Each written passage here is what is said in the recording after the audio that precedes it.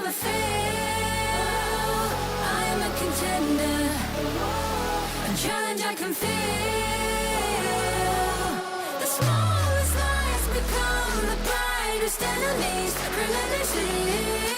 And even if you fall, you gave it everything to be a king.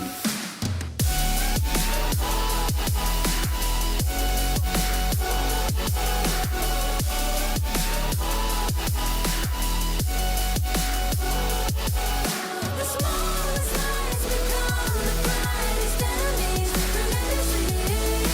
And even if you fall, you gave it everything to be a king.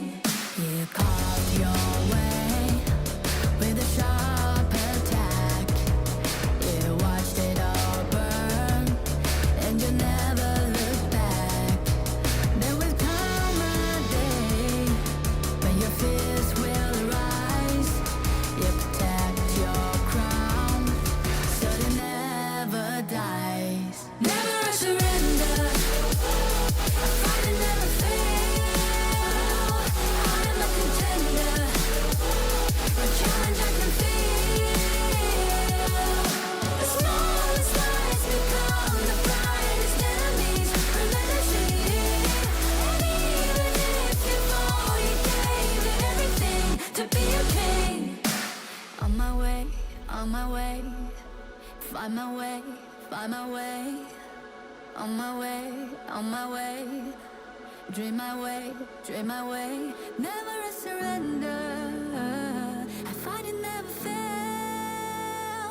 I'm a contender. And challenge I can feel. The smallest lies become the brightest enemies relentlessly. And even if you fall, you gave it everything to be a king.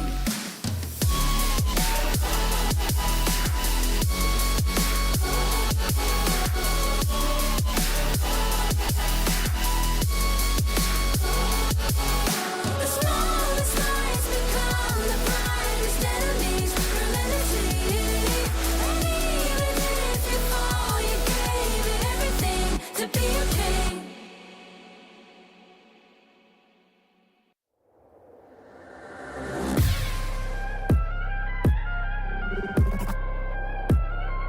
Turn it back.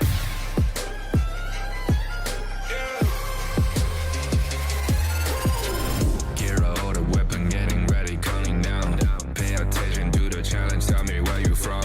Gotta be tough, gotta be strong, gotta be savage like animal. Every time you tryna push me down. Look at me, I'll be Lying down when I run around, and I make a sign, I will catch up. Watch out, it's better feel, got no mercy. look at me, I'll be rising. Carry the season, you got a damn, got a weapon. You never hesitate for another moment, but my bone is golden. I'm invincible, just let him know. I can show you all the glory I own. To the drunk, go find a way to the pad. It's how we did. Go, live and rock and we go. It ain't a river, turn it back. Storm is coming, light up your cold. It's my kingdom, fire, growing up. We the kings, it's our honor showtime. Honor kings, Yes, we gonna burn up. honor kings. On a careless spree, I turn to violence. All my enemies, they go on silence. Wipe them out for only 6 seconds. We got honor. You wanna get me juice, kind of the one who made the rules. You have night to choose, only one way, got night to lose. I can see it. I'm gonna shut down. We got no cry. We barely fight as one. Crash in pieces, you can cheat. First blood, double trouble, then I take a pen, I kill. All you do is sweat and look at me stay with the rain. Say. I've taken my soul Follow my down. pace. We the champions screaming, I'm invincible. Just let them know I can show you all the glory I own. To the drunk, go find a way to the pad. It's how we did. Go, live and rock and we go. It ain't a river, turn it back. Storm is coming, light up your cold. It's my kingdom, fire, growing up. We the kings, it's our honor showtime.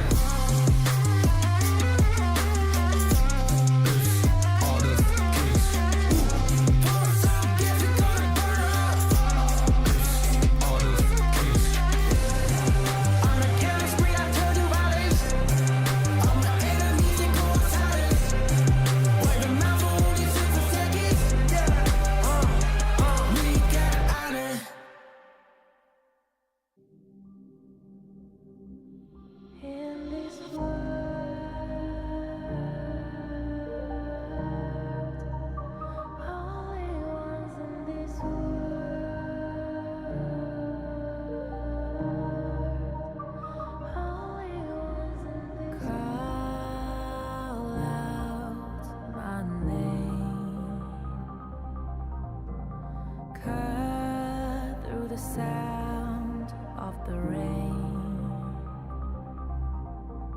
No matter how I feed the flame,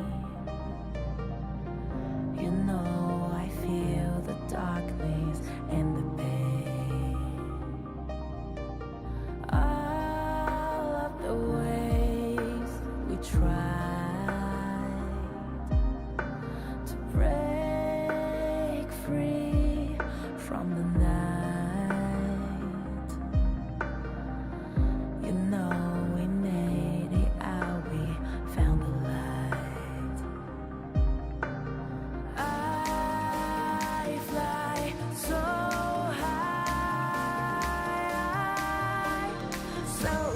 light up the skyline. Let's do it this time, like it's a whole new vibrant world.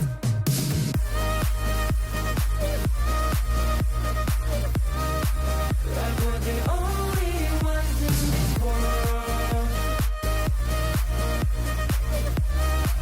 Like we're the only ones in this world. Now I see that I got everything I need. It's alright, I'm on fire, I'm alive, 'cause now I fly so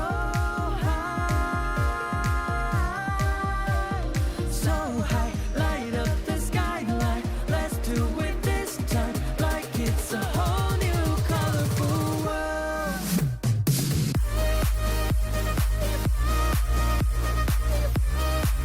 Like we're the only ones in this world.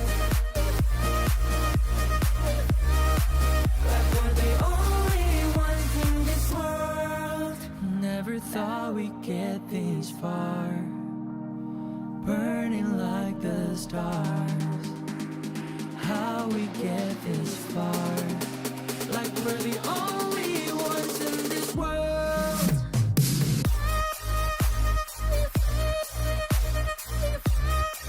Like we're the only ones in this world. Like we're the only ones in this world.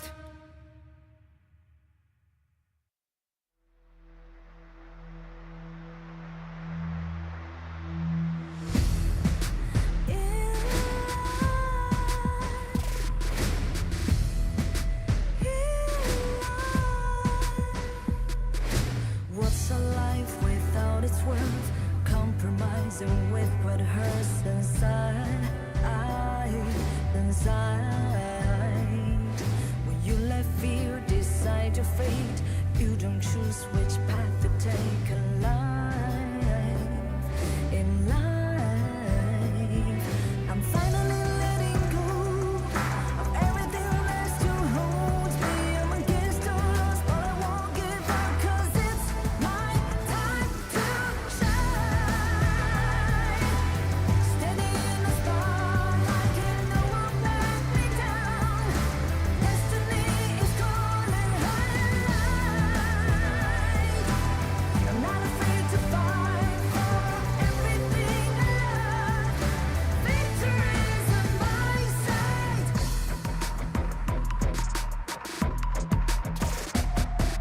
The more we lose, the more we gain. The more that nothing stays the same. In time, can love ever, can't forget. What you see is what you get. Sometimes,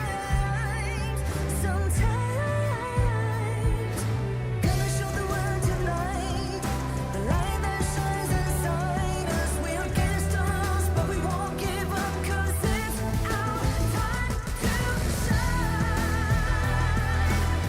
Standing in the spotlight.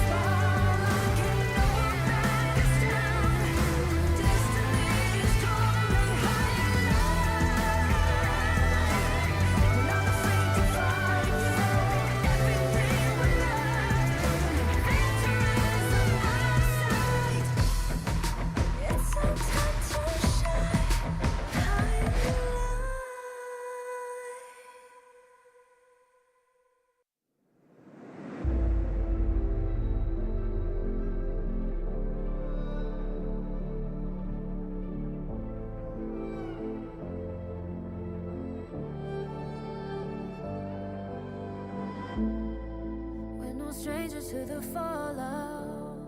It's what got us here. Ever changing, some chameleon. Blood, sweat, and tears. We'll never make it if we fall to everything that brings us down.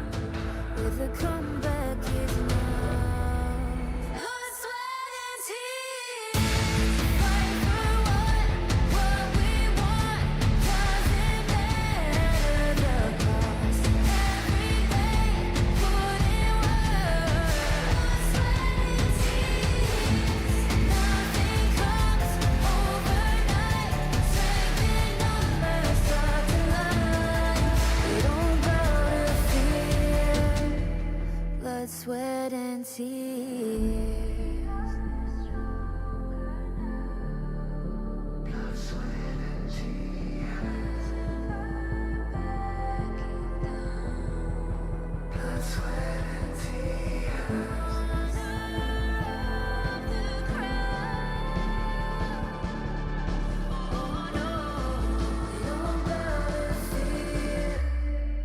Blood, sweat, and tears.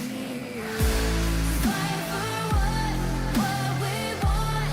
Doesn't matter the cost. Every day,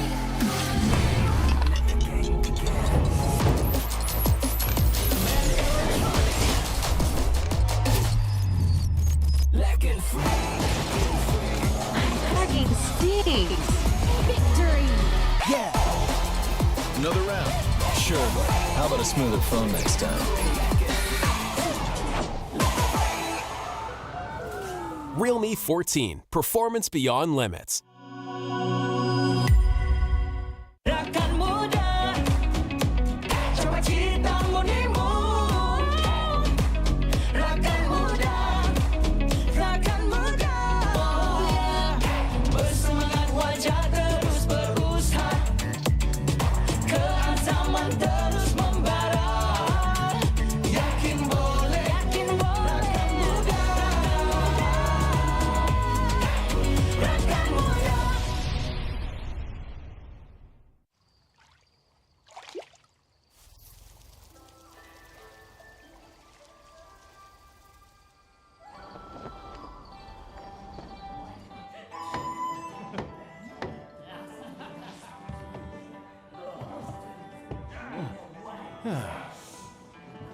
Innkeeper, Yeah? this is from the guest upstairs. Huh?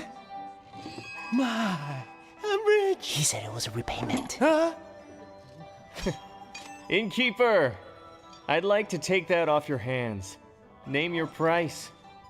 Come on, indulge me. Sorry to keep you waiting. Here.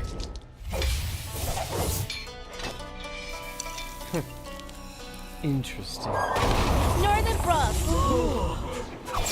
Where's the man? Let the 12 houses keep it safely.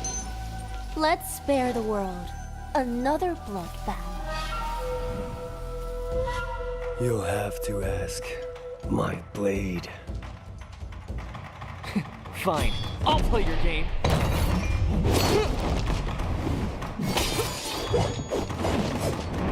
After all your travels, you couldn't even buy a decent sword? Silence!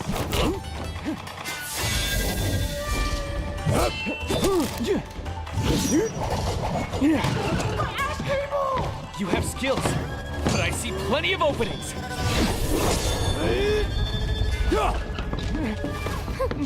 Not bad, Master of the House of Riches. Want it back. Let's get out of here!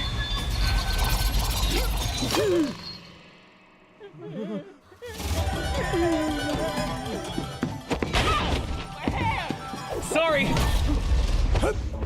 Read the manual! Come on, we're just playing around. Why so serious? This concerns the good of the martial world. You can't have the book! Allow me? You prestigious schools talk a big game, but you're all just making excuses for yourself.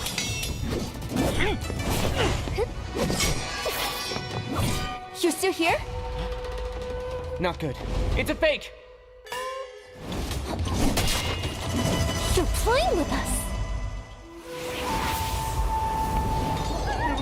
magic!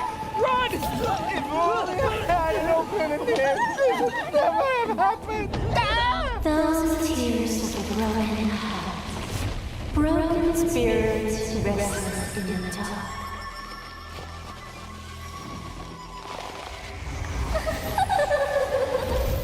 There's no point to resist. We'll get the secret after. Magic. Despicable! That's why Megan keeps the Marshall Menu for himself. For that treasure.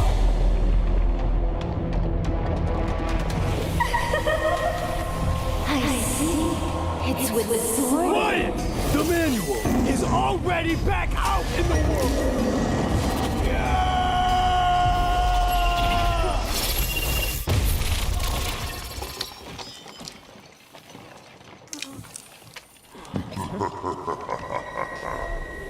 An excellent performance. The Forbidden? Welcome to the inn. Welcome to your doom.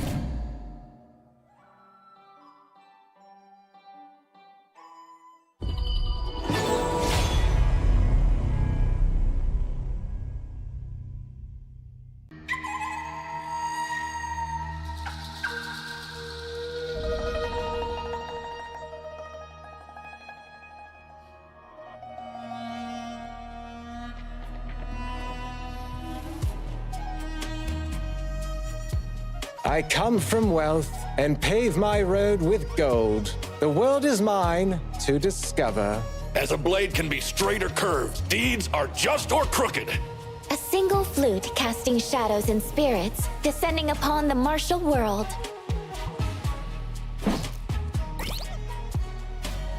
With the might of stones, I shall crush my foes!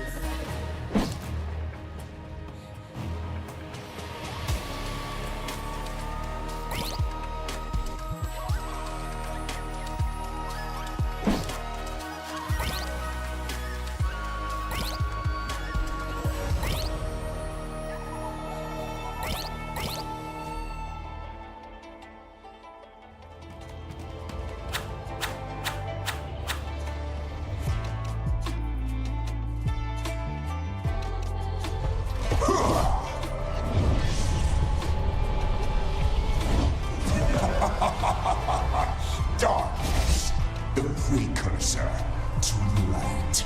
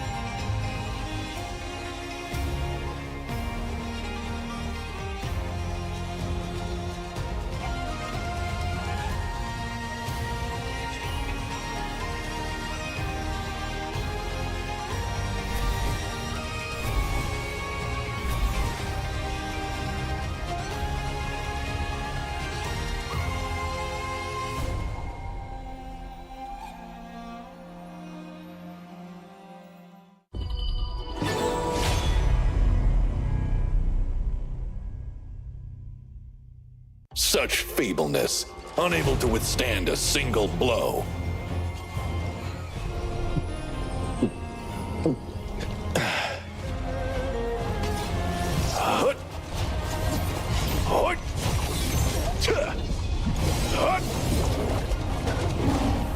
Beneath a frost-kissed mound, it's there that memories reside. Bitter, sweet smiles.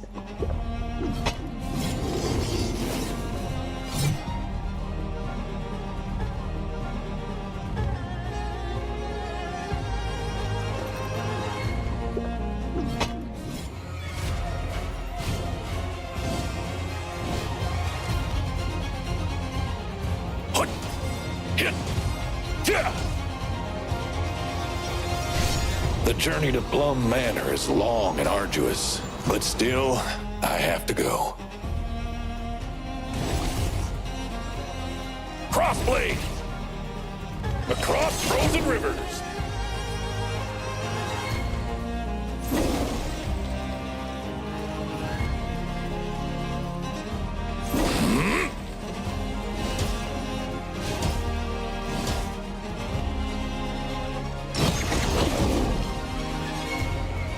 All will turn to dust!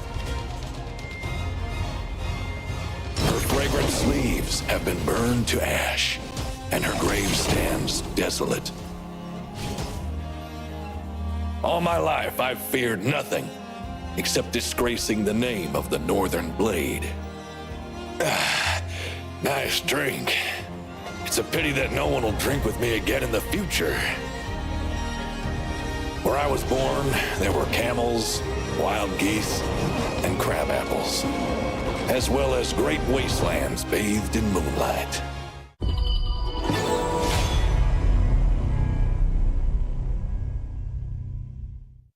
From a single spark, the fire begins.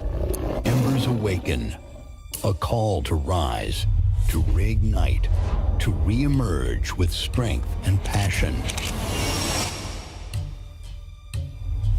Malaysia's first ever official Honor of Kings League, a symbol of pride, power, and the roar of something unstoppable.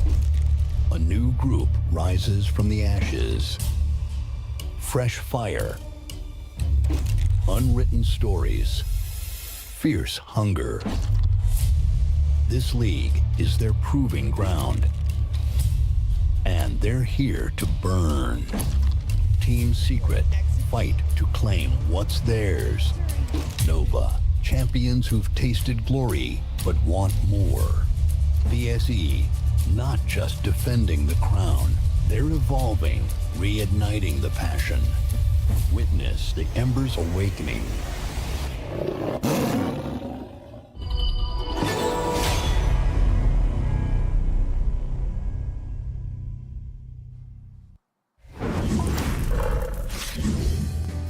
It has been a topsy-turvy second split so far, ladies and gentlemen. Welcome back to the MKL Spring Season 2025. My name is Sir Clark, together with my wonderful buddy here, Contra. How you feeling for today?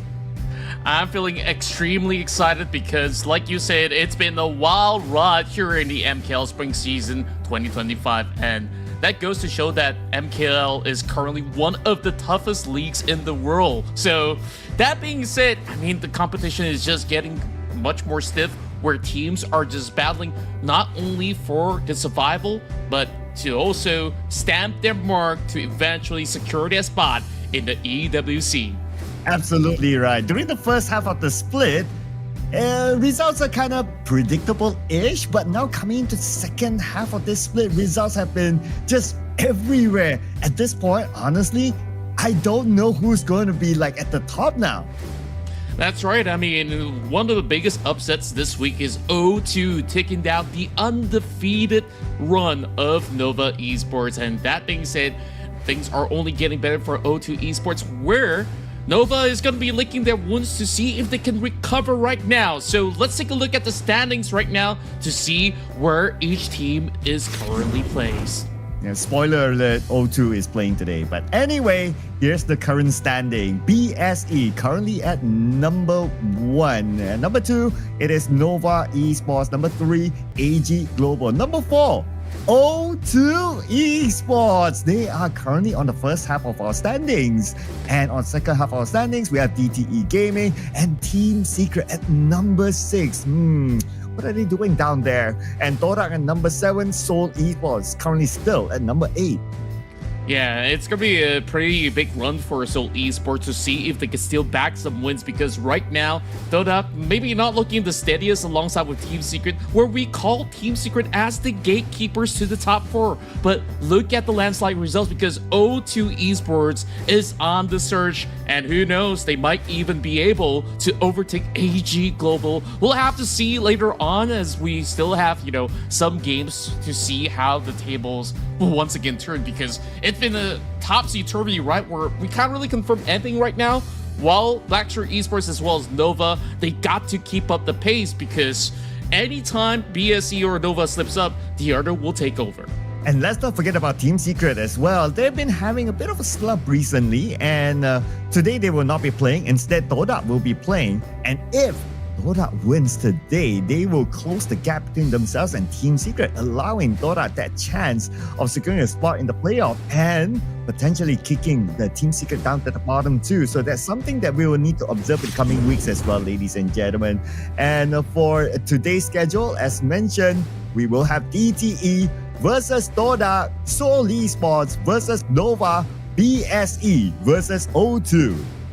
All these games have high stakes involved. We start off with DTE Gaming versus Todak, where Todak, if they do win out the series, that could actually dent the hopes of DTE getting higher than their current place, and Todak might actually slip right through to slowly knock not only Team Secret, but maybe even DTE down. While taking a look at the rest, we definitely do know that that big game is going to be our last match of the series. BSE versus the hot informed O2 Esports. Yeah, if this was like the first or second week, that might not be as been as hot as today. The fact that O2, they have been performing. They actually won against Nova recently as well. So, are we going to see another upset here? Well, BSE will be up for a challenge against O2 Esports for sure. Oh, I can't wait for that to happen. But of course, we got to pull it back a little bit because we start things off with DTE versus Todak. Well, I could definitely say that the DTE, they may not seem to be the most consistent, but when they are in the right form, they are indeed a scary team to be matched up against, where they've taken points against Team Secret. They've definitely done so in the prior meetup along with Todak. So who knows? Todak, they're also gaining their footing right now from some of the recent track records. So this might just be the revenge plot being set up for Todak. Yeah, and you know what sets up these players? It's our official sponsor for the MKL, ladies and gentlemen. Thank you so much to Realme for being together with us, as Realme is supporting the MKL as our official tournament partner. Gaming, pick Realme 14 series. Realme 14 5G features segment best Snapdragon 6 Gen 4 chipset, long-lasting battery, largest VC cooling area, and it empowers players to enjoy 120 FPS in HOK. It promises a smooth, high-performance gaming experience. So gaming, pick Realme 14 series. Yeah, you were talking about phones earlier today, and now that you mentioned it, I definitely want to go check that out later on as we finish out our show. Hope you guys could do so as well. Head over to the website or head over to any shopping malls. You'll definitely see an outlet for you to get your hands on the Realme 14 series. Now, back to what we do have in hand. I mean, every game from this moment on is going to be super important for all these teams out there, because any mistakes could cost them that run in the playoffs. So not making it into the playoffs, it's going to be such a big deal. And it's going to be pretty surprising because we are looking at Team Secret, who are kind of on the brink of it at this moment. So this could be a really good chance if Todak will be able to overcome some of all these struggles that they've had over on the early course. And look at this current matchup. DTE, can they actually find their footing once more in order to move up to the top 4? And speaking about DTE, ladies and gentlemen, here are the players representing DTE as well as Todak. For DTE, we have BB, CM, Sun Sun, Cheche, and Hao versus Todak, represented by Stay, Hua Hua, CCS, Anda, and Sadness. And among all these players, for me personally, CM has been an outstanding player. He's the clutch man for DTE, pulling off all those amazing plays by himself. Yeah, I've been overwhelmed with some of all his massive highlights. When he's on that Dharma, he's unstoppable. And when he goes over onto the Yin, he's looking even scarier. So matching up to him is going to be CCS. These are the two names that we'll be definitely keeping our eyes on once we get into the Gorge. And then, of course, when you take a look at some of all their major carries, and we definitely want to check out some of the stats between Tete as well as Sadness. So let's quickly have a look, as both of these guys so far have played a pivotal role into securing some of all these massive victories on their end. Right now, Tete definitely has a slightly higher KDA, but when it comes down to GPM, you can see that Sadness is matching up to speed. Only just a 0.1. Honestly, it's not too much of a major difference. Yeah, but if we were to look at some of the glaring numbers like the average KDA and perhaps even the average kill, naturally for JJ, he'll be a little bit higher as compared to Sadness because of their overall performance so far in the MKL. But when it comes to individual performance, kill participation for Sadness, is there a little bit more than JJ being involved in all these fights? And maybe this just tells the story that, okay, he's always together with the team, like he wants to get those kills in and try to win fights basically. But for JJ, maybe he might have some of those moments where he focuses on clearing waves or try to do a bit of a split push, and depending on the scenario. So there's a lot of stories to tell depending on how you look at some of these numbers. But these numbers are of course individual numbers. At the end of the day, it is how the entire team performed. That's true enough. When your whole team performs, everyone's going to have inflated KDs of sorts. So that being said, when we take a look at their run so far, I think they've definitely had the highest of highs as well as the lowest of lows. Of course, starting off the journey, it hasn't been the smoothest for Dota, but in their recent runs, they're starting to really have some huge runs moving into the past week, and now looking to be pretty convincing on what they could possibly churn out. So I'm definitely having some really good hope that Dota would be able to maybe put a little bit of dent in that sense. I mean, I'm not putting all my chips in the basket. When we take a look at DTE, I mean, they are kind of like the Giant Slayer so far. I mean, from the start of their run up till now, there's definitely some upsets happening, and certain games where they are supposed to secure, it wasn't to be that case. So it is a really big question mark right now on who's really going to be able to secure the series. So I would still put it at a 2-1 kind of ratio because of the kind of back and forth these teams have. Right, so your early prediction is 2-1 towards DTE, I guess? At this moment, probably it's gonna be DTE until I'm convinced otherwise. What say you though? I mean, frankly speaking, even if we look at the current results, right, DTE, they have been on a roll. Like, they have been having a couple of wins back-to-back recently. As for Dota, it's still a little bit shaky. Yes, we can argue that maybe their matchups were a little bit more harder than DTE, but still, competition is competition at the other day. So yeah, I will probably still give DTE the edge here against Dota. But those are early predictions, ladies and gentlemen, because one of the things that will decide their win is the draft. Let's check out the draft for game number 1. Yep, starting things off, we're already looking at a ban on the Dharma. Pretty stock standard, where we also look at certain things to be expected. Maybe the demise you're doing is going to be in heavy consideration as well if it's not going to be banned, or else it will be picked up. So DTE, they have noticed that Dota have tried to play a very high-tempo game, so they will definitely respect that. They will take out that Luna. Yeah, so the Luna early ban for them. I mean, we have seen the Luna being picked normally towards the later stages when they're sure that, okay, the Luna has no single target locked down towards it, and there's no counter towards the Luna. You pick a Luna, it's really solid. But now Luna is banned, so it's going to be out of the conversation. But with the Luna ban, with the Pay ban, with the Dharma ban, and now with the last ban of an early, a power ban, or a power pick that is, that leaves like the Mai Shiranui open, or maybe even the Long plus Dolia combo open. Yeah, there's ample possibilities right here. So Dota is kind of spoiled for choice, right? So if they're going to go in for a Mai Shiranui, they would definitely expect instant responses. Instead, they went to secure Long, something that offers them a little bit more of that stability. That kind of gives you maybe a little bit of a tinge of perhaps a Dolia to be secured or otherwise, but DT, they have the chance to snatch it away though. Okay, all right. So it looks like they did not. Instead, they go for the Zhangfei, and they want to take advantage of the Mai, very high mechanical hero. Now, you didn't mention about the Dolia. The Dolia, yes, I do agree. It's really good with the Long, especially giving him the double infinite vastness. And now you have the Yixing. I mean, another reason to pick the Dolia. But the reason why the Dolia has been falling out of favor right now because of this hero right here. I was about to explain that the Yuhon provides control as a team, extra CC, nice range with the CC as well. So a lot of teams find this hero to be a bit of a higher value. Though the Yuhuan, okay, just to put it out there as well, the Yuhuan could potentially play in the middle or as a rope. It might take the Dolia spot, it might not take the Dolia spot. So it really depends later on. So they can still go for the Dolia, but I think it will mean that they will have lesser durability overall. Yeah, if you're telling me that they're going for that Dolia, that means that this Yuhuan's going to go in the jungle, right? Because they've already locked into that Lee Sing. But that being said, I'm not too convinced of how it's going to work out. But of course, there's definitely success stories coming in. It's just that we haven't really seen too much of the jungling Yuhuan in the competitive circuit just yet.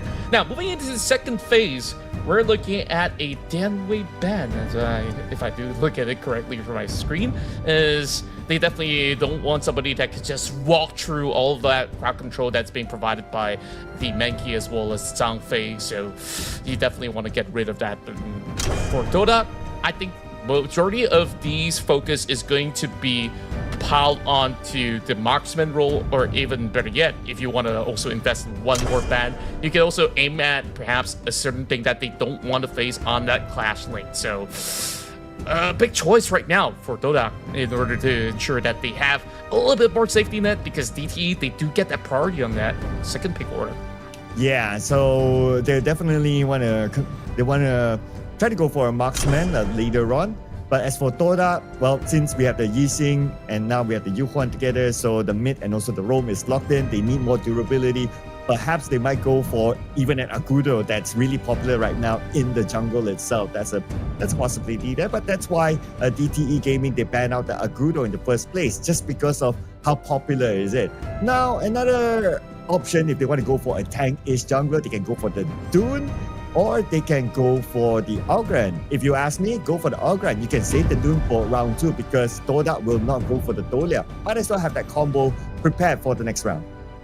Yeah, DTE, they immediately lock in the Byron, so if there's going to be any form of cheeky kind of picks like, you know, a Mbayin, then you're just going to be brick wall. So that kind of forces the hands of Dota for a little bit, like what exactly will be the clearest answer, because you now have 3 front line for the side of DTE. You kind of need some form of damage output at the very same time, but Dota, they haven't really got any form of tank so far. So you did mention the Ogren, so very likely that could be a very good answer to that, and that hence why Sadness, he secures it. And to answer to what the Baron brings on the table, this Charlotte could just shred him through.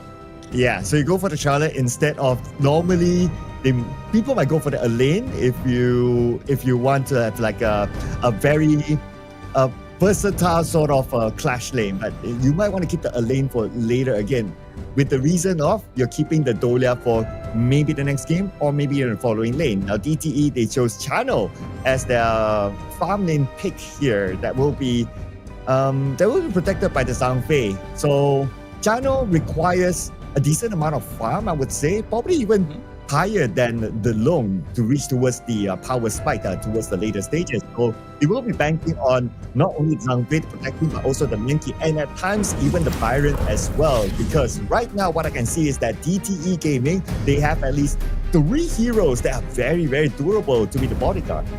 That's true. I mean, this is a traditional front-to-back kind of composition where that channel will get that ample space. So who's going to be looking to breach that through? We're keeping our eyes on CCS, whether if he will be able to set those big dives on the Charlotte. So let's take a look as we set our way into the first match of the series here for our final day out on the Sunday run. It's Dota versus DTE. And no swap lane for both sides, but we do have Hua Hua joining the clash lane as well, just to try to keep CM in check. And as what we discussed earlier before this game started, Contra, is that CM could be the clutch man. So it's something that Dota will need to consider, will need to suppress, to not allow him to reach his power spike and play his game. Yeah, fair enough. Despite, you know, us usually seeing him on flashier kind of heroes, this time going for something a little bit deeper. But also keep in mind that as a Byron, if nobody manages that lane, he's going to get some really heavy weight push. He's going to be able to bully through that Charlotte in that really game. As you can see, he has a very high power in that lane as of the moment. Well, it's going to be stock standard for now, as we're only looking at purchases boots, pretty much standard stuff. But what's really interesting to also note is that this Mai is really trying to amp up the speed of Sun Tzu. So DTE, they get to clear it faster, so we expect maybe a fast gank over on that clash lane later on. Yeah, the Byron is definitely more durable than the Charlotte, right? So he's able to hold his lane by himself. But that will also force the Charlotte to go back, and he might need some backup later on. At the same time, you also want to try to open up the space or try extra backup to your farm laner, because that's the guy you want to scale as quickly as possible. Sure enough, meanwhile, of course, for the mid lane, it's going to be a little bit of a heavy pressure onto the Mai Shiramui BB. I'm not really allowed to get those form of free spacing and not exactly hitting those control sets either, so a little bit rough where all these pressure is now surmounting, where Dodak does actually get a little bit more of that leeway to try to find something in return. And speaking of which, we're looking at movements across the map as the Mai is now moving towards the top side while we're getting a little bit of pause. So let's talk a little bit about the draft, right? For Dodak, I think that it's going to be a very kind of a safe early game kind of setup, because we take a look at their heroes overall. Like, essentially, if you go try to form a dive, whether if you're coming from DTE, ideally it's not going to be on that Yi-Sing, because he will have his passive available. It's not going to be an easy catch. And then on top of that, over on the bottom side, Yuhuan is going to be pretty tough as well. So essentially, they're just really trying to look towards scaling into that mid to late game phase where you get big power spikes coming in for the Yi-Sing, as well as their marksman on the side of Dodak. Yeah, it feels like they're set up to counter the world is my board, right? Like, you open the world is my board, yeah, you get caught inside of it, but then again, you have the unbridled outburst.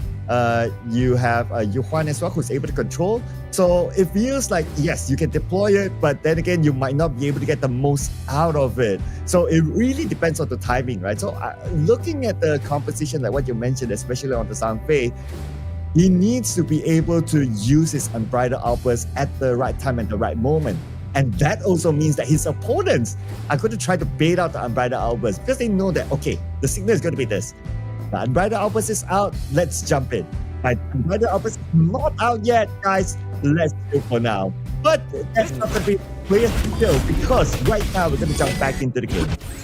Yep, and it looks like they've had to quickly sort things out. So back towards your point, right? It's absolutely valid that if he does land it onto some of all these major targets, essentially if you can catch that Charlotte, it's going to be high value, where it's not going to be easy for sure, but that is definitely one that he could potentially pick up. And it's just really tough when you're going up against Charlotte, right? Where she could just dance around, but when she's being stopped by all these heavy crowd control, there's not much that she can do. So DTE, they have a lot of potential for a dive as well, if you think about it, because you got the Mai, you got the Ream Roam coming in from the side of the Menki, so plenty of avenues if they really want to look for something in return. So essentially, you kind of want to burn out the fastness coming in from Sadness, now that they're pretty much reaching level 7, going for a little bit of that invade, but so far, things are looking pretty clear. 3.5 minutes true to this first game of the series. Yeah, so both sides pretty respectful of each other so far. No big jungle invasion. Or maybe they might as well wait for the first objective that's going to rise up. Right? Now, both sides seem to be pretty interested. Now, the advantage is probably going to be given to DTE because they have 2 smites, and that's natural if you have a Zhang on your side.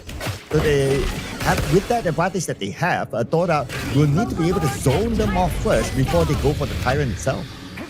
Yeah, and great vision control coming from Anda, and now it seems like they're going for a little bit of tussle. But here comes the right outburst being deployed. CM will be the one to take a lot of damage, but look at how tanky he is. He's still able to step away, but not when Sadness is there to give him that feeling, the feeling of sadness to take him down, and there goes the first blood to the hands of Toda. Great call coming in from Dodak, and just like that, CCS upon his arrival pops in the perfect time with his power gradation to catch out CM. And Byron, as much as he's beefy, he doesn't really have like the best of mobility out there, so it's a little bit rough. And just like that, Dodak did manage to secure himself the first Tyrant of the series. Well, that's the zoning that we mentioned, right? And also the use of the Unbridled Outburst. They know that, okay, Unbridled Outburst is out, so let's take our time, let's pull back a little bit, okay? If we see an opportunity, we see CM in an awkward position, we take him out, and that's how they secured the Tyrant again. Yeah, and DT, they have no response, but the cause and effect has kind of led the rest of Dodak to kind of leave this vulnerable while they look for that opportunity to slowly wear them down. But great defense, they've managed to maneuver, and it's gonna be a little bit contest here for that armor-tailed beast. Anda is just being annoying right now with his Mournful Temple. Very long-range stun. And it can even cut across like the walls even. So that's why it's so annoying. And plus, it's not like a ultimate skill. It's a regular skill. So that means the cooldown is really low. We can pretty much spam it. Yeah, and of course, we circle back into some of all these pickups that we might have actually missed out. That World Map board dropped right in to set up another kill for CCS. So this Charlotte is going to be a monster, and realistically, who can actually stop the Charlotte later in those fights? I have no clue at all. Yeah, it looks like Toda, they realized that, right? Why they aim down onto CM with the mains rotating towards the top, because they need to stop CM, the Mr. Clutchman, from scaling, and they're doing exactly that. Now in the middle, Unbridled Outburst from the side. Here comes the World is my board, catching 4 of BTE within it. Now it's go time for Toda. The tower is really low, and that will take care of it. And now they're focusing right on CM. Mr. CM, Mr. Clutchman, not even clutching this time as he gets taken out by the members of Toda. This is the cleanest I've seen Toda play in a very long while. That perfect timing on the dive with the Conductor Souls, managing to knock multiple members of the side of DTE, and just like that, they collapsed, and those waves came in just in the nick of time. They didn't secure just one turret, they got 2 towers in one full blow. Oh yeah, that is 2. Oh man. And at this point, DTE, they're not able to score a single kill. Now, not all hope is lost yet. Just the goal gap, yeah, it's 5k, but we're still pretty early in the game, so they can still catch up on the things. That's right. I mean, it is going to be possible, but still, glaring issues once again. Now, this Charlotte is pretty much out of control. Already got the Axe of Torment and already working into bigger items as well, where you're expecting a beefy Byron. It's not exactly the case because he's got punished very early on, since he, at least on this rotation, gets himself a turret back on the side of DT for a little bit of that recovery. But look at the pressure being put up by the rest of Dodak, where they're losing a lot of that map pressure. DTE's got to answer back. Oh, and now they're going towards the lane where CM was. It was almost like they don't want CM to be able to come out at all. It is to that extent they're pressuring down CM. And now CM not able to come out. He's together with his team inside the base. Even CJ right now will need to come back to provide that extra backup, as Toda is looking to take down the tower. Tower will go down, Toda. Objective secured. Wow, so swiftly. I mean, this 4-man haul is just so overwhelming. You just look at the amount of speed, and that being said, there's a huge bounty for the side of DT, but there's definitely a huge bounty for you guys to claim there. Every time you move into every match, there will be a code for you guys to grab, so make sure you snap that one quick, because that's already passed. There's definitely more to go, but Sadness! Oh, that's a beautiful takeoff. Well, would you say it's worthwhile for JJ to give himself up? At least he took down like the entire lane, so maybe it would have been worth it. Yeah, I would say so myself, as he does understand that there's not exactly any form of room for him to run, so he kind of knew that he had to sacrifice his life. But the problem is that kill is being funneled towards Sadness, where you're making things a little bit harder now that you're also injecting gold towards the marksman, and there's nothing much that DT can actually do about this Tyrant takedown, so they just really got to find a way to stall for time, and eventually, once they get their items up, then maybe, just maybe, they can go for a challenge. Yeah, I'm looking on the bright side of JJ's sacrifice earlier on, right? It's because like he sacrificed himself at about 8 minutes-ish, so his cooldown to come back isn't that long, so it's not as punishing as, let's say, 20 minutes, he sacrificed himself, then potentially Toda pushes to the end. Yeah, it's not that bad. So it's still not bad of a move by JJ by just going all in alone. True enough, I mean, they managed to at least answer back with a little bit more of that wave pressure, which Toda kind of have to manage, which is why you are looking at them not only invading over onto the top quadrant of the map, they're trying to also crash another wave so that they can actually match it up. And speaking of which, the rest of DTE, they gotta choose whether to let this one slide because it's already brittle, and yes, they would. So right at this moment, it's about more than 8,000 gold being held by Toda at this moment. Okay, is this the end of the world? No, not yet, because when it comes to lanes, yeah, Toda has the advantage, but DT is doing not too bad with the fact that they clear out the entire clash lane. So at least it kind of balances out stuff. If the top clash lane is not cleared out, then it's probably going to be a different story. Fair enough, and right now securing yet another Tyrant looking for a chase, and there we go, out for the hunt.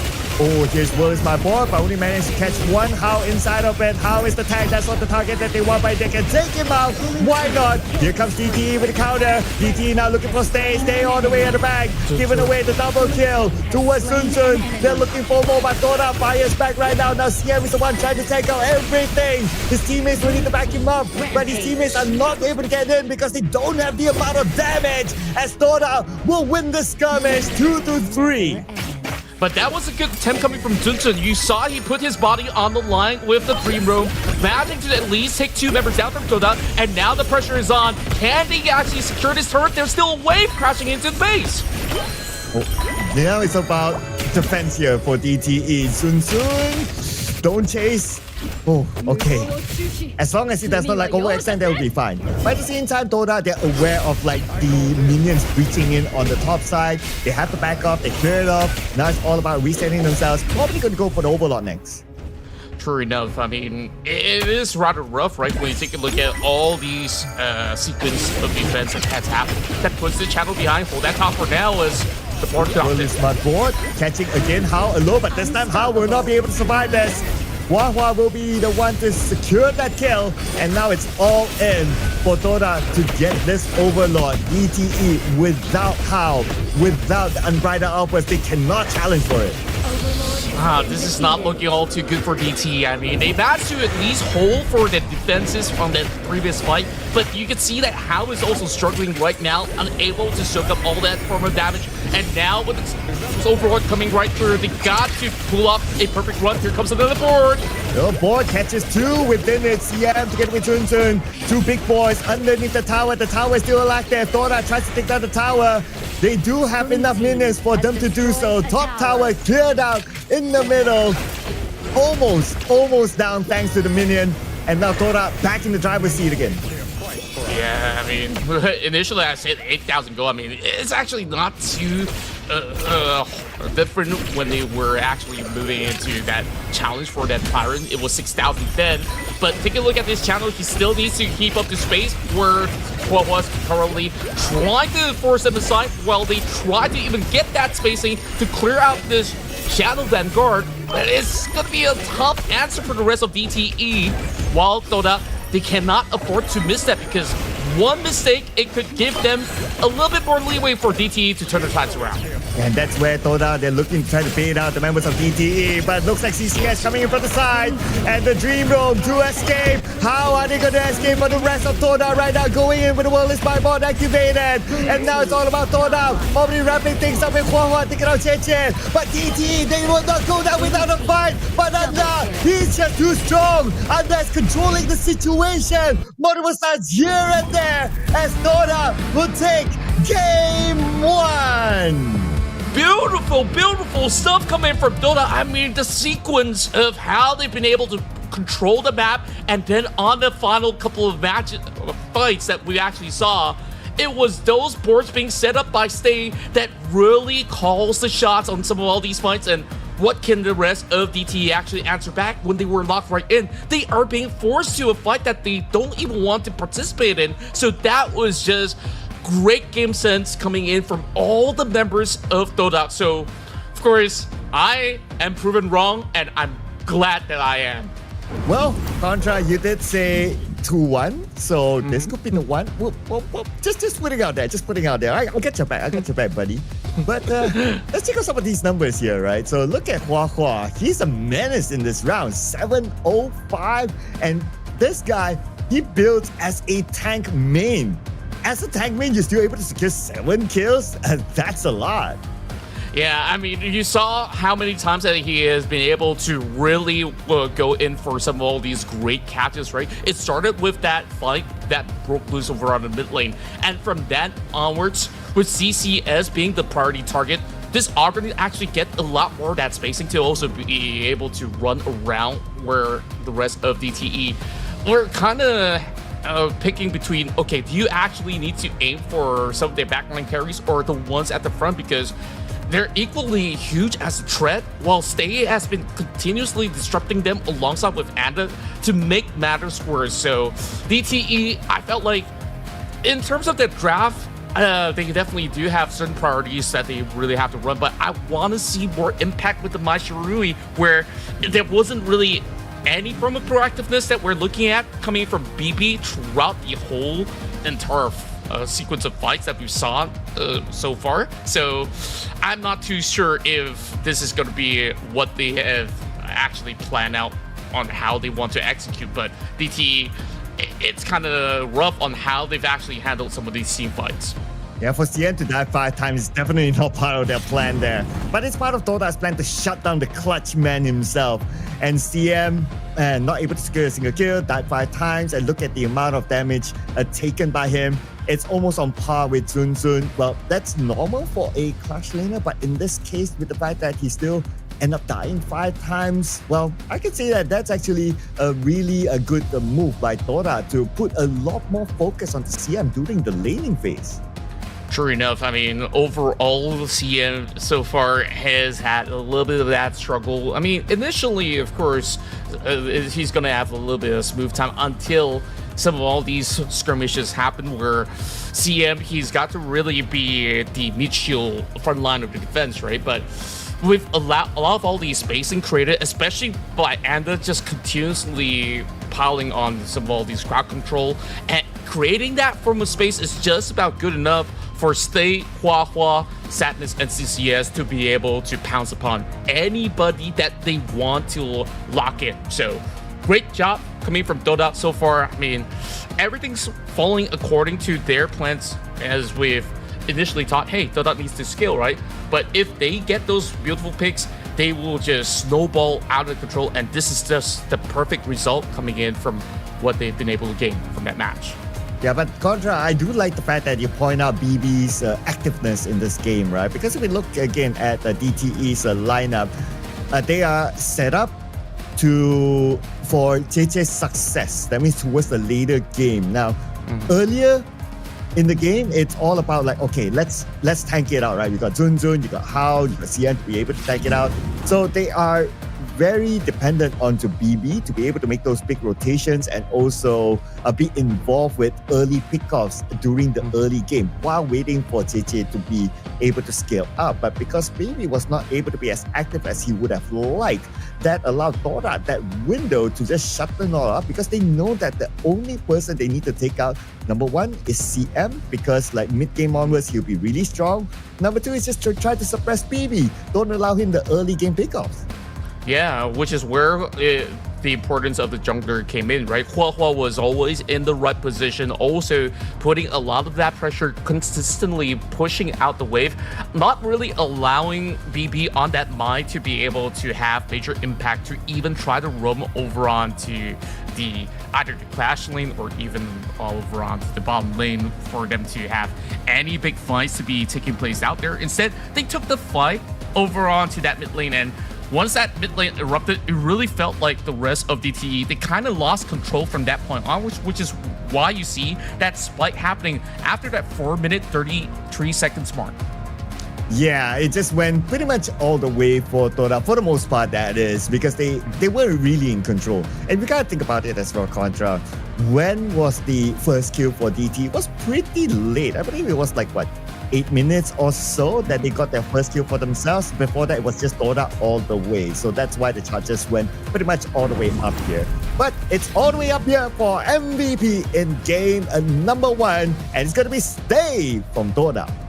Yeah, I mean, there's a lot of all these critical moments where he just drops that perfect board, especially on the final 3 fights where every single members of the rest of DT, they've been able to answer back. And even despite that, once the board locks them into place, it just allows, you know, that Charlotte to really quickly focus them down where they don't really have to worry about them running away from the power gradation or anything of sorts. So it is so beautifully played out for Stay, where he's absolutely on point on this E-Sync for today, being our first Real Me MVP of our first run.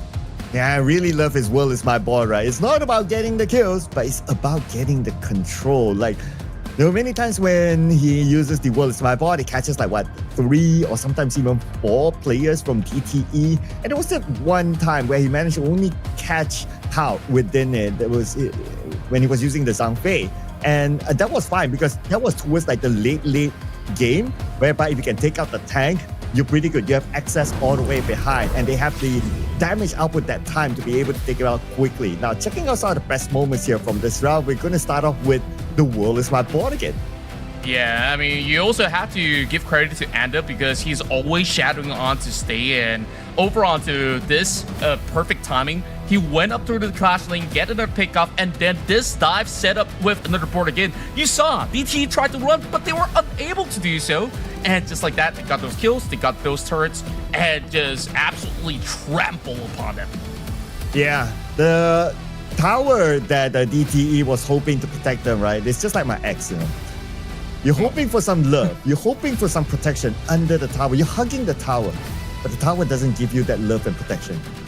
That's the reason why she's the next right now. So I get it. I've been in those situations before. I've also lost games in a similar manner of way where it's not much that you can do. Maybe it's just fated if that's going to be the case. So leaving our exit stories behind, I mean, for the rest of these members of DT, they also have to leave whatever these rough runs were back in game 1, which also calls for, of course, a fresher look into what they really want to draft, because that tempo of play that they wanted to play, maybe it has been called to be too stable, where they're not really practically looking for initiations. It was mainly Toda that was calling the shots. You saw boards after boards, and the rest of DTE, they're just kind of responding and reacting to it. DTE now has to secure some high tempo kind of gameplay, right? If that pay was banned away, they could maybe look to secure it if they really want to really up the ante a little bit. And if you're really going to be moving into this kind of draft, I guess like it could benefit DTE a little bit more in that sense to try to keep up the speed of what Dota have shown us thus far, despite them not even going on that kind of composition from that first run. Yeah, I'm not sure if any side wants to give up the pay, frankly speaking. If they want to play it safe, they'll just ban out the pay. Because the pay is so versatile, you can kind of tank, you can kind of engage, you can kind of deal the damage as well. You can get in and out of fights very, very quickly, you can chase down heroes. So pay is very, very dangerous. And of course, if you get the opportunity to do the first pick, you would want to go for the pay. So DTE, they have the first pick since they are on the blue side. So it's pretty much Toda's call if they want to ban out the pay. For the most part, yeah, you don't want to mess with the pay. Yep, and on top of that, I mean, at least that Charlotte pick has already gone through, so they don't really have to worry about that. But what exactly is going to be played out by these two formidable clash laners? CCF now suffering a little bit of that loss, but like you did mention before, that it's going to be a very similar mindset where DTE, they don't want to see that Luna, and assumingly that pay might just be a hot pick right now. So DTE, are they going to ban it, or are they going to leave it open so that Dota considers, okay, if you don't ban it out, there's going to be a lot of other picks. I mean, there's the Zhangfei that they also have to consider. Well, that to be said, it's going to be the Mai Shiranui that's actually taken out this time, preventing Toda from picking up that hero for Sting. Okay. And your discussion about the pay earlier on, one last chance for Toda. If not, very likely DTE might go for it. Okay, there's a chance. But if they don't go for that, of course, there are other options as well that they can go for. They can go for the loan itself. Well, then the loan has been banned out. Okay, cool. So DTE pay, let's go. Well, they're just saying that, hey, we're just not going to allow some of all these previous runs. And as we've expected, DTE, they will now go for that kind of tempo play that they're a lot more comfortable on compared to what they have actually shown us thus far. Because if you look at Zunzun's track record, I mean, he does actually play certain tanks. But if it's going to be a tank, then maybe he's going to have those high impact. It's got to be like an Argrun, arguably an Agudo or even a Dun. But this time, I think that he's definitely looking better on this pay. Now, question is, Toda, what's going to be their response? They secured himself another run with the channels. It says that, hey, DT, you guys kind of sucked on that channel. Maybe I can show you how it's done right now. Now paired with the Diada, giving a lot of all that ample space. Of course, jokes aside, I don't mean to discredit all these players. They're looking fine. DTE followed through with what you mentioned. Elaine has been that kind of answer where, you know, we've seen the rise of Lubu coming from Nova. This kind of prevents that pick. And on top of it, pick up that Dolia where you could just refresh Death at Sunset. I thought that Toda might consider to go for it, but it's okay. DTE went for it. Now, at the same time, DTE, they're probably looking at like a marksman after this, right? So with the fact that Long has been banned out, Dolia can pretty much at this point put a lot of focus onto a lane. Now, the type of marksman that they pick cannot be the type of like protect the president kind of type. It cannot be like a lady suit. It has to be a marksman that is able to fend for himself. So I am kind of looking at, well, I want to say at Arlie, but it's been banned out. So perhaps something more of like a DRNG who is able to fend for himself a little bit more as compared to needing somebody to stick with him all the time. Yeah, that's absolutely a great call, right? The RNG, it's going to be absolutely safe for them to actually work around with. And then when we take a look at DTE, they can now also consider a Houyi because you can also get that Burning Sun arrow to really double down on those catches as well and refresh it if it doesn't hit. Once again, if it does hit, you know, another one doesn't really hurt too much. So DTE, they drop in the respect band, just further thinning out that pull onto that Clash lane. So ideally, what exactly will be a great matchup to go up against in Elaine now that they've already picked Byron, right, over on to last match for DT? It kind of goes back to the case where do you want to actually answer back with the Byron where you can't really do much when this Elaine is up in the air with the Death at Sunset? So it's a rough call regardless of the situation. So they will answer back with aggression. So that Bayin, if you can get the full combo down and not allow this lane to be able to press the element, then yep, by all means, this is going to be a decent pick to not only catch out the lane, but also pay at the same time because you have very squishy heroes on the side of DTE at the moment. Now, you mentioned about the Houyi pick, right? Like, I get the idea, but I'm not a fan of it. 0% win rate so far in the MKL. I'll be worried if anyone picks the Houyi at this point, just based on the stats. But of course, the idea is great, right? Dolia refreshing the Burning Sun arrow twice. Ideally, if it hits twice onto maybe a team fight, a single person, then that'll be great. But yeah, looks like they went for the DRNG instead. It's a little bit more independent type of hero. So it's great that they went for that, and they went for a little bit more a damage type or more of also a wave clearer in the Zia. So I do kind of like these final two picks by DTE as well. As for Tora, now they do have Agudo being a durable kind of hero, but right now they need a little bit more control, and that's going to come from the Nua.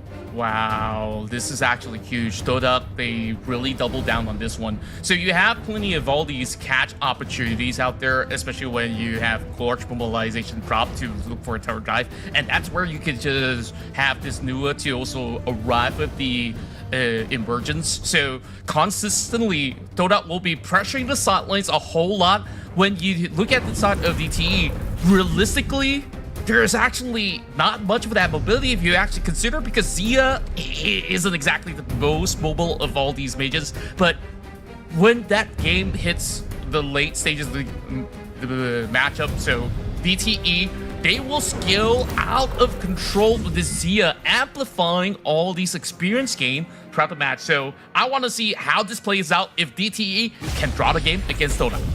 Not gonna lie, I do like DTE's draft though. I mean, you have the power pick and pay, and then you have the power combo with the Dolia, a lane combo, so that's amazing stuff. And then you have the ENG, who is more self-sustainable and able to scale up to the late game as well. So they're looking pretty solid if you ask me. Now, what will be the answer from Dota, right, when it comes to this? I believe it's going to be play start. They need to play this game really, really quickly.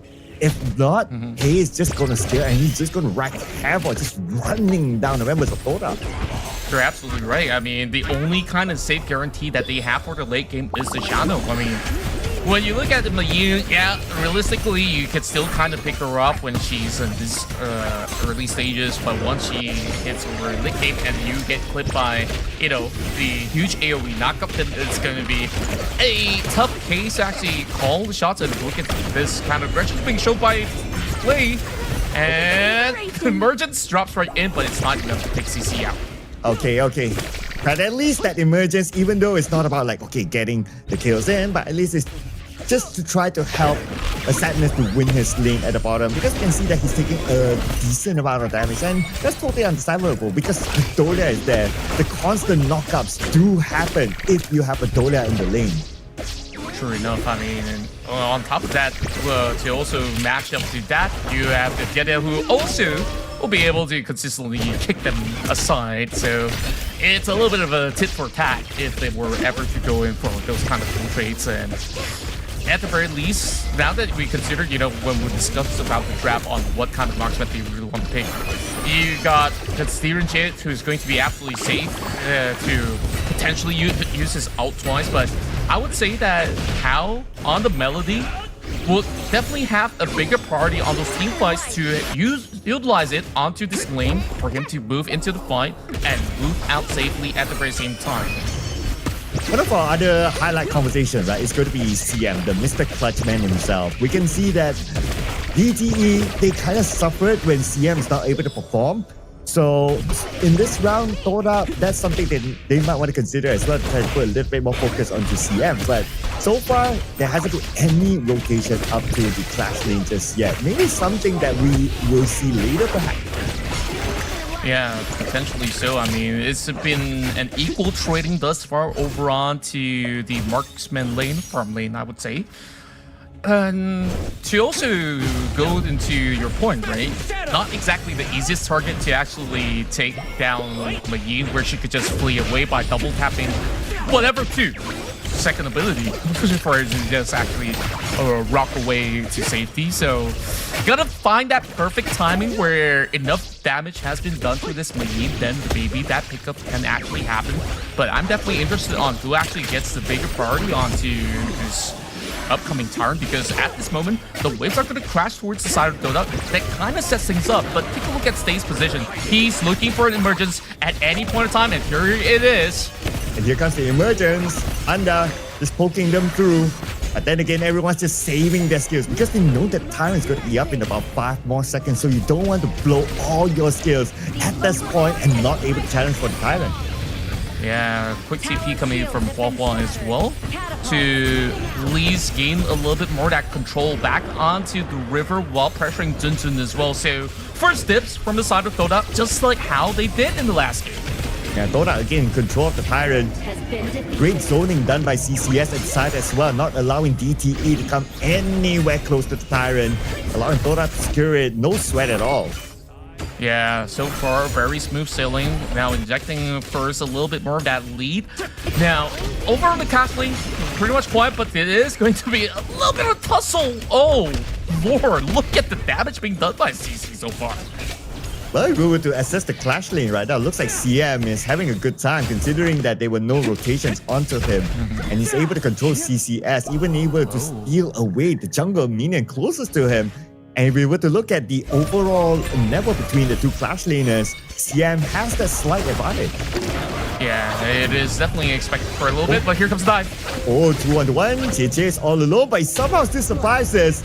And from the side, how came in at the right time and the rotation came to counter back onto Dora. Beautiful trade-off that happened at the bottom.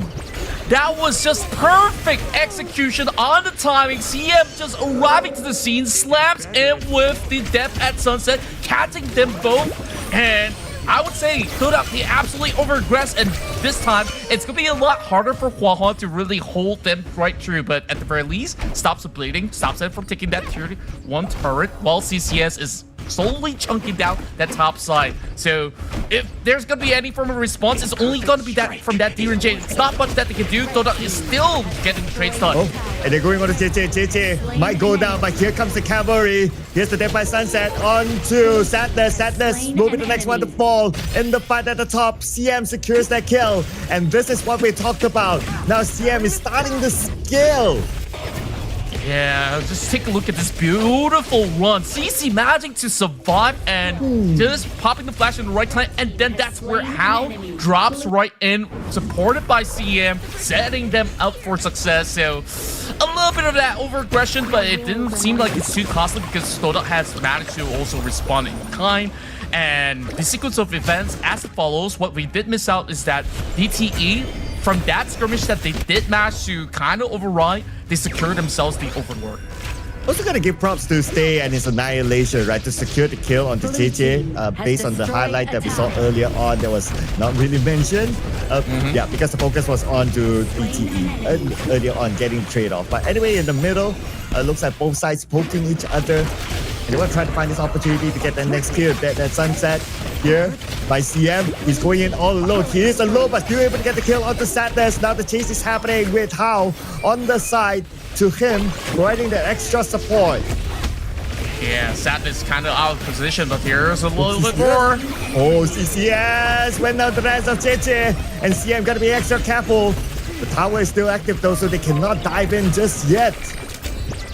Wow, it really felt like they've woken up the beast. CM right now on those 3 kills. He just saw that Sadness is out of position, and Sadness knows that even if he burns that flash, there's no way that he could escape from the wrath of what this Elaine could actually offer. So it was kind of rough. I mean, the way that they tried to out macro some of the members of DTE, they are just having those instant responses, and now somebody's got to really handle this Elaine. And looking at these kind of crowd controls that they have, it's not really firm crowd controls that they could really fully lock down this Elaine. That could prove to be very problematic moving to the late game. Yeah, it's going to be a problem with the fact that Dora, nobody can 1v1 CM at this point. They need to take it as a team fight to try to take down the CM. But within a team fight, you cannot put CM as a focus as well. You need to also consider that, okay, Hao is there. You have to consider that BB is there. So you have to consider that JJ is there. So this is starting to be a problem for Dora, the fact that CM is now at his power spike.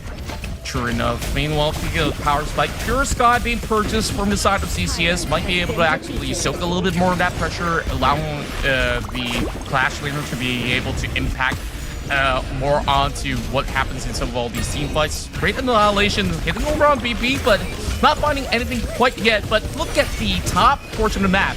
This is once again CM getting the free farm, getting himself that priority to secure himself a turret, but he's looking for a TP down towards the bottom wave. So Dora, they're not going to be moving too far off of this mid lane, and they will just have to give that away to DTE. CM saying, you shall not pass. The moment you come close to the tower at the bottom, he makes that rotation down, he clears it off, and now he's pushing the bottom. When Sadness is going towards the top, so a lot more focus onto the top and the middle, while CM has that space to push at the bottom. He cleared out the wave, and now he's playing a little bit safer because he probably kind of feels that CCS is missing, and that's why he let that one go. Look at how smartly CM just goes in and out of the lane. Yeah, they're quickly snatching their Azure Golden at the same time, but it seems like the spike drops right in, and they won it fight. Oh, they're looking for it. And that takes a lot of damage. How is pretty low as well. And the target will be How. How will be the first one to fall underneath this tower. But then again, it's a roamer. It's a roamer, people. It's fine. Wow, just look at how quickly Toda actually bails out the moment that CM drops in with the Death at Sunset. And because they're so scattered, this is a free reign onto the turret up mid. And it's just rough. Toda, they burned so many flashes just to get away from this lane. Yeah, and with the fact that they put all those flashes like what you said, this is going to be a free tyrant for the side of DTE. Toda, they're looking to try to trade it off by getting this overlord. But because again, the lane, CM is there. It's giving the PTSD now. Yeah, I mean, nobody can actually handle him at this moment like you've said prior to this. And even despite them thinking, hey, we can actually look for that Overlord takedown just to go in for the exchange, it's a no-go. Look at how quickly DT actually clears it off. As much as it looks like DT is actually having the driver's seat, currently it's about 2,000 to 3,000 of a goal difference. It's still manageable, but Toda, they really gotta find that big pickoff. But who exactly can they really catch? Because you gotta also remember, Zunzun can just 100-0 somebody if they're off of position, and Sadness so far really struggling in this matchup. I'm not too sure if he could actually have any form of impact, and right now looking to secure something up at the top, forcing CC to back away. Yeah. They might be able to secure the tower though, which is a lot more valuable than CCS himself. Objective secured. Now they have the entire top jungle open for the side of DTE. And for Toda, now for them, yes, like what you said, they're able to keep pace in terms of the net worth, in terms of the goal, even in terms of the kills. But the problem right now that they need to solve is how to break through DTE. Yeah, they gotta find a way to zone out How away from CM so that they don't get that refresh from the Death at Sunset. Easier said than done, though. And that being said, Toda calling the shots. Toda going in, they're gonna start it off. We're getting the kill onto How, taking out the support.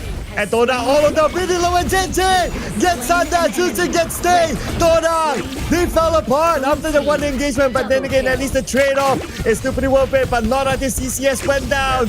And the rest of DTE, they're pretty low as well, so they cannot continue on the chase, but that's fine. They traded off 2 players for 3. I consider that a little bit of a win, considering that they are behind. And now they do get themselves that priority on that Overlord right at this moment. It is definitely a rough win. How is the first one to be caught away? You saw that there was no instant response to even pop that flash because that was how quick Toda actually strike. Knowing that there's gonna be somebody inside the brush, they don't really care who exactly it is. They're just gonna ensure that we go for this pick off. Ideally, we get out. But because DT was nearby, they did at least catch out some of these members behind. So that being said, it's still pretty much worrying, but up to this moment, even despite all that has happened, that Elaine moved in rather late because he was a little bit further off. But if he was anywhere close by and it was a big Death at Sunset, that could have actually been a little bit more difficult to handle for Toda. And it's not bad that Toda actually took out How in a team fight, right? Because you don't want the Celestial Melody to be activated, giving people like CM the double Death at Sunset at that point, and also to give a little bit more control to the team fight with his Ode. So it's okay to take out How, and that's absolutely fine. And then you can start to focus on the others. But the problem now is that the counter by DTE, they do have the damage output. They have scaled to the point that they can easily burst down the members of Toda, and that's how the bigger trade-off happened for DTE, even though they lost How, who's the one to be able to sustain them. Exactly, and on top of that, now regaining that tempo has already looked to surpass the lead that DT held by securing that Overlord. So they're putting enough pressure so that they can also work onto this Tyrant, but keep in mind there is going to be a little bit of that tussle as we're looking at the rest of DTE slowly coming across, but it's a little too late. Both objectives falling in favor of the side of Toda right now, and looking at Sadness, he's getting back on track in terms of that goal to also match up with the D-Ringe. So for having that Doomsday up online. So we're going to look whether or not can Hua actually form up that catch. Annihilation provide a little bit of that vision as the rest of Toda wants to secure this, but Universal Law is not enough to quite clear out the minions. So they will have to give this away to Toda. Ooh, at the moment Toda got that mid tower that will open up the jungle for them to explore. and DTE, they will be forced to defend the jungle right now. CCS waiting at the side but just to provide a little bit more vision. Zunzun checks the bush. Good move there by Zunzun. Just to try to shoo away CCS. Well, look at both sides really looking to have a firm control over onto the mid portion of the map. Just a little bit of emergence to be pulled back just to get a little bit more of that vision control, and that's kind of what Nuwa is best at, having great vision control around the map. Speaking of which, they managed to actually spot out the Agudo, another annihilation being dropped right in to try to deter any form of aggression coming from the side of DTE. Now, I want to see Toda to handle the side lane pressures a little bit better because they don't want to face up against EM, which is why that they are kind of forced to play a 4-1 kind of formation. But once they actually get a better hold, I think that they can actually firm something up and make life miserable for Zunzun. I was sweating there. If Zunzun actually walked into the bush, he's pretty much a goner. Toda waited very patiently for that to potentially happen, but lucky enough it did not. Keep your eye on the CCS coming from behind, and looks like Zunzun will get the first kill on the Sadness. The biggest damage dealer for the side of Toda is currently down, but also CCS, he wanted to backstab, but How was there to take him out instead. Zunzun went down, but that's fine again. Another one more trade-off for DTE. That was a misposition coming from Sadness, and Zunzun wasted no time. Immediately he gets a little glimpse of that vision. He just moved right through. So because of that, DTE now having the driver's seat, getting their control over onto this Overlord. Ooh, there's Sunset buying a little bit more time for the security Overlord. It falls to the hands of DTE, and JJ will lock it in. Beautiful zoning done by CM. Ah, man, that feels so rough for Sadness because of some of all these mispositioning. They get punished instantaneously, and Toda understood that, okay, we don't have our marksman. This is going to be pretty rough, where they will only have Hua to be able to send, you know, the Gorge mobilization to try to form up a steal. But DTE, you saw how quickly they responded, and that's kind of like what the power to pay really holds, right? You could just burn somebody down, ideally the marksman, which was absolutely checked. If they could do it again, Toda might actually crumble. So next fight, I want to see this channel to be placed maybe a little deeper in before jumping into the fight. Well, you might see the next fight soon. Here as Toda is looking for their advantage. CCS from the side will force out the Dead Sunset. And from the side as well, Annihilation, but it's a little bit too far. Sadness now being chased down. Sadness is in trouble. Instead now, CCS is going to be buying a little bit more time for Sadness to get away. Sadness survives this one. Oh, take a look at the waves at the very same time. Those Vanguards are already crashing over the top quadrant, and this is just pretty rough. I mean, great job on Sadness, where even despite not having the flash available, he has been able to survive, but that almost took himself as well as CCS out. So no priority given over side of Toda. They send the Annihilation, getting a glimpse, but they know that they can afford to challenge for this turret. So DTE going for a smooth recovery, all just 100 of a difference right now between the two teams. So it boils down to one full-blown 5v5 kind of fight to really settle the scores. So Toda, you just gotta play it very defensively, and if they could just catch out Zunzun or even CC in some of these fights, they might be able to turn things around. It's so 50-50 right now, Contra. One fight win by either side, or maybe one ace by either side. That could be the end of this round. It's so close right now. Well, Toda, they try to defend their T2 in the middle, as DTE will look to take it down, and now they're accessing to the jungle entirely with T2 down. But they still retain their own T2. It's not as easy for Toda to get into their jungle. Now, DTE, again, they're back in control of the situation. Sure enough. And you know what makes matters worse is that this CM is currently over leveled because of the Zia. He is just providing all that wealth of EXP for him to just go pretty much overclocking right now at level 17. So makes life a lot harder for Toda, where we talked about that early game spike that they had initially. Toda now loses that control, so they got to really find those opening picks, and CM is definitely going to be the priority target. Yeah, he is the target man, but now Zunzun might be the first target man. man. Okay, Sun has to resurrect in such a time, but CCS onto Sun. Last hit, flashes forward, tries to get Sun, but CCS not able to secure that kill. Backup arrived just in time. CCS, unfortunately, mission failed. Oh, here comes CM. He knows that he doesn't really have much left available. CCS has forced the flash up, and here goes the rest of these members as they will have to fight for the Tempest currently being spawned. So this could be a chance for Toda. They do have maybe a little bit of room to maybe snug up the steal, but they're trying to form up pressure in order to force DT to back away, but it is a catch! Oh, CCS is in trouble. Then a sunset on the CCS! CM all the way to get CCS! What a worthwhile trade there! And here we go. The chase is happening still as CM is still wrecking havoc onto the backline. Hua, where are you gonna go? Where are you gonna run? Come back here! Round 2 for Hua as he goes down! They just really hammered them down on that position where Toda kind of tried to hold them firm, but once CM arrives, they just got depleted. And now they don't really need the Tempest. They all they really need is this wave to crash all the way through, forcing a flash. And this is it. That's it. It is definitely going to be an ace, ladies and gentlemen. But before that, it is going to be a win locked in by DDE. They will not go down without a fight. That was the sweatiest match I've seen come in from these two teams. I mean, the last time that they fought, it was a 2-1 record, and now we're going back for more.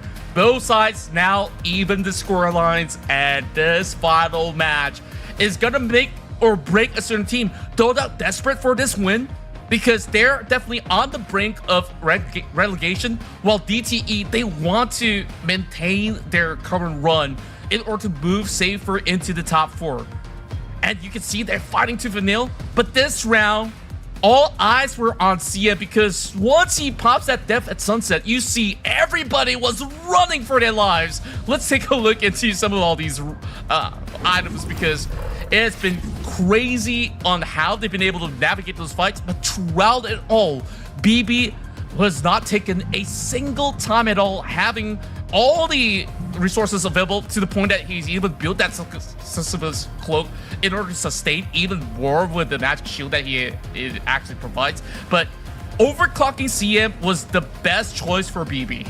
Yeah, absolutely, right? You want to funnel everything to the clutch man. Now, in a regular team setup, you want to funnel everything to your farm lane, but when it comes to DTE, you know that CM is the clutch man.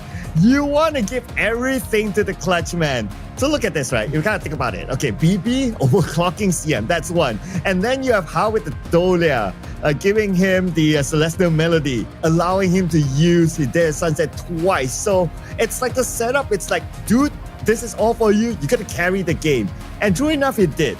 Now, the difference between Game 1 and Game 2 is that Toda did not stop CM at the early stage during the laning phase. Yeah, and to make matters worse, right, even if you want to target the lane, this is technically a full tank build other than the Sparkport dagger that he actually built, so it's actually not worthwhile to even commit onto the lane. And you just saw the amount of impact that he has throughout the entirety of the skirmish. I would dare say that at least Thea has really put in some really big numbers into this matchup, but moving into the late game, there's not going to be any form of impactful emerges where you could just try to catch out the Zia or even Hao. And that kind of puts them into this really sticky situation, right?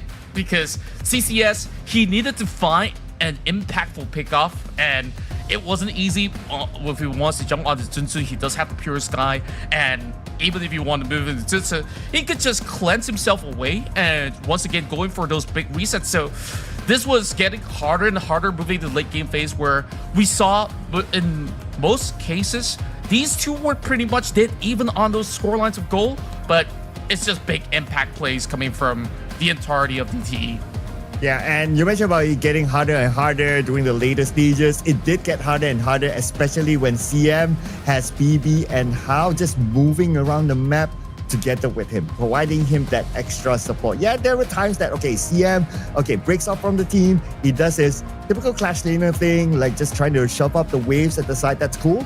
but there were also times where they roamed together as a trio, and that was also one of the reasons why he's able to scale towards the later stages of the game, where he is well stacked up and he's able to do his own thing. Now, JJ, he had that space just because of how CM has been controlling the map as well, because he's just everywhere across the map. Yeah, this is definitely an interesting graph, right? Where we saw Dodak to be taking a decent lead in those early exchanges, and then DTE started to actually secure themselves a lot of all these objectives ever since they have been able to take out the first Overlord, and at the very same time, there was Dodak to be able to secure the Tyrant, but a lot of these fights were being forced by the rest of DTE because they know that, hey, if I pressure the rest of these members well enough, they burn those flashes, I could go at them again, and again. And that's where they had a little bit of ramp up until that Shadow Overlord was reclaimed by Dodak eventually. So it was an interesting round where it just snowballed out of control once DT have been able to please win out that fight around the top side of that river, moving into that 15-minute run. Yeah, it could have gone Dodak's way as well, right? If they were to win that fight, because it was a 50-50. It was truly a 50-50 towards the end. I could say that if Dodak got the ace against DTE while maintaining maybe 4 players or maybe 3 core players, then they could have ended the game. But it was easier said than done, just because of who are you going to target?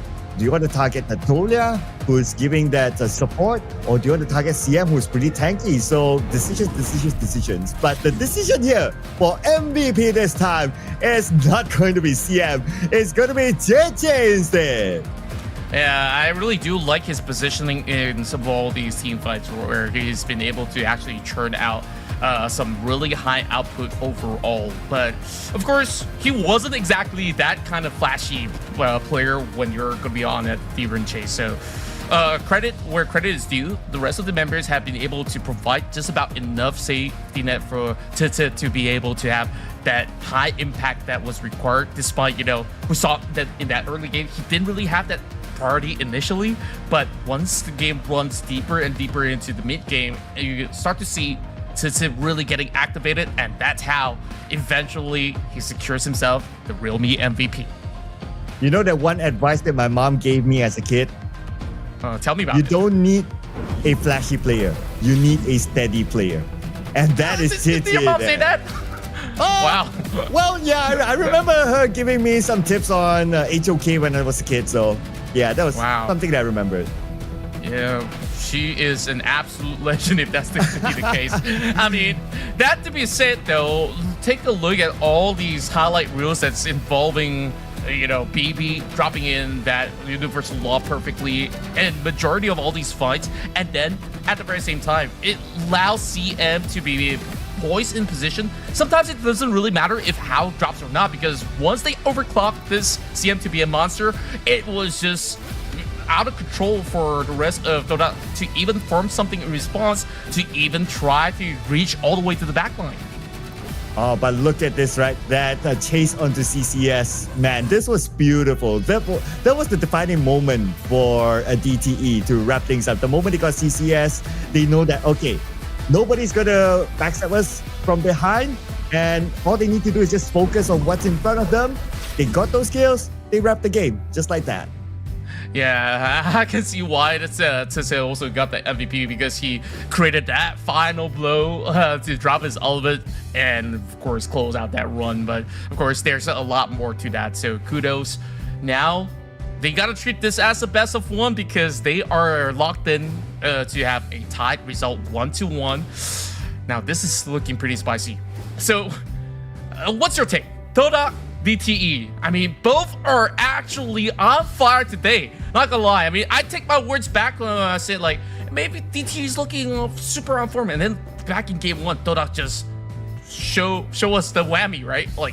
Just slams onto them back in game 1, not having much of a response coming from DTE. And then DTE recovered so swiftly. Even what really went on in game 2 is that DTE, they know that Dodak is going to be going for very aggressive plays. So instead, it's like, okay, you can go for those tyrants. I'm going to form up a response. I'm going to take those opposite side of the objective that you're not aiming on, so that we are always on the move. We're always on the ball, and that's the best countermeasure coming from DTE. Ooh, I mean, to answer your question on who's going to win this one, okay, I'll just put it objectively, right? If Toda is able to suppress CM, just like how we saw in game 1, most of their rotations were towards the clash lane. Like they go up, they catch CM, they get like 3 kills during like the first like 5 minutes or so or something like that, and not allowing CM to play at all, then yeah, I would say Toda will be able to win this. But if they allow CM that space to farm, that space to just, win the lane, I mean, in a lane versus a Mayan, arguably the lane will be able to win just because of the level of durability that he has against the Mayan, and of course the skill level of CM as well on the clash lane. You bundle that all together, then DTE will be able to win this. So I would say that the defining factor here is that how much will Toda be able to control CM? Well, that goes down to how they actually reaffirm us with this draft, right? Because look at some of the picks that have been played out. There was the Elaine, there was the Byron that was pretty much written off. So right now, I'm thinking that they're going to be locking away certain picks like the Mayin so that he doesn't really get onto such a hero.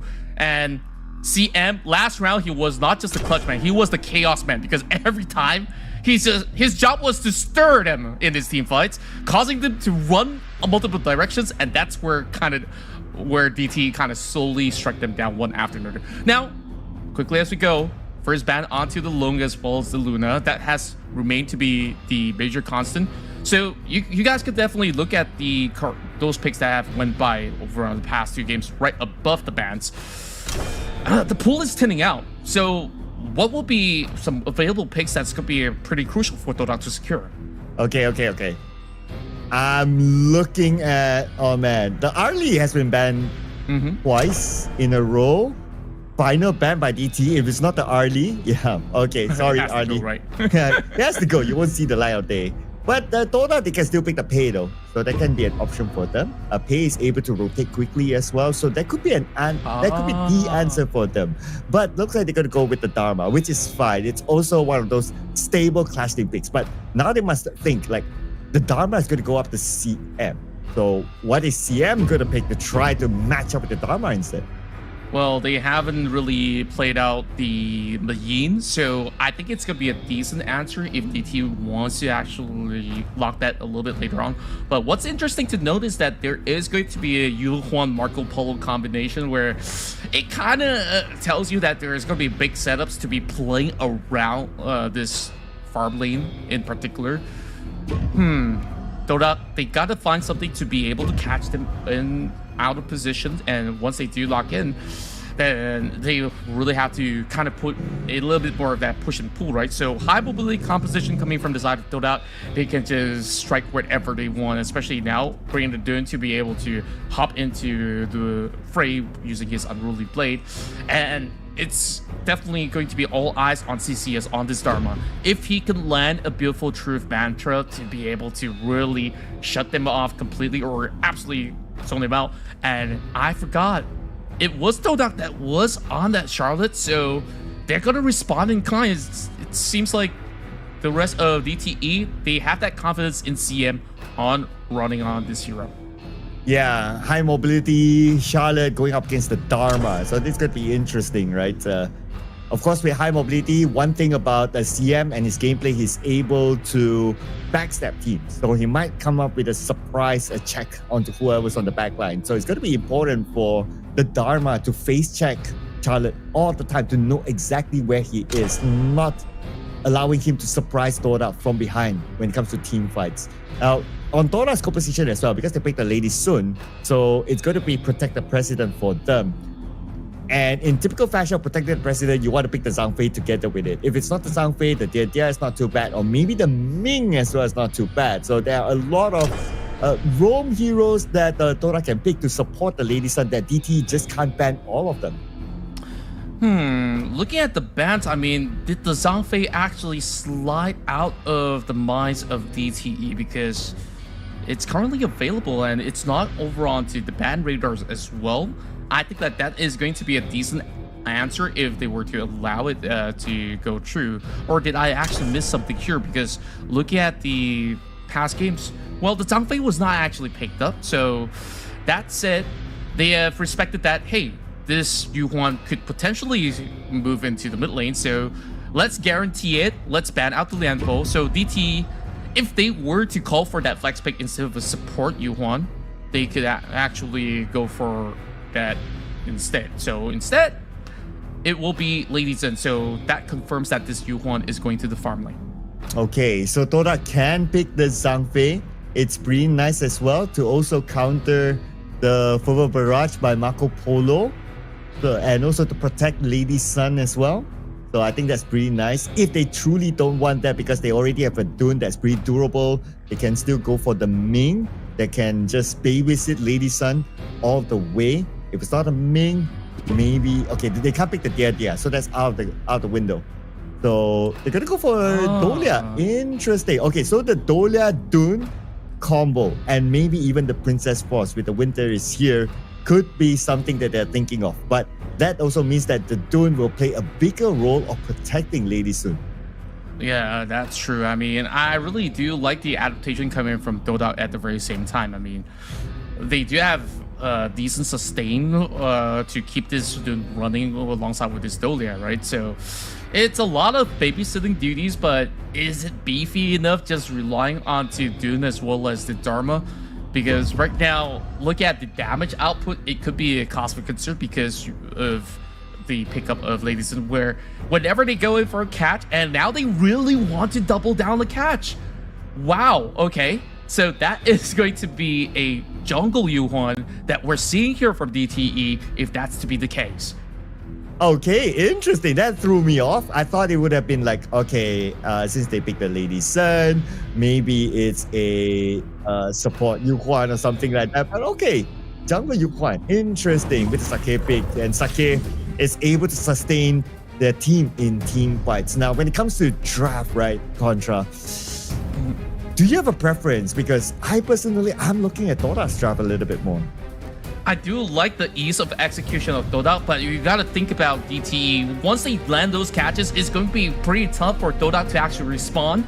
But if you were to jump onto DTE, they also do have strong sustain to keep themselves safe at the very same time. So, oh, it's gonna be a tough call as we will now move into the final matchup between Dota versus DTE. Man, durability will be the question mark for DTE with this draft, right? I believe that they will be banking on Sake to try to sustain them with his heals, and that's pretty much going to be about it.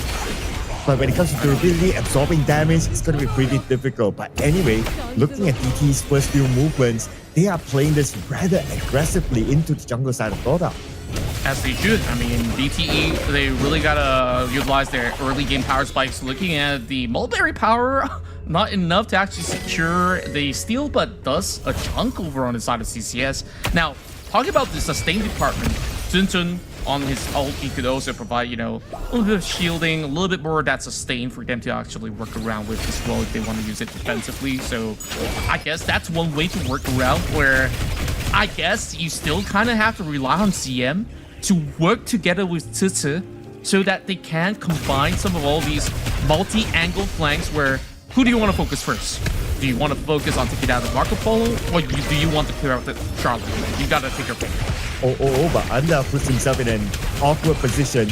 Anyway, here comes Sadness. Sadness takes a lot of damage, but Sadness needs that protection by Anda. Anda is still the front man for now. Try to draw them out because the rotation by stay happened, but DTE, they read that well. They did not overcommit themselves.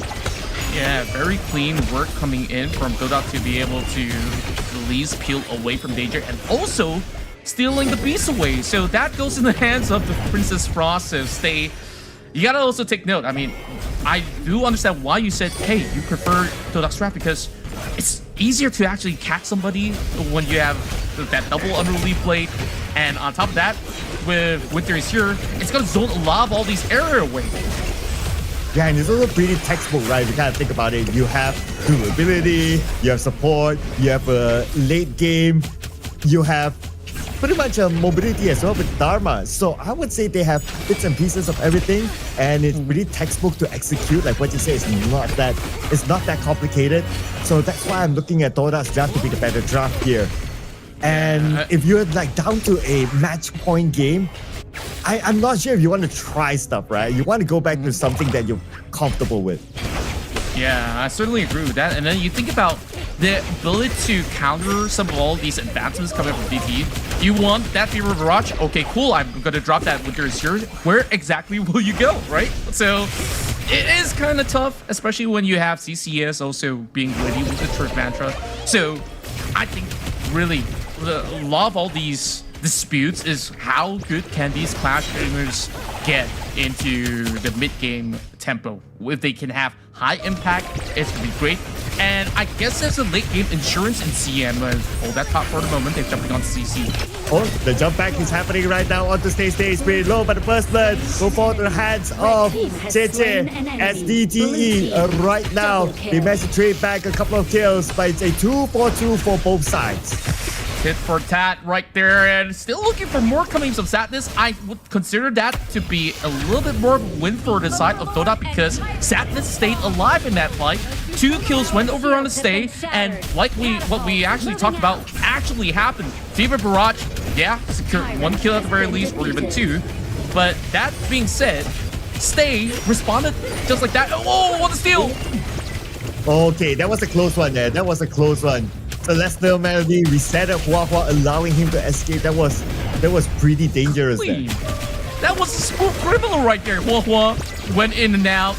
I mean, he just took out that burger out there and called it a day. Fever Barrage! Fever Barrage at the stay, allowing Cheche to get that kill. In fact, getting a double kill in the process. What an execution by DTE as they look for more right now. Hua Hua will need to get away. Sun Sun's on his way as well, but before that, Sun Sun secures the red buff. Dora cannot challenge for it unless they really want to. Looks like they might, but Dora not able to get close enough thanks to the mobile power. Susu, he was an absolute daredevil. He expected some members to be hiding inside that brush, and just like that, he called the shots. He didn't really have that Purify up online. He does not care because he knows his teammate has his back. House already providing him just about enough sustain to fully channel that Fever Barrage to get that double. Now he's back on track, and just like that, the rest of DTE, they're hunkering down, trying to overwhelm these members of Dota to defend underneath the turret, and there's just not going to be much of that avenue, but beautiful stuff coming in from DTE. Okay, I'm going to put this out at the point of discussion, right? Did you see CM being suppressed this round in the first 5 minutes? Not at all. There you go. Yeah, I guess like later that is going to be answered very quickly while Jun Jun tries to trade back. Oh, they still try though. Hua Hua's tanking a lot of damage. Hua Hua is in trouble right now. Hua Hua will be taken out by none other than the clutch man, CM. Wow, just like that. Who's gonna manage him? Well, nobody, like you said. Hua Hua overextended. Was it really worth it for the Azure? I think not, but let's take a look at this again. This sequence of events where Tete, he pulled back, and then that destructive deluge that hit over on the stage further affirms that channeling of that Fever Barrage, and that's kind of how they went in blow for blow. And this is where, when they try to extend, to try to steal it away, he commits once more. Bad lad, this guy, I tell you. But speaking about commitment, this commitment by DTE to try to take out the buff here from the hands of Dora. Dora shoots them away, zoning them out. So far, so good. But DTE, they fight back. At the end of the day, it's still going to be Hua Hua securing the buff for themselves, not stolen away by DTE. Yeah, meanwhile, while all of that ruckus was going on, there's nobody managing the top quadrant of the map, and just like that, they secured themselves a free tier 2 over onto the Clash lane. And DT now has a lot more room to play their macro game while they challenge another Azure this time. More members dropping through, jumping onto Zun Zun. Oh, Zun Zun receives a decent amount of damage, but same goes for Stay as well. So both sides are pretty low. They know that it's not worth it for them to continue on the chase. And now DTE, having the wave advantage, immediately takes down the mid tower. And with the mid tower down, 45 more seconds before the time's up, they have the advantage. Yeah, well, let's take a look at the sequence of events once again. They move in, get that perfect jump over onto Sadness, where the rest of the members of Dota were nowhere close by to provide any form of safety net for Sadness. They gotta ensure that that does not happen again, or else it will be very devastating, because you ideally want to protect that precedent. That was the first strike. Second strike, I mean, you gotta change precedents, man, if that's the case. Well, I guess voting is not gonna happen anytime soon. There's a term for that, so they have to stick with the current president and still try to protect him. But speaking about protection, CCS is all alone up there, clearly not protected by any of his other teammates. But he was looking for the opening to try to backstab. But the moment JJ rotated into the jungle, exposed him, now he has to back off. They are playing the defensive game now. Yeah, I'm still waiting whether or not can this Dharma have any form of impact in those fights. Current sitting at 0-0-0, he was just managing waves after waves, and I want to see those true mantras, whether they can just cause a little bit more disruption hitting these fights, where you can see BTE is just having those free reign where they're going unpunished, but understandably so, because right at this moment, they're not exactly in the right position, but they want it. Oh, they're going in! Sun Sun targeted at first. JJ is the one to take down CCS instead from the side. Hua falls to the hands of Sun Sun. And as of now, DTE in control of the situation. 3 players on Dota, they have to play the defense. And that was a rough call. I mean, they kind of overstepped into their own jungle, forcing themselves into a choke point. Right now, DTE, they have this huge wave crashing right through. Ooh, just waiting for the next wave right now. Or maybe for the 10th minute mark. So now they're going to play the chill game. DTE is just going to clear off the entire jungle. Once the 10th minute mark arrives, they're going to go for the next Tyrant instead. Yeah, so far it's been pretty impeccable on how well guarded Sisa is in the majority of all these instances, and even if he's unguarded, I think that the rest of them can actually follow suit in some of all these fights whenever he drops that Fever Barrage. CM now completes the Pure Sky. He will be able to form up a little bit more of that pressure, so whether if he wants to go in for a split push, he can also manage to do so. Now, here comes the Tyrant. I want to see if Dota can actually stash this one away. I mean, they have a lot of countermeasures they got to put into place. The last fight, we saw that Truth Mantra kind of used preemptively, but CCS wasn't exactly in the prime position, only knocking onto one member. And this is not going to be an easy case for them to really have an affirmative challenge, so they might have to let this one slide and maybe look at the other side if they want to try to fight for the Overlord instead.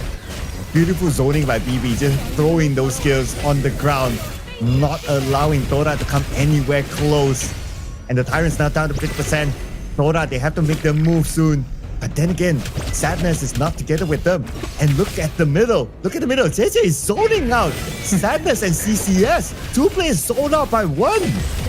Yeah, it's like he's just kind of playing this tug of war. He's like, okay, I know you guys are kind of sitting around that Overlord. I'm just going to try to fake you out for a little bit. And there's into a 1v1 duel. Speaking of a duel.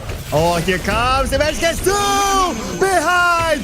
Beautifully done by How. As How is going to kill on to stay. And Sadness goes down as well. There goes the president of CCS. It's going to be the next time. And CCS flashes the same thing. But CM says, no, you come back here. I'm the bigger clash later.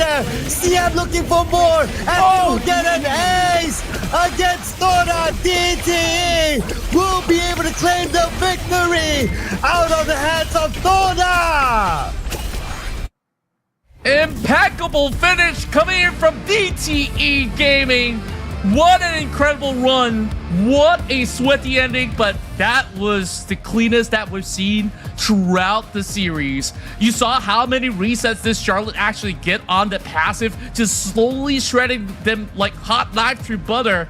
And that is how destructive the Clutchman has been throughout the entire run. Oh boy. Where do we even begin? I mean, Dota, I feel like they pick a lot of all these heroes to really form countermeasures, but it was too overbearing. And you know what?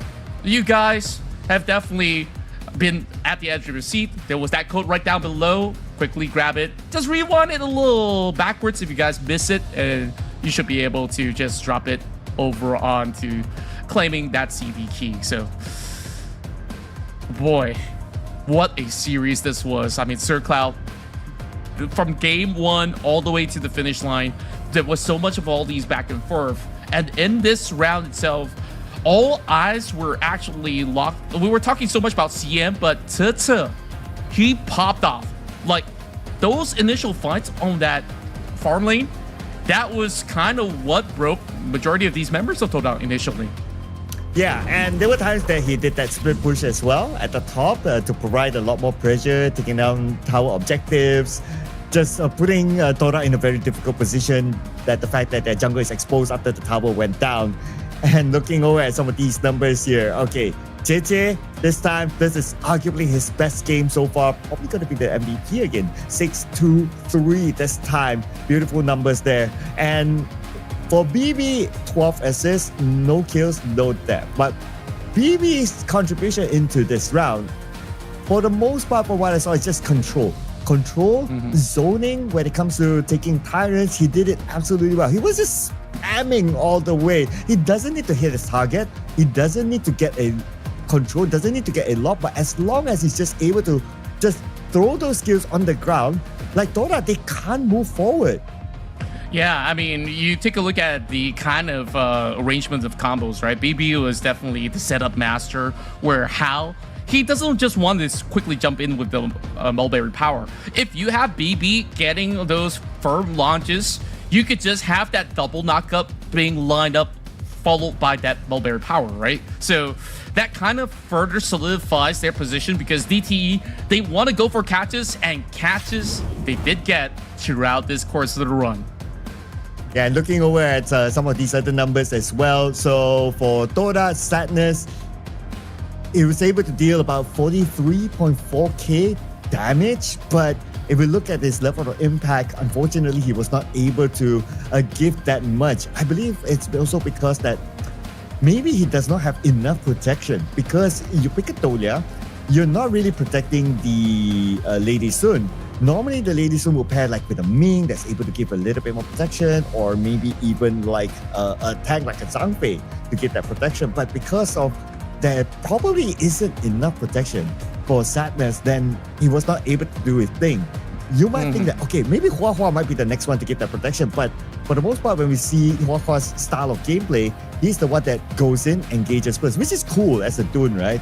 But yeah, who takes care of the backline? That's the question.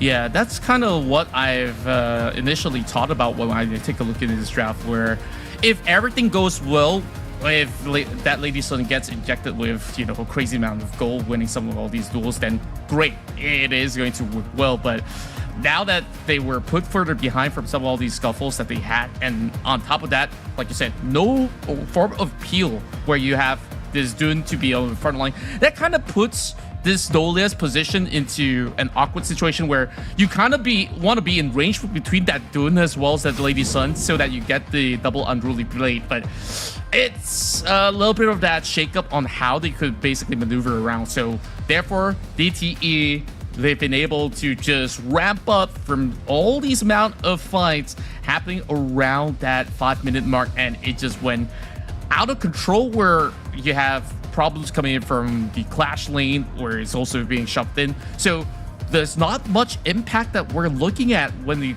kind of pick that Dharma in hopes that you could find those big setups. It wasn't exactly the best ones that we've seen out of CCS thus far. Yeah, he didn't get the chance to make any setups as well, because he was always face checked. Whenever he tries to like go in, like they kind of know his position, so they either back off or they kind of like just zone him out early, just like how we saw towards the last Tyrant, where JJ alone zoned him out together with another player. It was like 1v2 at that point. But let's see who's going to be the MVP this time. Honestly, it could be anyone from DTE, but we have to award one, and it will be BB with a KD of 0012. Contra, for me, he's the unsung hero just because he didn't get any kills in this round.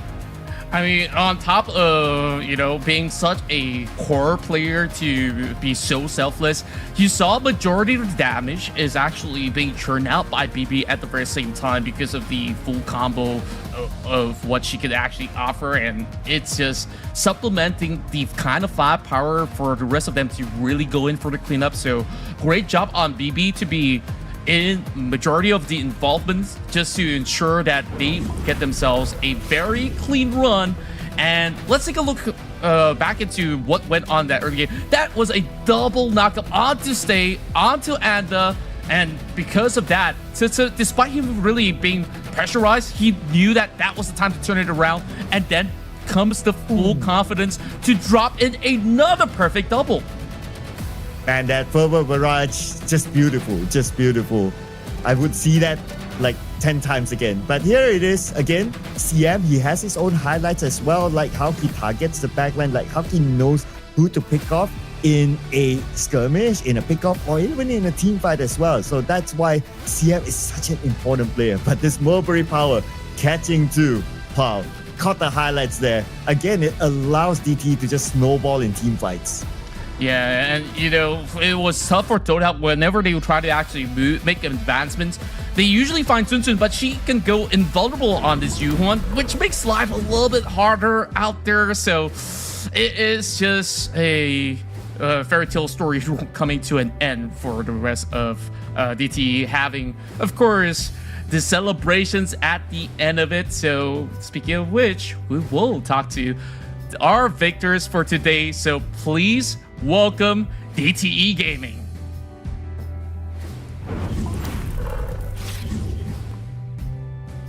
Why, hello, BB. What a win. How you feeling? I'm feeling very happy. Very good. Well, I'm definitely happy for you guys as well. That was a back and forth. It went 2-1. You know, it was a little bit shaky at the start, but you guys finally got it in return. So we've got a couple of questions for you. This is a very big win for you guys at DTE to solidify your positioning in the standings, right? So yes. If that's it, are you feeling more relief now that you get this win against Dota? Yeah. 什么？感觉有比较轻松一点嘛，赢了这一场。Got very 哇，轻松到啊。Yeah, we got relief, definitely. Glad to hear that. Yeah, and so far you have been pretty consistent in this league, and there were games that you actually put off very, very good performances, including now as well. You guys are on a roll. So, what has improved over time for DTE in your opinion? 在你的看来，DTE 进步了什么？进步了什么？在这段时间里面 I think is our 合作叫什么 cooperation 你讲啊，我们的沟通更好。Our team has and better our better communication.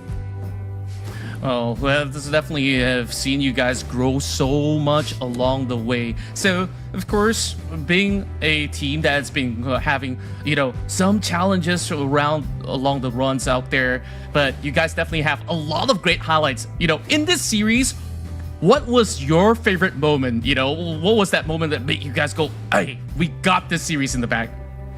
I think it's my 我的火舞那把 我不知道这样讲哎 I think is last time we against with Toda and I play my Surambi. That's one moment. Yeah, I'm glad that you guys have enjoyed so far, and of course, this is a massive win. You guys can celebrate to close off the week with all your hard work. So congratulations once again, BB, for having that 2-1 win.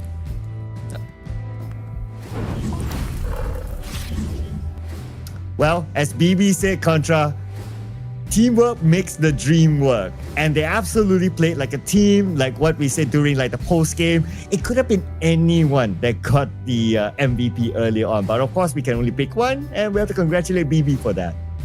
Yeah, he's definitely looking like a shining star, where he's definitely a very valuable asset for the rest of DT Gaming's success, especially on that final run on that Lady Zhen. I mean, what final run? That was just that previous game so far, because there's still more runs for them up ahead and more games to be played out for the course of this evening. So make sure you guys don't miss out, because up next we do have Seoul Esports to take on Nova, where the Titans have bled in their recent hoorah up against O2 Esports. Can Nova go in for the recovery? We have to find out. Yeah, and Seoul Esports, they are playing Tom Cruise right now. They are in Mission Impossible against Nova. Mission Impossible. Wow. Yeah, it's Mission Impossible. But you know what? Because O2, they won against Nova before, so that gives a little bit of hope for the teams on the second half of our overalls. But anyway, we'll check out what's going to happen after we come back from the break, because it's going to be a match that you do not want to miss, ladies and gentlemen. My name is Sir Cloud, together with Contra. See you guys.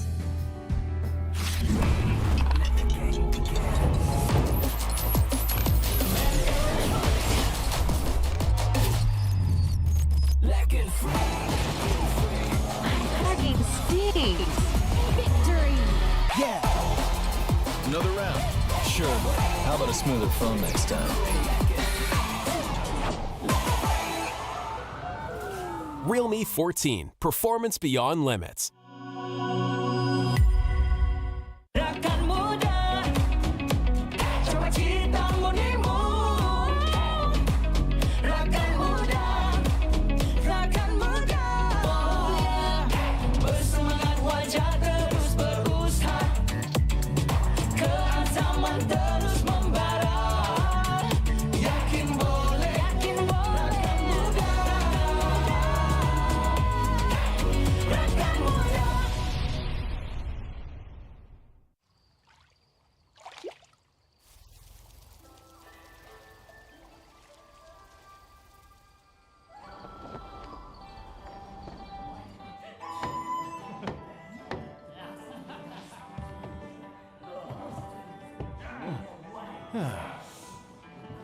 Innkeeper, this is from the guest upstairs. Huh?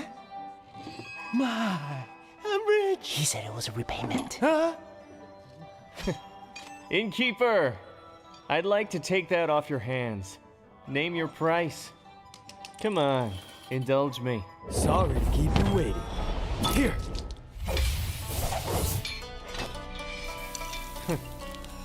Interesting. Northern Brook. Where's the man? Let the 12 houses keep it safe for you. Let's spare the world another bloodbath. You'll have to ask my blade. Fine, I'll play your game.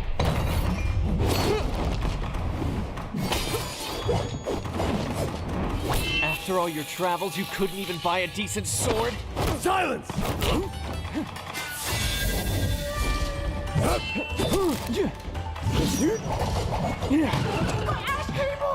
You have skills, but I see plenty of openings.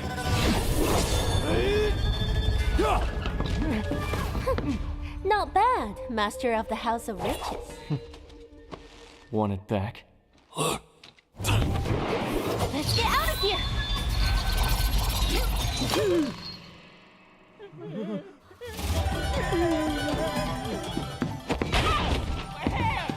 Sorry!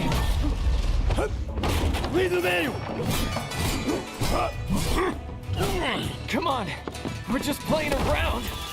Why so serious? This concerns the good of the martial world. You can't have the book! Hello, mate? You prestigious schools talk a big game, but you're all just making excuses for yourself.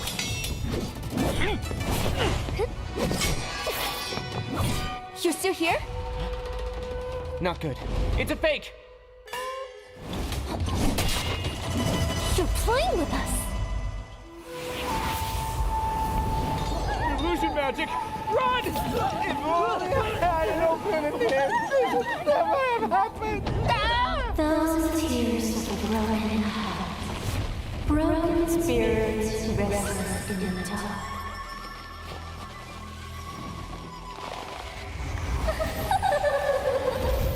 There's no way to resist. We'll get the secrets after. Magic! Despicable! That's why Megan keeps the martial manual for himself. For that treasure.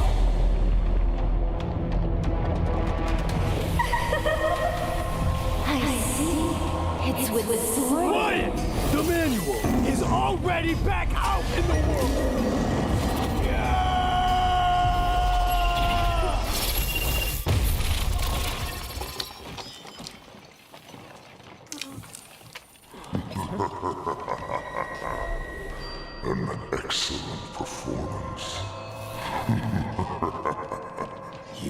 the forbidden.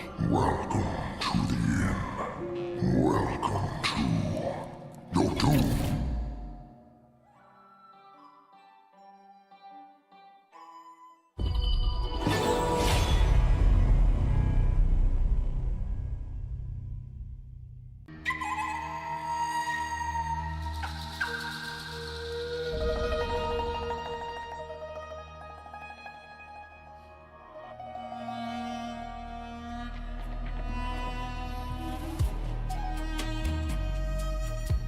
I come from wealth and pave my road with gold. The world is mine to discover. As a blade can be straight or curved, deeds are just or crooked. A single flute casting shadows and spirits, descending upon the martial world.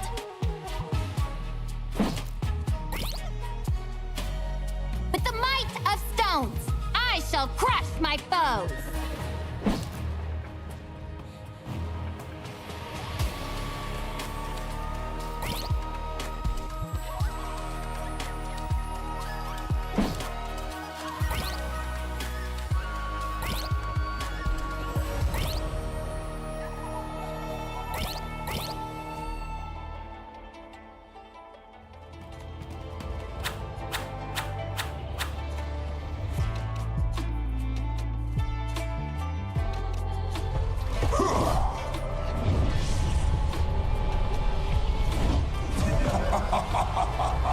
Darkness, the precursor to light.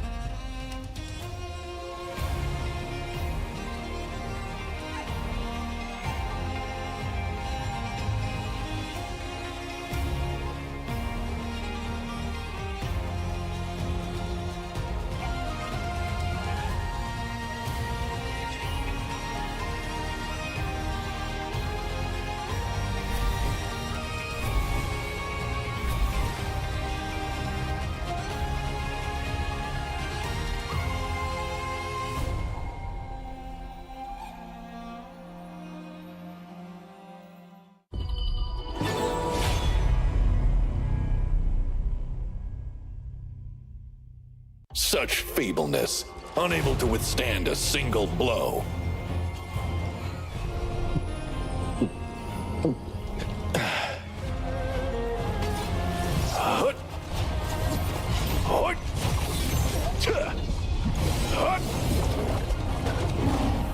Beneath a frost-kissed mound, it's there that memories reside. Bitter, sweet smiles.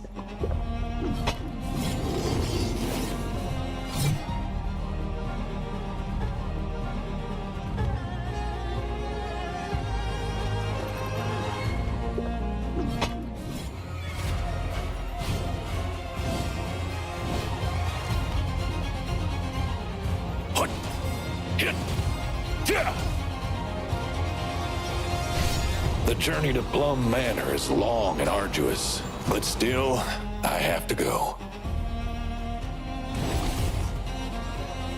Crossblade! Across frozen rivers!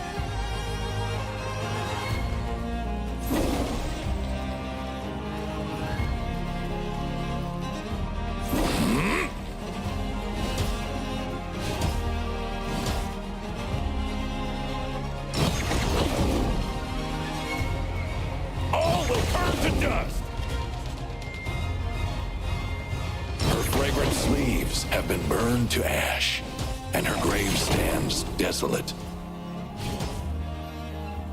All my life, I've feared nothing except disgracing the name of the Northern Blade. Nice drink. It's It's a pity that no one will drink with me again in the future. Where I was born, there were camels, wild geese, and crab apples, as well as great wastelands bathed in moonlight.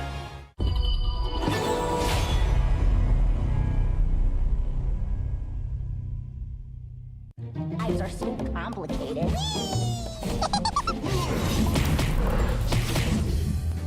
Welcome back, Warriors, to the MKL Spring Season 2025, where we're looking to close off Week 4 in a very high tempo. It's your boys here, Contra, alongside with Sir Cloud, to bring you the heat and all the glorious action. And now, moving into our second set of series, we will now see Nova Esports to take on Seoul Esports. Now, this is definitely an interesting storyline between these two teams, right?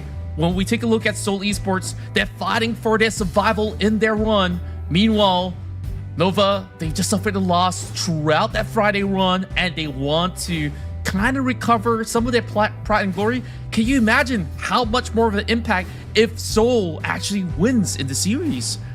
Yeah, it would be like a Cinderella story if they actually do that, right? And not only the Friday game that they lost to O2, speaking about Nova, that is, the game before that, they were up against Toda, and they had a tough game against them, winning 2-1.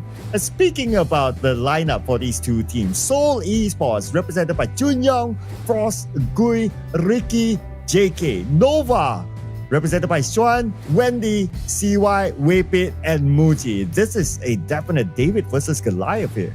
It definitely is, and I'm glad to actually see JK back in action, because there was certain matches where he was subbed out. Maybe he was busy with certain duties out there. But Seoul Esports, I think this is going to be their bread and butter kind of lineup to stick upon. So of course, there's going to be a whole lot of eyes onto Gui to try to keep up to the tempo of what CY has offered, where we even see CY sometimes switch things up over with Xuan, where he sometimes feels like, playing the Clash League, he could actually go for exchanges. But CY so far having big impact in the jungle. So we'll have to see if Seoul Esports can keep up to speed up against the rest of Nova.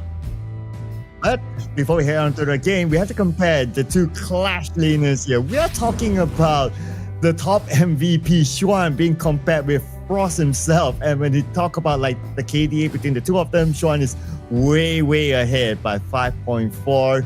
Although average damage taken per minute is going to be Frost, but when it comes to GPM, in other words, farming, it's going to be Xuan. But what I do like about this stat is that Frost actually has a deeper hero pool than Xuan. Yeah, I'm not too sure if Nova doesn't really want to reveal too much of their cards for the playoffs, but look at Frost. What's impressed me is his adaptability on every single game. He kind of plays very different types of heroes out there, and he also has outmatched the damage department, where you see him going on carries like the Mayin or so. So look at this. It's rather interesting, despite his KDA not really proving to match up against Xuan. So expect Frost to also be some sort of meat shield in a lot of all these situations where he's willing to sacrifice himself for the team. Yeah, I'm looking at this positively for Frost, right? Imagine you're being compared with the FMVP of S3, Xuan. And then the stat shows that, hey, I have a more flexible hero pool. I played 7, you played 4. So, hey, that's a nice flex there. You can't think about it, of course. But of course, when it comes to Xuan, although he only has played 4 heroes so far, he played it to perfection, especially his Guan Yu. That was his signature hero during the S3. I wouldn't be surprised if we see more of his Guan Yu, or maybe his Guan Yu will be given the respect back. Yeah, it's either or, right? I feel like as a Steam player out there, if it's not going to be the Guan Yu, he's still got a lot of all these other heroes that he could go for. So I kind of want to see whether or not are we going to see a new card presented by the rest of Nova, where could you argue that they can actually go for a slight trial and error? Because the last we actually look at Nova, they lost their recent matchup because they kind of tested out that Athena support. And that kind of led into a snowball effect where, I had a little bit of a chat with Saki. It's like, hey, maybe they shouldn't have actually picked that Athena because there was that gun in Mo. So if Seoul Esports were to learn anything, if Nova wants to try that again in this series, we're looking at maybe that Ganon Mo to be the answer to it. Dude, why Athena support when you can go for Lubu support? I am still waiting for Waypit to play Lubu support, or by now any roamer to play the Lubu support for that case, right? I still believe in the Lubu support. I just need a pro to prove it, right? Yeah. Maybe like the head-to-head, they wanted to feature Waypit, but that last game kind of made that influx of whatever that result to be tarnished. In that sense, like, now how do you recover from a 019 or so? Well, I mean, this is actually part of the strat that has been played in the KPL where you get a lot of vision control against the enemy side, where it just cause so much havoc where the enemy don't actually get any form of safety net to form where he could be invaded at any given point in time. So I don't know. I don't think that the rest of Nova Esports is going to be fooling around this time with whatever they really want to try. But hey, we can only hope that we do see something special in return, because Seoul Esports, once again, fighting for survival as we go into our picks and bans. Pei, Luna, they don't want those kind of aggressive picks to be going over on the CY. They have respected CY in that regard, because prior to that match loss from our Friday run, CY was actually at 100% win rate on that Pei.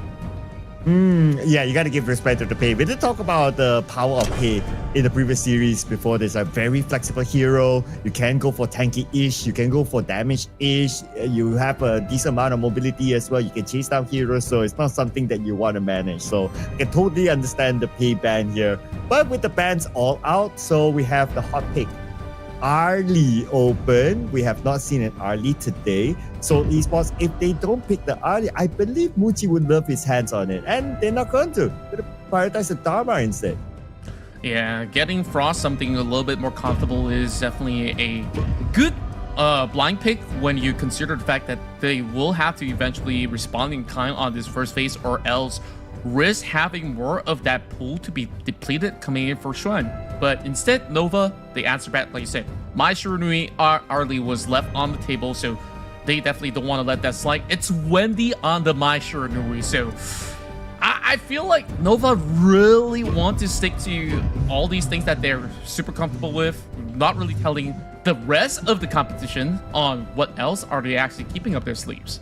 And with the Long and their pick, I understand that because you don't have a Tolia. If you have a Tolia, then maybe you prioritize the Tolia over the Diadea. But the Diadea with the Long is not too bad as well.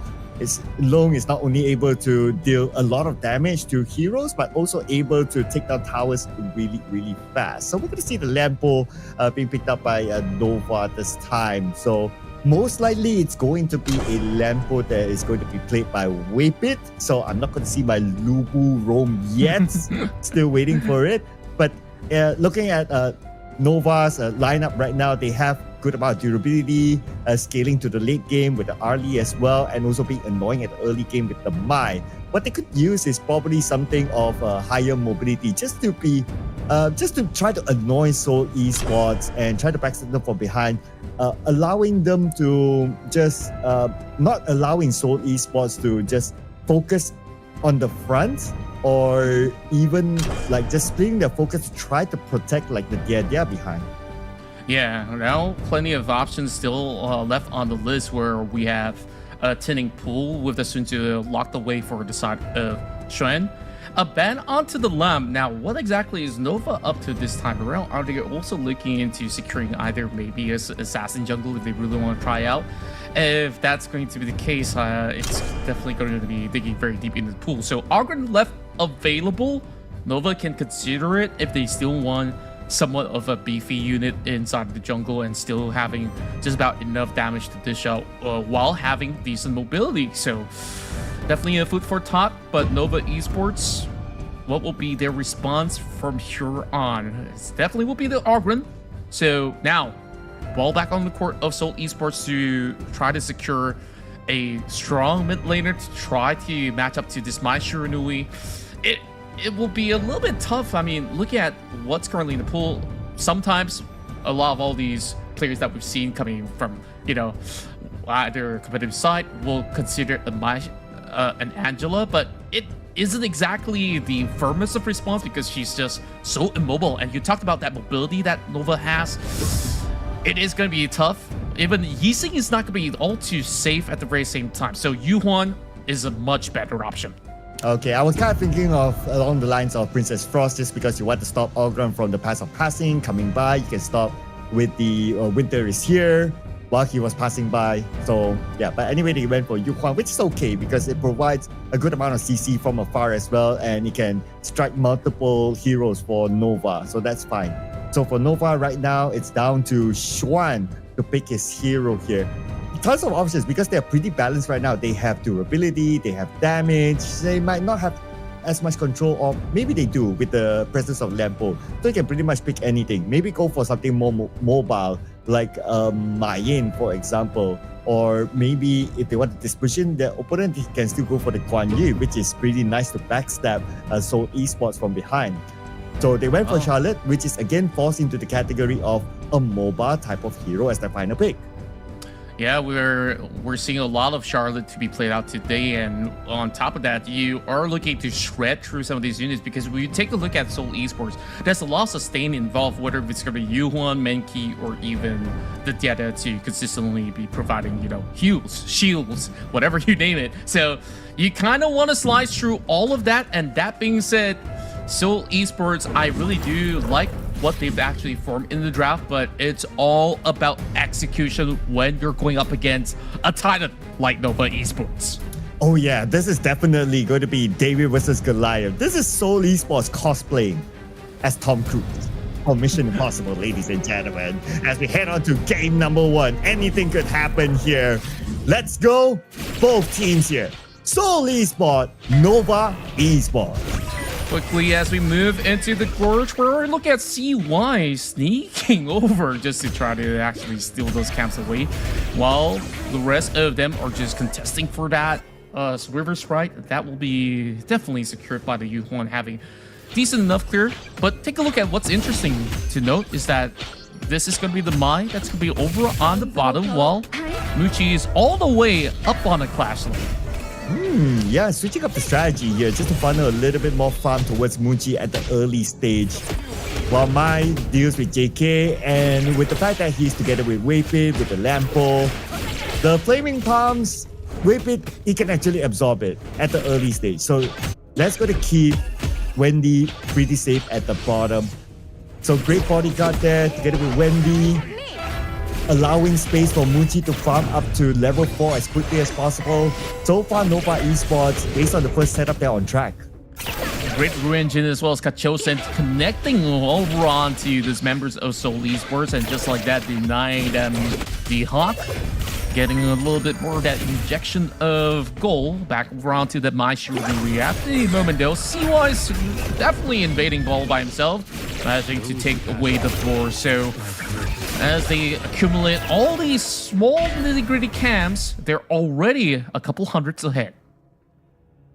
Seoul Esports, perhaps they're thinking of like, okay, we don't see anyone who's at the lane anymore. That's why they're playing safe inside the bush.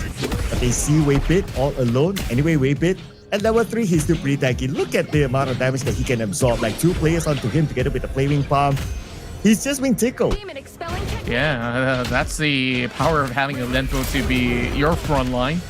It's almost not worth to overcommit. Speaking of commitment right now, they're looking for Frost as they jump right through, but it's going to be the Dharma that will be able to dash away into safety.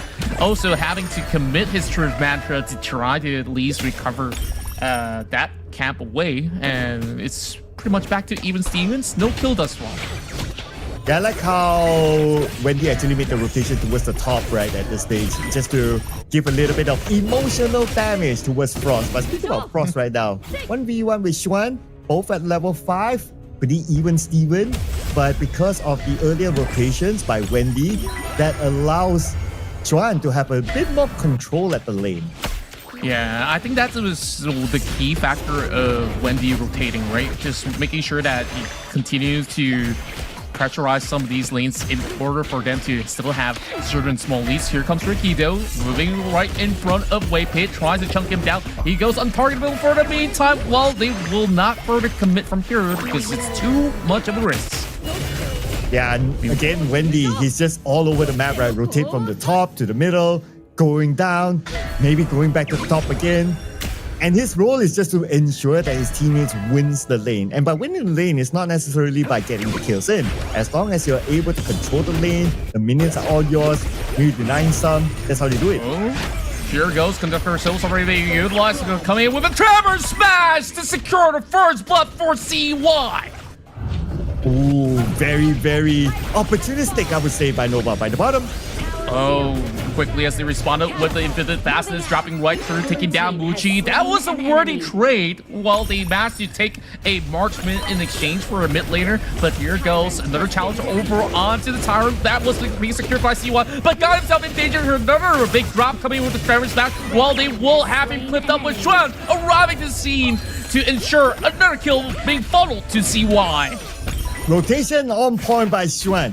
Normally in that kind of scenario, the Clash laner will still stay at the Clash lane, will continue to push the lane, but not for Xuan. Xuan is a master of rotation. He's a master of surprise. He will appear at the moment where Seoul Esports do not expect it. And that was when the moment where they engaged the fight, they started it off, Xuan wasn't there yet, but the moment they start, they put off a few spells, Xuan appears. That is timing by Xuan. Yeah, great movements as well as utilizing the teleport in time, moving into mid lane and then just cuts his way across. So just by doing so, he's already got a hit of Frost just like that. And once again, keeping up the pressure. So right now, as we speak of it, Nova pretty much ahead from some of all these exchanges, especially having that Tyrant to be secured, while this Lanpo is just walking freely across the jungle. Yeah, and if you think about it, right, speaking of walking freely, Seoul Esports, they have not made a single rotation yet. They've been pinned down by Nova, and now at the bottom, even harder for them to move.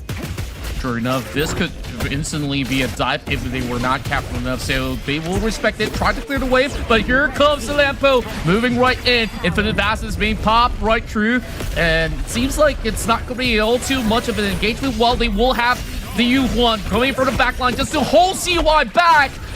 So they have managed to defend it, but it has definitely lost a lot of pride over a bottom side in order for Wendy to secure the T1 turret. And Xuan wanted to come in again. Textbook play by Xuan, right? Wants to come in, but hang that thought. Here comes CY recommitting, securing themselves a lot of priority onto the Crimson Golem and bagging that kill onto Ricky. And on top of it, just had just about enough miniways to take out the tier 2. Contra, 6 minute, T2 at the farm lane, taken out. So Nova Esports really, really fast. And they're looking at taking out T1 in the middle. With the wave arriving, I'm pretty sure they can. But Seoul Esports won't make it easy.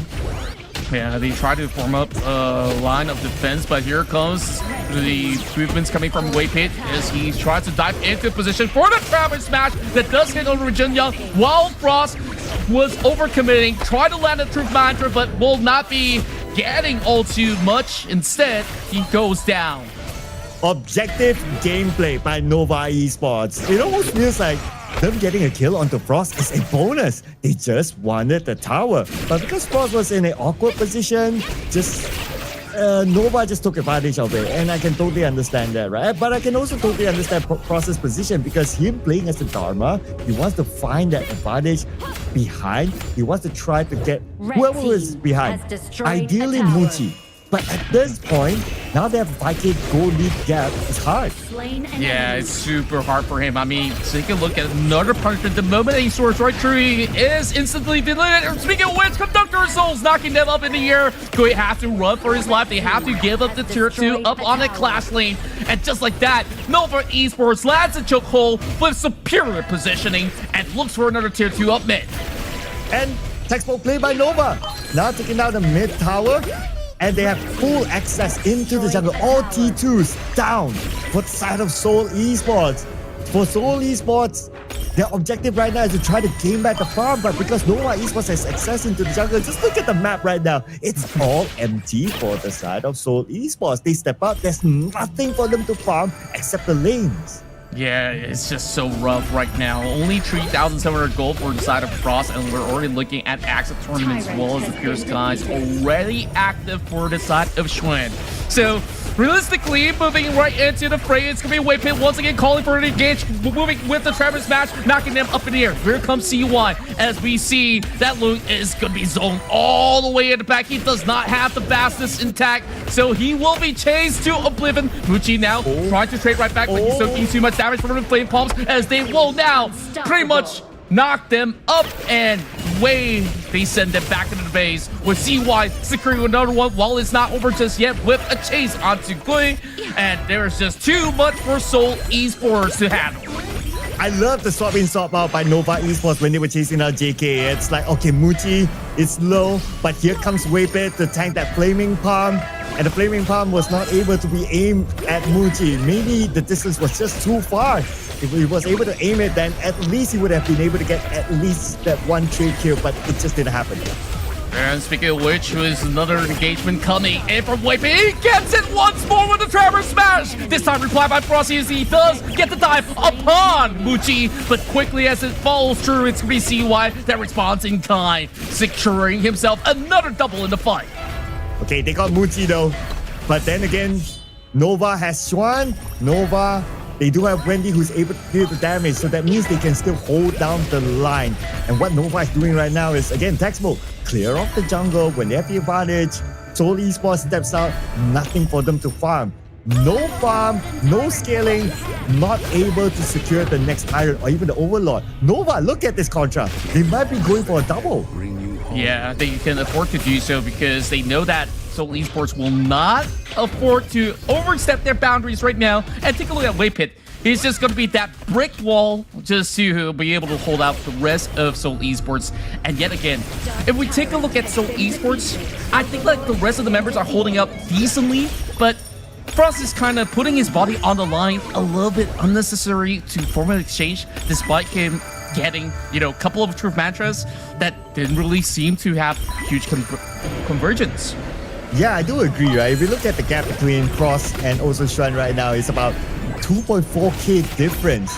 So Frost, if he wants to do that again, he must scale up, but he must get his items in because he's not tanky enough right now to start the fight from behind. Yeah, he's also building minimally offensive items at the meantime while all these waves are falling right into the base. This could be a tough hole. Seoul Esports, they got to prove themselves right now. CY already knocking on the doors now, moving right in. Here comes another Grand Trapper Smash alongside with the Conductor of Souls as CY goes legendary. Oh man, and here it is. Nova Esports could potentially end the game though. But look at CY. He's as tanky as Waypit as of now. He can be the front guy. And speaking with it, will just dive right through the crystal as they look to mill them down. And just like that, Wendy pushes them over on the Chill Hitsatsu to clean up shop, securing the first point in the series. 11 minutes, 39 seconds, thereabouts there for Nova Esports to secure the win. I must say, that is a pretty fast run. Though it's not the fastest this season, but it's still pretty fast. And Nova Esports, man, I can say that based on how they're playing this game, they rotate really fast. They did not allow Seoul Esports any room to breathe at all. Nova Esports, they are the ruthless assassins this round. They definitely are, and everything just worked like clockwork in motion, right? Every single kind of pickoff, the moment that they got that initiation, they just don't stop. They just continue to steamroll, put that pressure, especially what really turned things around into their favor is those fights inside the jungle where Seoul Esports could not even afford to defend around their Crimson Golem. And by doing so, they just created this effect where, okay, if you were to go down, you're not only going to lose that Crimson, you're going to lose 2 turrets in a row, you're going to lose your mid lane, and then your base. Yeah, so with the fact that they took down like the T2 at the bottom, like what, at 6 minutes, that already opened up the jungle at the bottom, and then they took on the middle T1, and you know that, okay, it's just snowballing for them for Nova Esports. Okay, and if we were to look at some of these stats here, look at this. CY has 10 kills by himself? What? As an Ogren? Okay, that is insane. That is a big stat, and because of that, he's able to complete pretty much almost all his items. Only one more to go. Yeah, I mean, in just about 11 minutes, this is just that perfect run that you've always wished for as an Auburn player. Every time you open up that path of passing, well, somebody passes away, ironically. So, I see the pun there. I see the pun. Seoul Esports, I felt like they were kind of being forced into a couple of funnels. They ideally want to ramp up, but they couldn't get Gui to be just about tanky enough. And even despite that, essentially, who do you actually get to pick off? I mean, you can't really go for a Charlotte. It's too slippery for you to catch on to Wendy. So they went in for Muchi instead for a couple of times, which seems to be successful. But even then, there's still other bigger fishes to fry, which really led to the downfall of Seoul Esports, where they just lost too much power in the map too early in the game. Yeah, and I understand what Frost was trying to do, right? Even towards the late game, it's like, okay, you want to play a typical textbook Dharma is that you want to come from behind, you want to get there. You want to try to play that sandwich against Nova Esports. But the fact of the matter is that Frost, he has not built himself to be tough enough, in-game that is, to be able to withstand the damage output by Nova Esports. At the late game, like, Muchi is already strong. Wendy is, of course, strong because of his early game rotation as well. So the moment Frost steps into the fight, like, he gets deleted immediately. So there needs to be a level of versatility to, like, okay, I'm not tanky enough. Let me do something else instead of a regular, what would a Dharma do sort of move. Yeah, what was glaring on that graph is that there's zero participation rate in team fights coming from Gui. And ideally, you want that Mankey to open up that fight first, or to try to zone them away, then only that Dharma follow suit. But instead, they're putting Frost to nosedive in, which was an easy punishment compared to the Mankey that can actually soak up some damage. And I think like this graph is pretty much straightforward, right? It was just fully in the favor of Seoul Nova Esports from the 3rd minute mark onwards, where they started those engagements. They were just getting pickoffs after pickoffs, and I guess like there's not much to say here overall. But going back to that Enki, if you're ever going to be playing a jungle, you gotta tank for your team. Yeah, but the problem is that they didn't even have space to farm. That's the thing. So they were not able to build themselves up to be that durable. But the one that is the most durable, our MVP, is going to be Waypit. He's definitely recovering a lot of all his stats right here with his plays here on this Lampo. Every single moment you saw there was a fight, Waypit was the fire starter. He ignites them all. He went in, nose dive all the way back into the finish line. And once he sees like, oh, there's about 2-3 members clumped in, that's where he unleashes that Tremor Smash. And CY, all we really have to do is just a follow suit. It was like, okay, thank you, Waypit. Thanks for giving me some of these inflated stats. And it's not only about his Tremor Smash, right? Like how he became that brick wall to just give vision to his team when they were doing the double objective of the Tyrant and also the Overlord. And he did it all by himself. But of course, he already scaled to like that point of, I wouldn't want to say no return, but the point of like he's really, really strong, really, really durable, that he can do it all alone. And there's no way that Seoul Esports can engage onto him unless maybe they have a 5-man engagement onto him, then maybe. But if it's just like a 1-man, 2-man engagement, they wouldn't be able to take that Waypit. So he did a brilliant job there in his role to zone out the members of Seoul Esports. Yeah, to also double down on what you just mentioned as well, because of Waypit's pressure, you can see that there's a fine line where he actually draws so that they can split the fight. When Frost wants to also hop in one of the previous dives that he actually said, nobody has been able to reach anywhere close to the back line. It was only Frost, so it was an easy isolation onto that Dharma. So that was perfectly panned out the way that Nova wants where they would be. So that being said, that was a clean round one, but Seoul Esports, is there going to be anything left in the tank? Now, let's go into some math calculations, right? Is there going to be enough games for Seoul Esports to still make it to the playoffs if they drop the series? Man, my math is killing me, right? That's why my math teacher during my school time, I'm always the one that needs to stand outside the class just because I couldn't answer a simple 1 plus 1. 1 plus 1 to me is 11. So, man, giving me the math questions is hard for me to adapt. But yeah, we'll need to look at the amount of games left here as well after this game, especially. Does Seoul Esports have enough games left to survive? That's going to be a big question mark. But that will be the question that we will leave after the show. For now, we'll head on to our next draft here. Nova Esports and Seoul. What I would want to see from Seoul is that the macro plays of how they rotate, they're able at least to be, they can match up to the rotation speed or the map rotation overall with Nova Esports, at least at the early stages.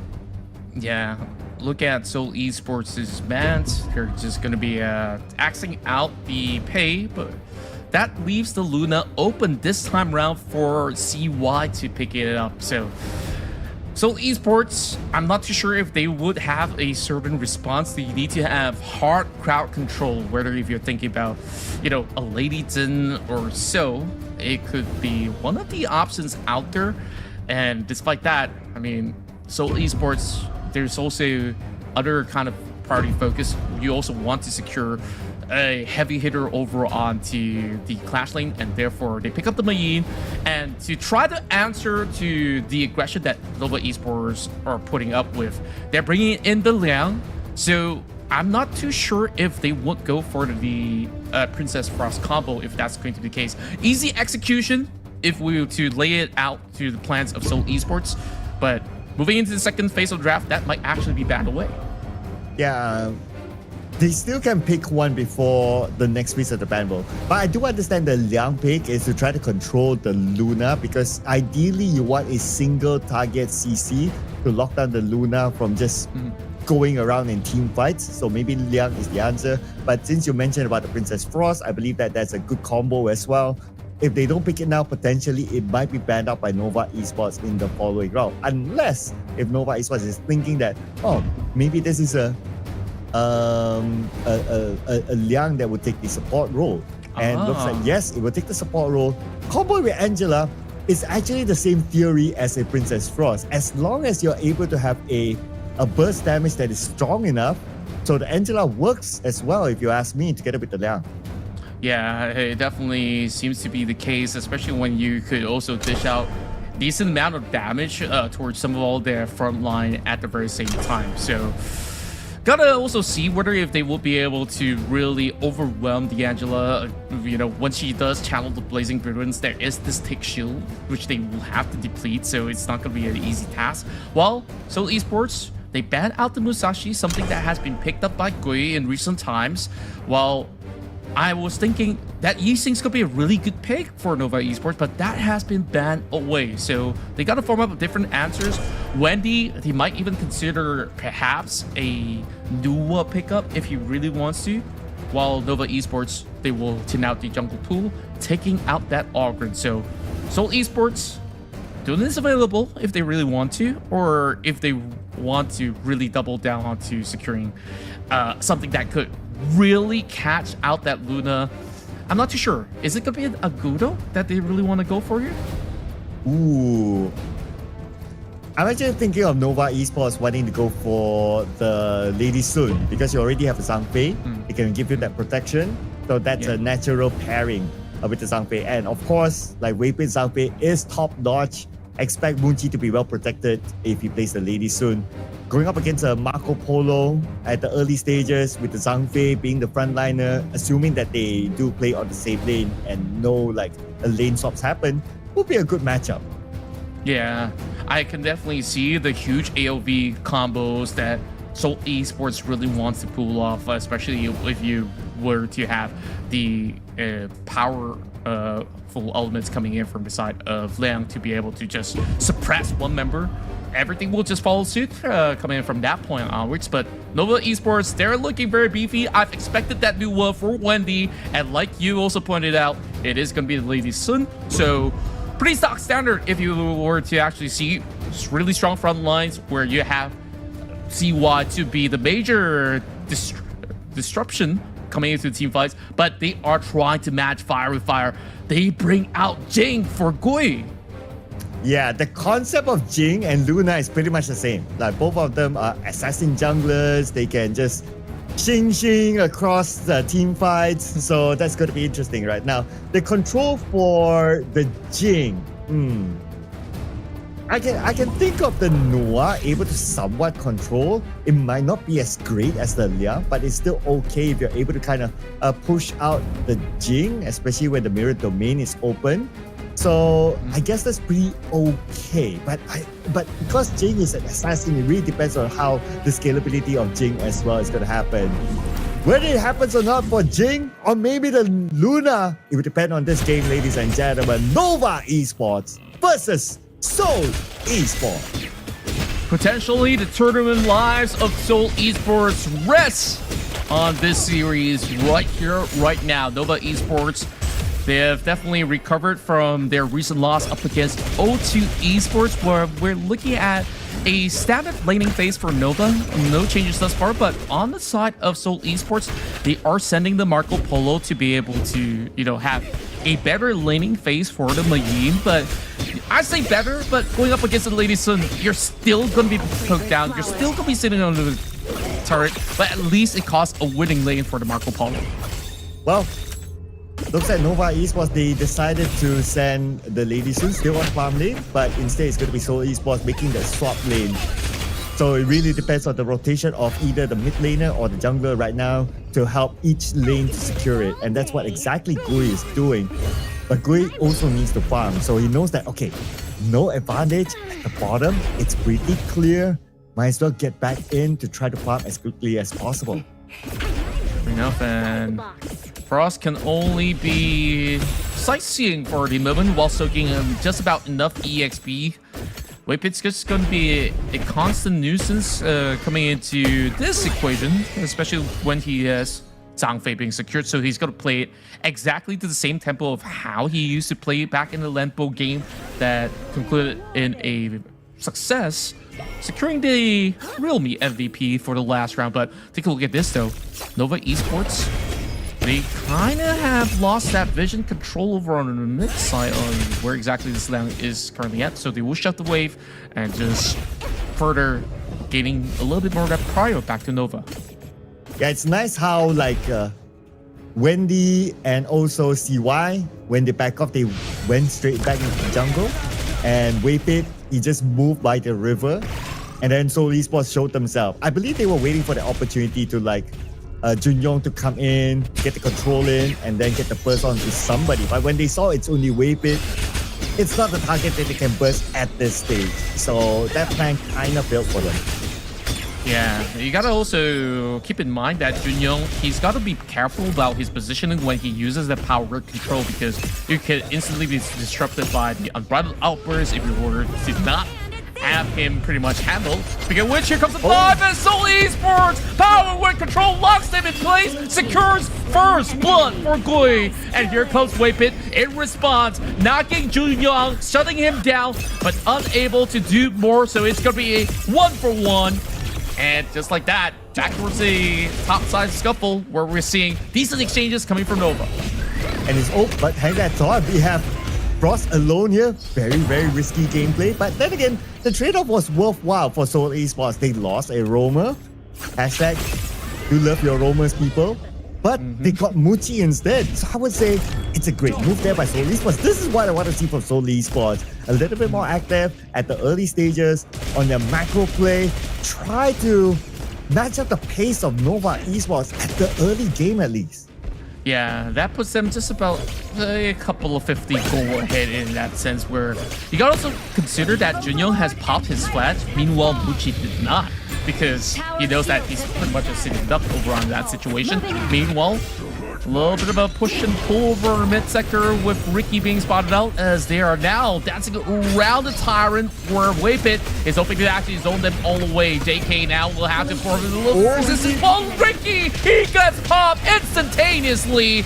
And now, falls in the corner beside of Nova, jumping over Jun Young. Power control does not offer too much. Nova back in the lead.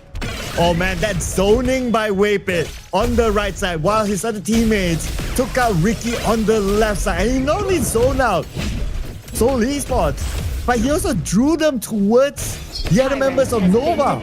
Man, that was crazy. He put himself as a bait as well, and the rest of Nova jumped in, got more kills out of Seoul, and not only getting the kills, but securing the Tyrant at the same time.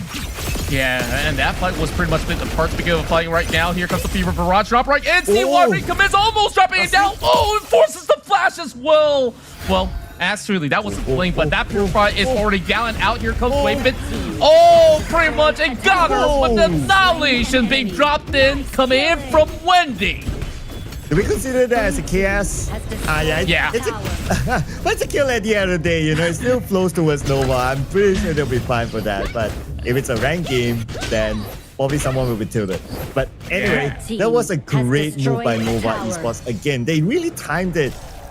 No Purify by JK. He used his flash. He used his flash as well. So yeah. Ooh, Umbrella Outburst right now catching on to Ricky, so he's got nowhere to go because Ricky does not even have the flash available. Waypit has just got so much impact 2 games in a row now, and as much as Seoul Esports responded by taking 2 towers over onto the bottom lane, it felt like they really had no avenues to back away, and here comes another invade coming from CY as the mirror domain is being popped up. It will still be a steal coming in, but I believe that it was actually Shren that does actually secure it instead. Okay, now it's all about getting the middle tower for Nova. But Seoul Esports, they know how precious it is. That's why they are trying to defend it. And the fact that they do have an Angela, so it allows them to clear off the wave quickly. Oh, that Annihilation. That was almost a steal there. If that buff was stolen by the Annihilation, that would have been insane. Yeah, I mean, I would shake my head if that's the case. Meanwhile, despite the Crimson already being secured, they're still trying to shove them away from this Overlord because Nova Esports wants it for themselves. Meanwhile, it's going to be pretty much a decent exchange where we're looking at Gui invading, but now the pressure is mounting onto this tier 2 up top. They will have to give it away. Oh, but look at the bottom as well, Contra. Seoul Esports is that, okay, we're not interested in fights. Let's be objective this time. Taking down the bottom tower. It is down at 7th minute. Seoul Esports, so far in the macro game department, they're doing so good. Yeah, but now it is Frost that gets himself caught up. We'll have to flee away from all the danger, and that Annihilation did not drop upon him. So great work coming from Frost this time around. Now Seoul Esports will need to play the defensive game. The Vanguards are out. They will arrive at all 3 lanes. And for Seoul Esports, their objective is that they need to clear off the mid lane. They need to protect their tower. They do have the Angela, so Ricky is going to play an important role there. Probably going to use his Blazing Brilliance to clear off the wave, and he's doing that right now. Yeah, just like you said, that's going to be the ultimate down for just about less than a minute or so. But because of what they've pulled out over onto the bottom, where they've been able to secure the inhibitor tower, so that naturally becomes a pushing wave that Nova Esports kind of have to guard. And so Esports, despite being behind on those kills, they are kind of matching to the goal amount. JK now spots out the movement coming in from the side of Waypit, but no objectives are up, so they're just ensuring that they don't get the firm control in their own jungle. Yeah, because of the bottom T3 outright, so it's a head scratcher now for Nova. They need to not only look at how they're gonna push Seoul Esports, but they have to also take care of their bottom. Now Xuan is managing that, cool.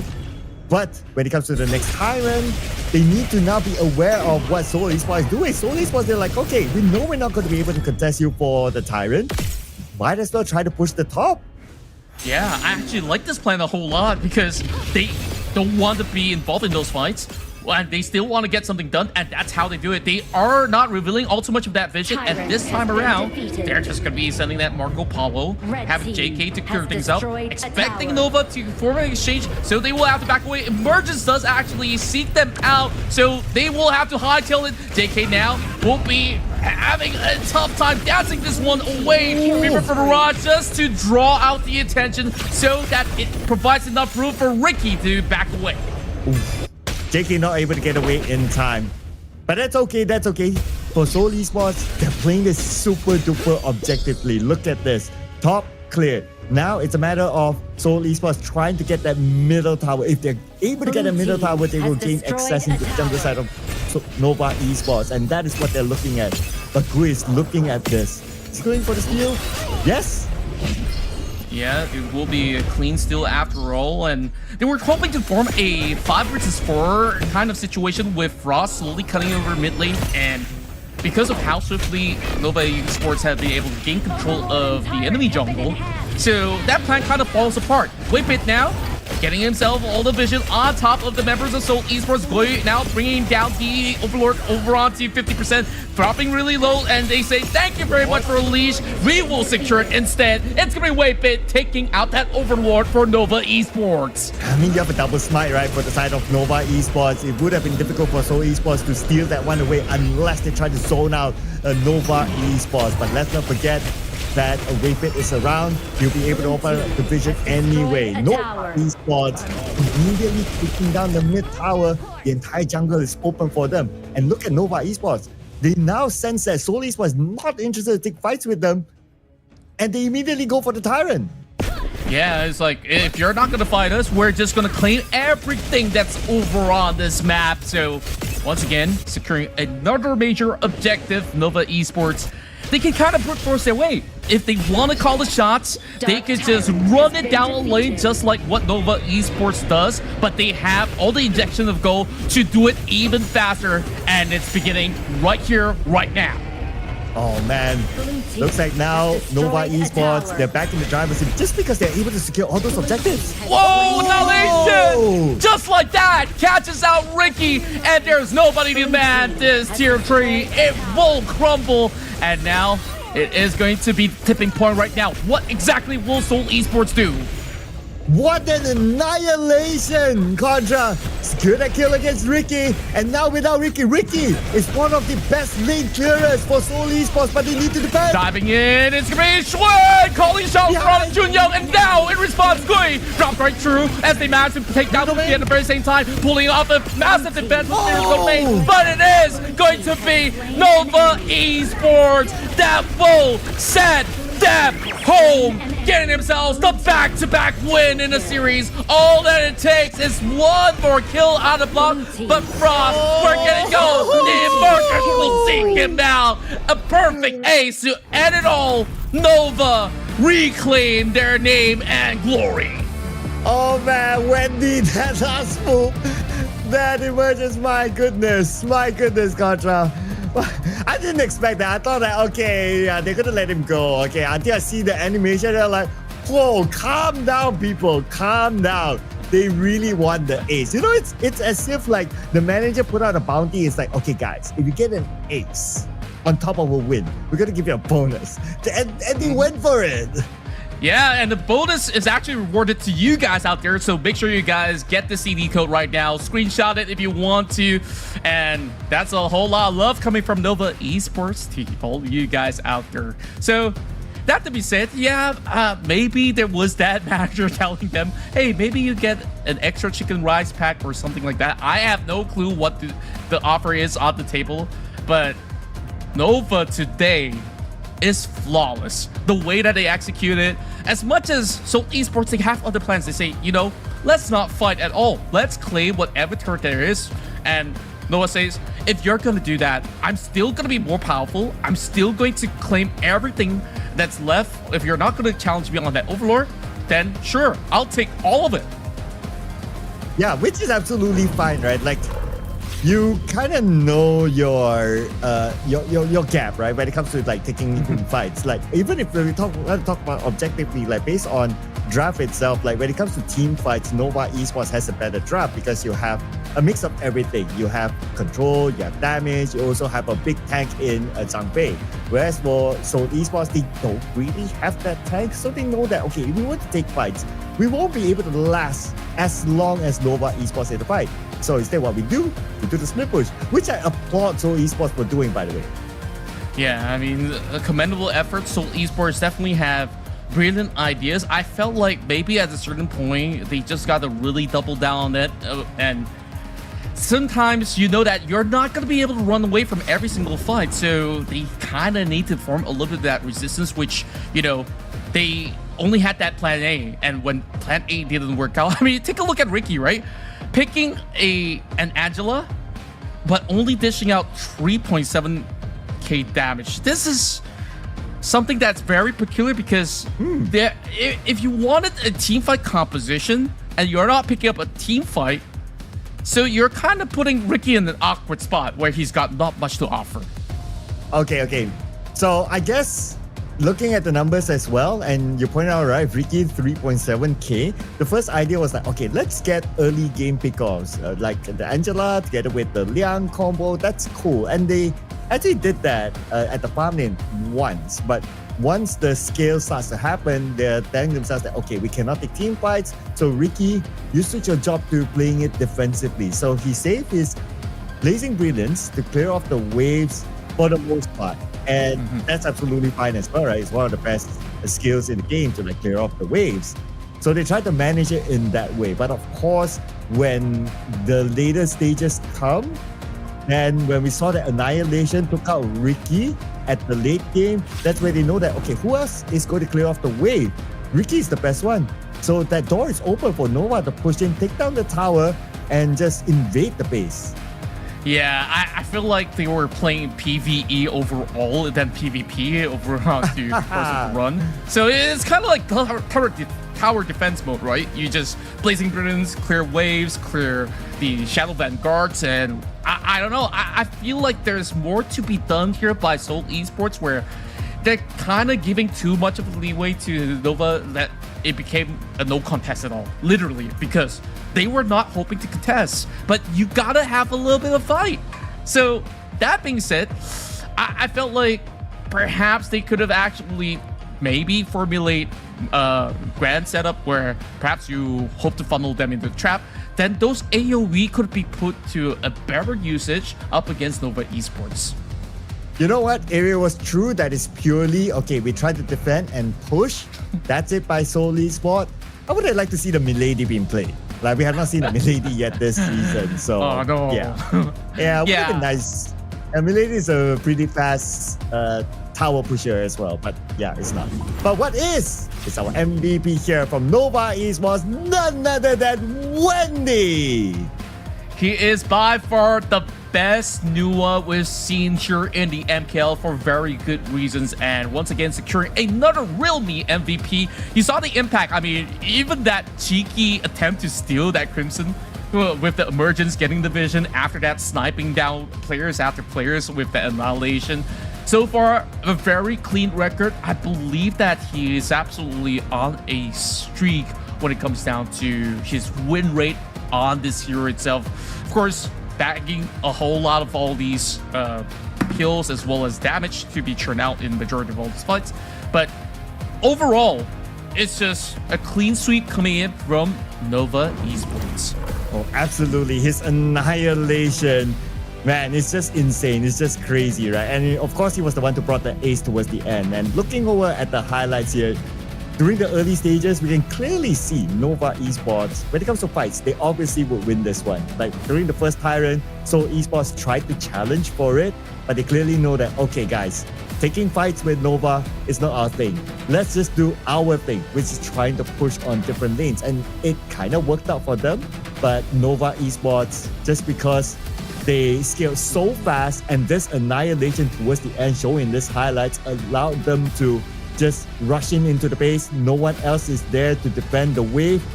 That's how Nova Esports kind of ended the game, just by the Annihilation.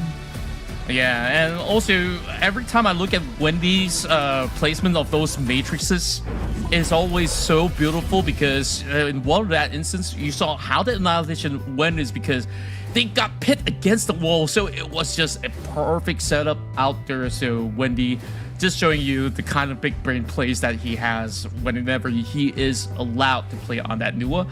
So that to be said, this has been Nova, of course, reclaiming their pride and making sure that they have that clean record.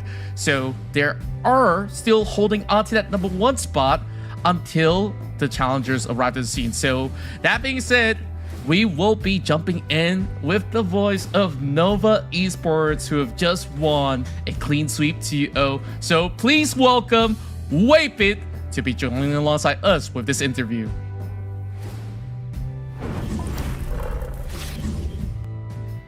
Wapit! Hello. Just the man I want to talk to. You have answers that I'm waiting for. Okay. But before we get to my question, right, I want to know, like, how do you guys feel after this win? That's number 1. Number 2, Nova Esports is said to be the top contender for the title. Does this give a lot of pressure to Nova Esports? Sure, we feel very happy after this win, and then sure we feel very pressure. Oh, I see. And of course, that being said, sometimes positive pressure is really good, right? So that you guys are pretty much staying competitive. Now, I want to ask you this, you guys have an unbeaten run for at least half of the season. So, of course, a little bit of shakeup coming through this week. But I want to check in on you. How proud are you guys of your team's performance so far? I think we're still improving so far. Okay, that's good to know. Yeah, I mean, we can see the improvement over time as well, right? So, speaking about improvement, Wapit, when are you going to grant me my wish of seeing you play Lubu Rome? Maybe lah. I told coach already. Oh. Okay. I have hope. Okay, I'm not too sure if it works out, but since you've been looking phenomenal on it, I think like you could pull any hero and you can still work out. So, one last question before we go. Of course, a lot of teams are working very hard, and I think that your hard work so far has paid off with your successes. What do you think is the key towards your team achieving such great consistency? Because consistency is something that every team desires. What makes Nova stand out? Finding this consistency? I think it's teamwork. Teamwork. Okay, teamwork does make the dream work. So that is it. Coming in from our MVP today, Wapit. Thank you so much for joining us for this interview. And once again, congratulations with the win.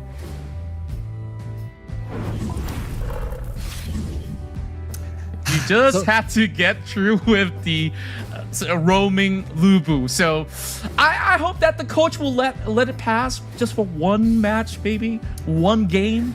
But we'll see. So are you satisfied now, Sir Cloud? At least I know now, if I want to ask for a Lubu roam, it's no longer from Wapit. I'm going to ask from the coach. So I'm going to tag the coach in all my content now. It's like, give Wapit the Lubu roam. Give Wapit the Lubu roam. I want to see. But you know what else we're going to see after this contra?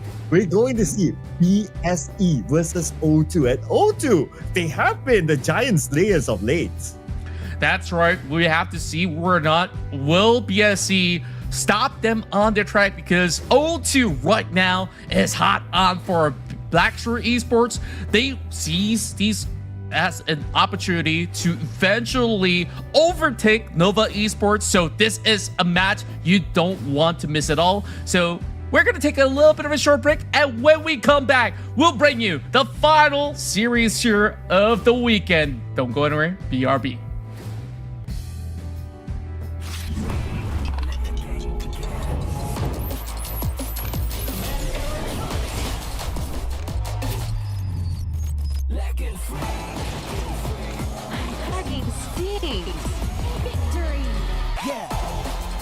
Another round. Sure, but how about a smoother phone next time? Realme 14, performance beyond limits. Rakan muda, coba cita murnimu. Rakan muda, bersemangat wajah terus berusaha, keazaman terus membara. Yakin boleh, rakan muda, rakan muda.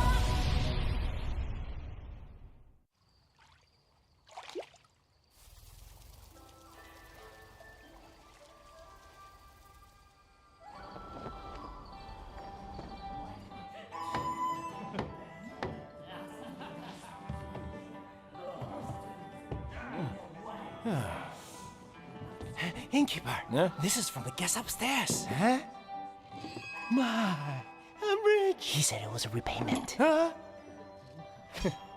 Innkeeper, I'd like to take that off your hands. Name your price. Come on, indulge me. Sorry to keep you waiting. Here.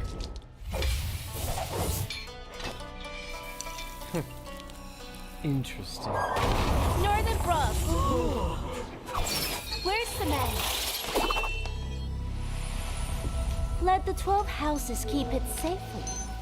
Let's spare the world another bloodbath. You'll have to ask my blade. Fine, I'll play your game.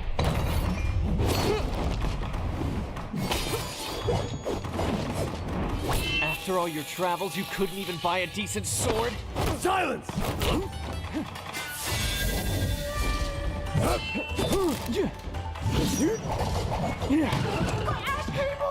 You have skills, but I see plenty of openings.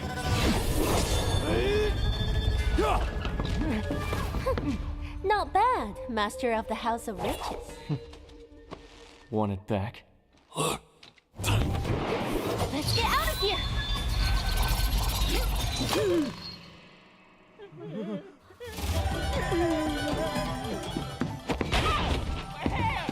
Sorry! Read the manual! Come on! We're just playing around!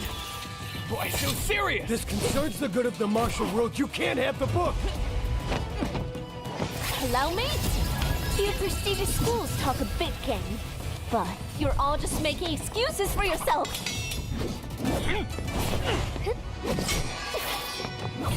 You're still here? Not good. It's a fake!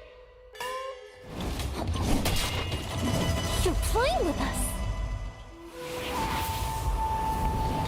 Illusion magic! Run! If only I had an opening, this would never have happened! Those are tears of a broken heart. Broken spirits restless in the dark.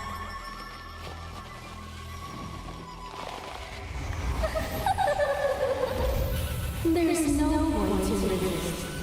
We'll get the secret after. Magic! Despicable! That's why Megan keeps the martial manual for himself. For that treasure.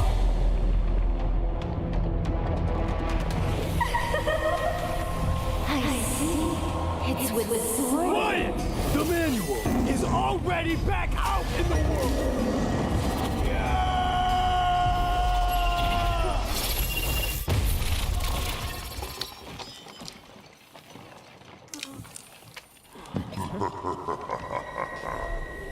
An excellent performance. The forbidden. Welcome to the end. Welcome to your doom.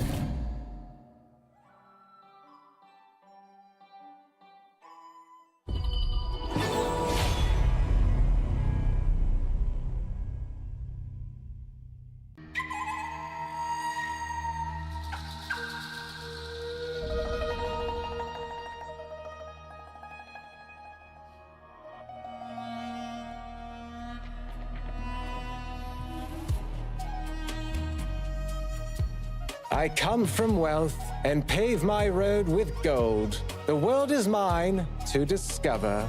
As a blade can be straight or curved, deeds are just or crooked. A single flute casting shadows and spirits, descending upon the martial world.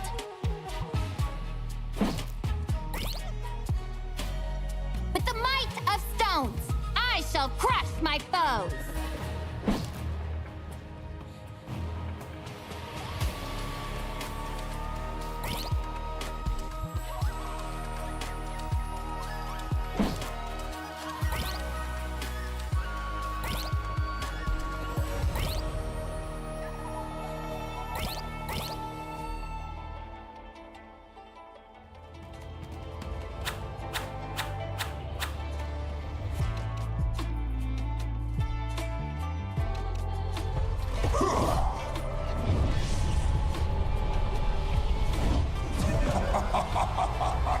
Darkness, the precursor to light.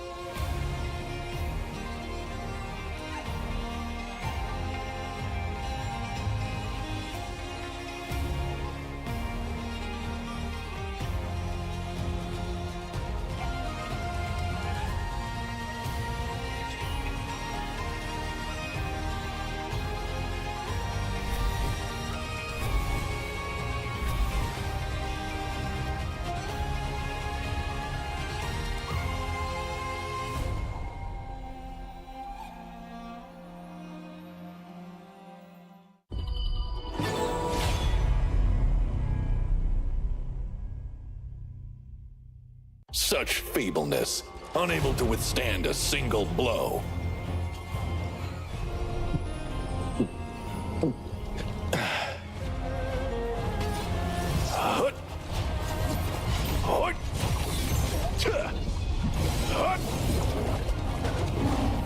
Beneath a frost-kissed mound, it's there that memories reside. Bitter, sweet smiles.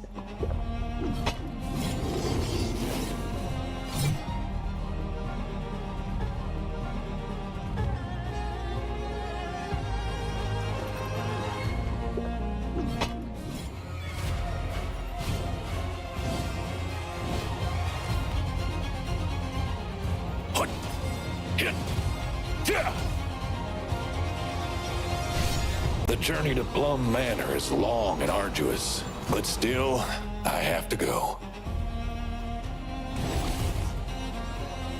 Crossblade! Across frozen rivers!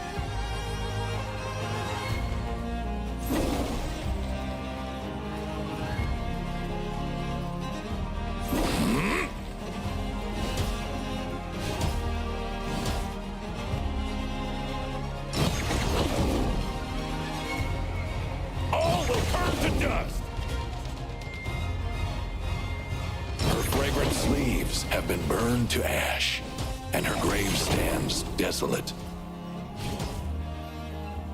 All my life, I've feared nothing except disgracing the name of the Northern Blade. Nice drink. It's a pity that no one will drink with me again in the future. Where I was born, there were camels, wild geese, and crab apples, as well as great wastelands bathed in moonlight.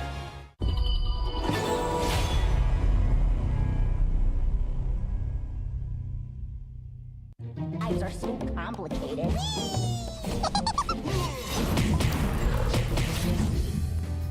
We're back with the final series today, ladies and gentlemen, in the MKL Spring Season 2025. You're still here with us. My name is Sir Cloud, together with my buddy here, Contra. And my oh my, the next matchup is Something that's not easy to predict. BSE versus O2. What do you think about this match? Yeah, it's definitely a difficult call. I mean, when I was logging into the game, I'm just, you're trying to utilize some of these tokens to see if I could get some of all these predictions correct. This is one that I did not even put any coins in because I know it really could go either ways because O2, they're currently in their prime form and it looks like they're almost unstoppable at this current form that they're able to actually rack up big wins. And they were one of the first ones to be able to put a dent up against some of the members of Nova Esports. Now they're looking to, of course, form up and put up their vengeance up against BSE because the last time it was a 2-0 record, BSE managed to win. Can BSE do it again? Now is a very, very big question on BSE. Well, let's check out their lineup before we go for further discussions, ladies and gentlemen. So here it is, the lineup of BSE, represented by Musang King, Xiang, Sehong, JR, and Dan. O2, represented by K1, Care, Gongling, White, and X1. And we gotta think about it contra O2. They won against AG. They won against Nova. And if they can win against BSE, they basically took down 3 of our top teams in the MKL. That's right. I mean, we initially put the Kingslayer title on the side of DTE, but I feel right now O2 is definitely making a statement. If they did manage to take out BSE, then I think they will take that Kingslayer title, and that really will shake all these commotion here, stirring up the leaderboard overall because they've been pushing all the way up and Team Secret has already been knocked down. But when we move into the head-to-head, I think this is the biggest argument here. Who is the better jungler? Because Musang King is now pretty much on par with Kongling's match when it comes down to the average GPM where he actually shines best. But KDA, I think Musang has always been king. As a matter of fact, he's also the best in the Shadow Overlord kills and also 10% more in KP. To a certain extent, the Shadow Overlord kills, that kind of also means that who lands the smite better. To a certain extent, that is. And Musang King is showing that he's able to get a little bit of advantage against Gongling. But frankly speaking, Gongling has been showing a very, very strong performance as well. Especially in recent time where they won against like the likes of Nova and they won against the likes of AG last week as well. Now it's O2 trying to complete the holy trinity of beating BSE. And BSE is surely no pushover team. They are kind of head-to-head with Nova Esports as well. So O2, they're up for a challenge. This is definitely one of the biggest challenges for the side of O2 Esports. Can you just imagine if they were to be able to make a very deep run? And we don't know what happens on the upcoming weeks, right? Because eventually Nova will have to also face BSE at a certain point in time to settle that form of dispute.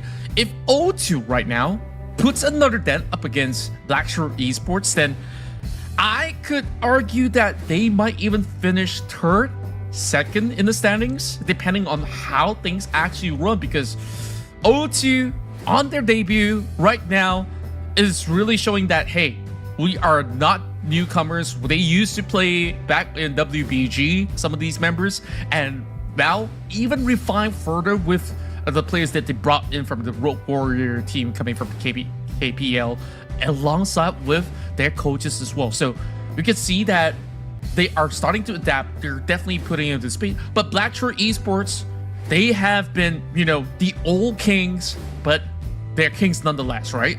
They still have a strong reign over on the course of the competition. How far can they really pull with this reign that we talked about?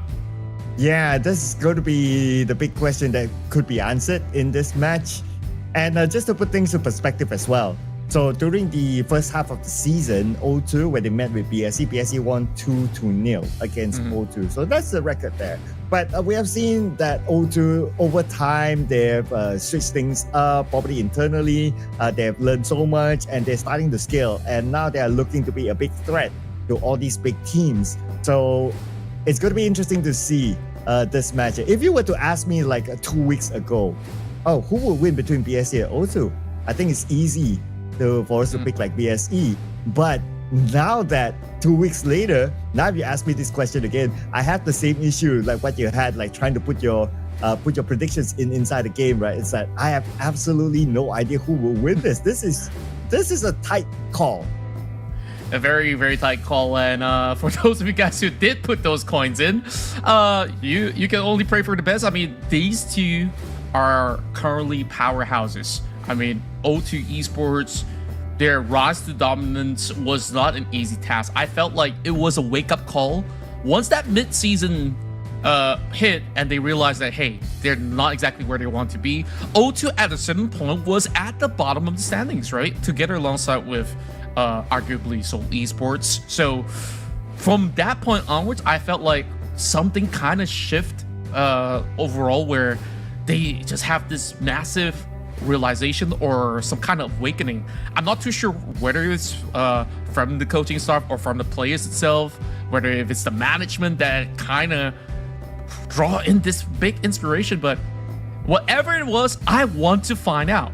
And at the very same time, BSC, they're not exactly comfortable with where they're at, because games that they're expected to win, some they kind of drop maybe one games in between that kind of hurt some of their chances. And I felt like it wasn't the cleanest run, despite them really being absolutely on par with Nova Esports at this current moment. So it is just kind of rough, where, of course, for the rest of BSC, they have also been shaken from time to time. So right now, what could they actually expect out of O2 Esports? Because this is one team that we have definitely not paid too much attention on, first 2 weeks, give or take. Week 3 onwards, they start to come up with some surprises. Week 4, we were convinced. And I do think that when they do make it to the playoffs, they will definitely be up for that contender title of not only being a champion, or perhaps they could just snatch a spot to claim a run in the EWC. Well, let's see what kind of heroes are these two teams going to snatch here as we jump into our first draft in the series. A series that's just so hard to predict. And to start off with the Luna ban by BSE. Okay, I wonder if we're going to see like the Pay ban, because it's very versatile. We're probably going to see the Arlie ban as well. We haven't seen that many My bans. I think teams just try to adapt and try to learn how to manage the mine, so we might see the one being let go. Yeah, and I believe that there was a series where Blackshore Esports did actually pick up the mine, but that said team has been able to kind of find certain answers, where whether you pick up a Yuhuan to kind of soak up all these kind of output at the very same time. So O2 could actually do exactly the same. So this is going to be a pivotal ban here. It's going to be a double roamer ban without the Diada as well as Zhang Fei. So Blackshore Esports, they got a couple of options here. Whether if you secure the Arlie, whether if you secure the Maishirni, or maybe even bypass the Dama so that Xiang can have something powerful to work with the class lane. They have ample of options, and they will kick things off with the Arlie. Yeah, and of course, if you have the Mai open, someone else is going to take it. So it falls to the hands of O2 Esports together with the Dharma. Very, very regular primary picks here. Dolia comes back to BSE, combo with a lane. We know this combo is like a traditional combo. It's very strong. And with the fact that the Alain's been picked and also Arlie, they will be looking at the jungler at some point. I wouldn't be surprised if BSE actually picks up the Dun, since Dolia can combo with the Dun as well. Yeah, definitely something to be considered, where they want to ensure that they still secure their priority on the marksman before it gets axed out from the pool. So what O2 Esports do is that they saw that there's a lot of safety net from the side of Blackshore Esports. They kind of want to eliminate that for Zihong, who's going to have to go for an alternative. So no Yixing to be played out. Blackshore Esports can now target the jungle and really thin out the pool. Instead, they say, you know what? You haven't picked your roamer. I did. So they themselves ban out 2 other roamers. No Moses this time around, so you don't have to worry about all those pesky pokes. Yeah, and the Nua is out. So the Dune not being banned, that's a possibility for BSC to pick it up. Well, unless for some weird reason they choose to ban it themselves, which I don't foresee at all. So that's a possibility. I like the fact that O2 Esports, they ban out the Nuwa and also the Yixing, especially the Yixing, because the Yixing is able to combo with the Dolia, so that's absolutely fine. Now O2 Esports, they need to pick a jungler as well. They can go for the Dune to just avoid the possibility of BSE using that combo with Dolia. Yeah, and speaking of which, Lampo, to actually answer back, I'm looking at Blackshore Esports.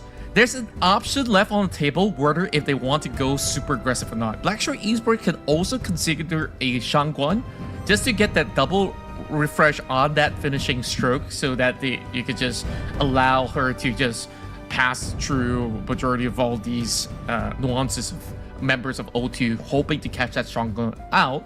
But is that going to be too much of a risk or too much of a pressure for this Dolia to perform? So a lot of big question marks here. They are kind of struggling to form a pick, and it's going to be the lazy zone. At least you could just ensure that, hey, we got CC, we can catch somebody, and then send that Menki in for the Dream Drone to really double it down. Yeah, which is fine as well, right? So with the Menki being picked up, a lot of focus for Dolia will be onto a lane to give him the extra support later on for the extra Death at Sunset. So Fate, not the most popular hero. It's been picked up a few times here and there. And O2 Esports, they choose Fate. Okay, so Fate, able to go to the back line, maybe try to catch the Arlie. Or maybe when the Dolia, before the Dolia is able to do anything. Yeah, I think that is going to be the modus operandi coming in from the side of O2 Esports, hoping to play a hyper tempo matchup up against Blackshore Esports. So that being said, there is plenty of mobility and control coming in from the side of BSE. Who's it going to be to take game one? It's time to find out. Oof. So here we go. Let's see if there's any lane swap happening here. So far, O2 Long still at the farm lane. And for Arlie, JR at the mid lane, again, with the strategy of allowing him to hit his level 4 as quickly as possible. I can totally understand that. Instead, they send Zihong down to the farm lane to just take care of things while the Ali scales up. Yeah, just funneling all these resources just to get that prio up for the side of JR, securing themselves the River Sprite at the very same time. They did get one over on to Care over on the mid lane, so I'm wondering whether or not if they're going to go for a lot of major rotations with this Maestro Yui, and that's one of my favorite skins out there. Wink, wink. Hope somebody sends it to me, but no can do because it's not even in the store right at this moment. Speaking of which, this is going to be a major rotation over the top side, putting Xiang back into plays, not really allowing him to have major impact. Also keep note for the fact that he is taking sprint just to swiftly position into flights. And speaking of position, Musan King positions himself at the forefront, even though he's only at level 3 because he knows that he's still tanky enough. And O2, they don't have the damage output yet. So he's just protecting JR at this point, at the very early stage. Now JR is about to hit his level 4. But at the top, Gongling and K1, they try to manage Xiang, but Xiang seems to be still alright. Yeah, I mean, there's just no avenues to actually dive in the lane. It's kind of like a death sentence if you were to even consider that. So just ensuring that, hey, you get that prio towards K1, you unlock the portals for you to TP over on the bottom side because they're already adding up a little bit of that pressure as the Hawk goes over in the hands of JR, getting even more of that gold injection on this brand new Arlie skin acquired. This guy, he's definitely putting some of the prize money to good use. Yep, I'm pretty sure he can get more than that. Yeah, he'll probably get the whole, not only Arlie set, but everything else. Or maybe he already got it anyway. But at the top, just look at the movement by O2. They're trying to manage Xiang again. But the thing about this, right? So the Elaine, it does have the Death at Sunset. Even though if they want to power dive him, you can just Death at Sunset and he will be, for the most part, fine. Yeah, I definitely agree with that. I mean, that's the thing about picking a lane. Like, you just have to endure the first couple levels, and then once you have Death at Sunset, you could just really go for all these form of aggressive plays. And the more units you hit, the bigger the shield, the bigger the sustain that you actually get out of it. So I would assume that this is going to be Xiang, of course, mainly building onto a tank build. just like what we saw in one of the matchups today, where maybe you just need a Spark Forge dagger to actually go alongside with it.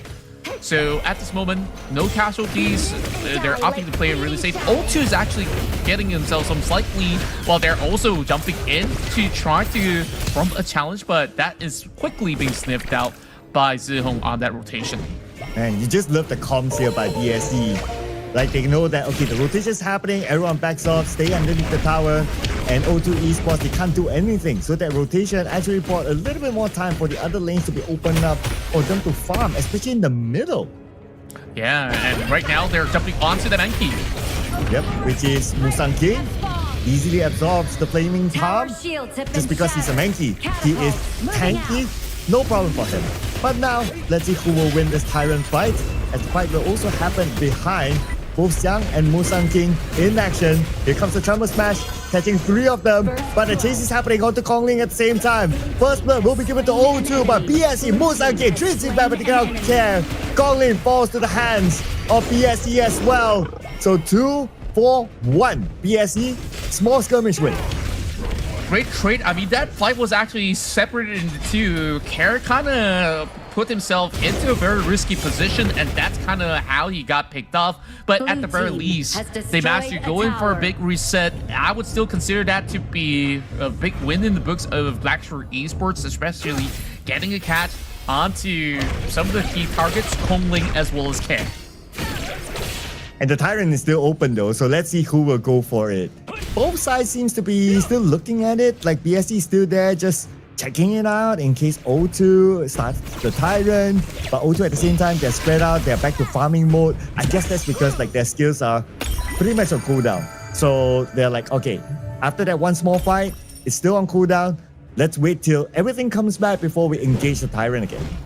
Yeah, they're also making a really good call to form an exchange. I believe they also do want to snatch themselves an Overlord in a matter of time. Active Torment now up online for the side of Kongling, so they are looking for favorable traits where X1 is working on that T1 turret up top.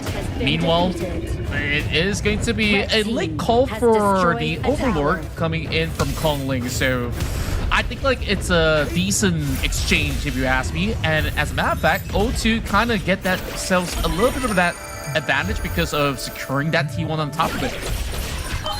And for the Tyrant and Overlord, it's a 1-4-1 for both sides.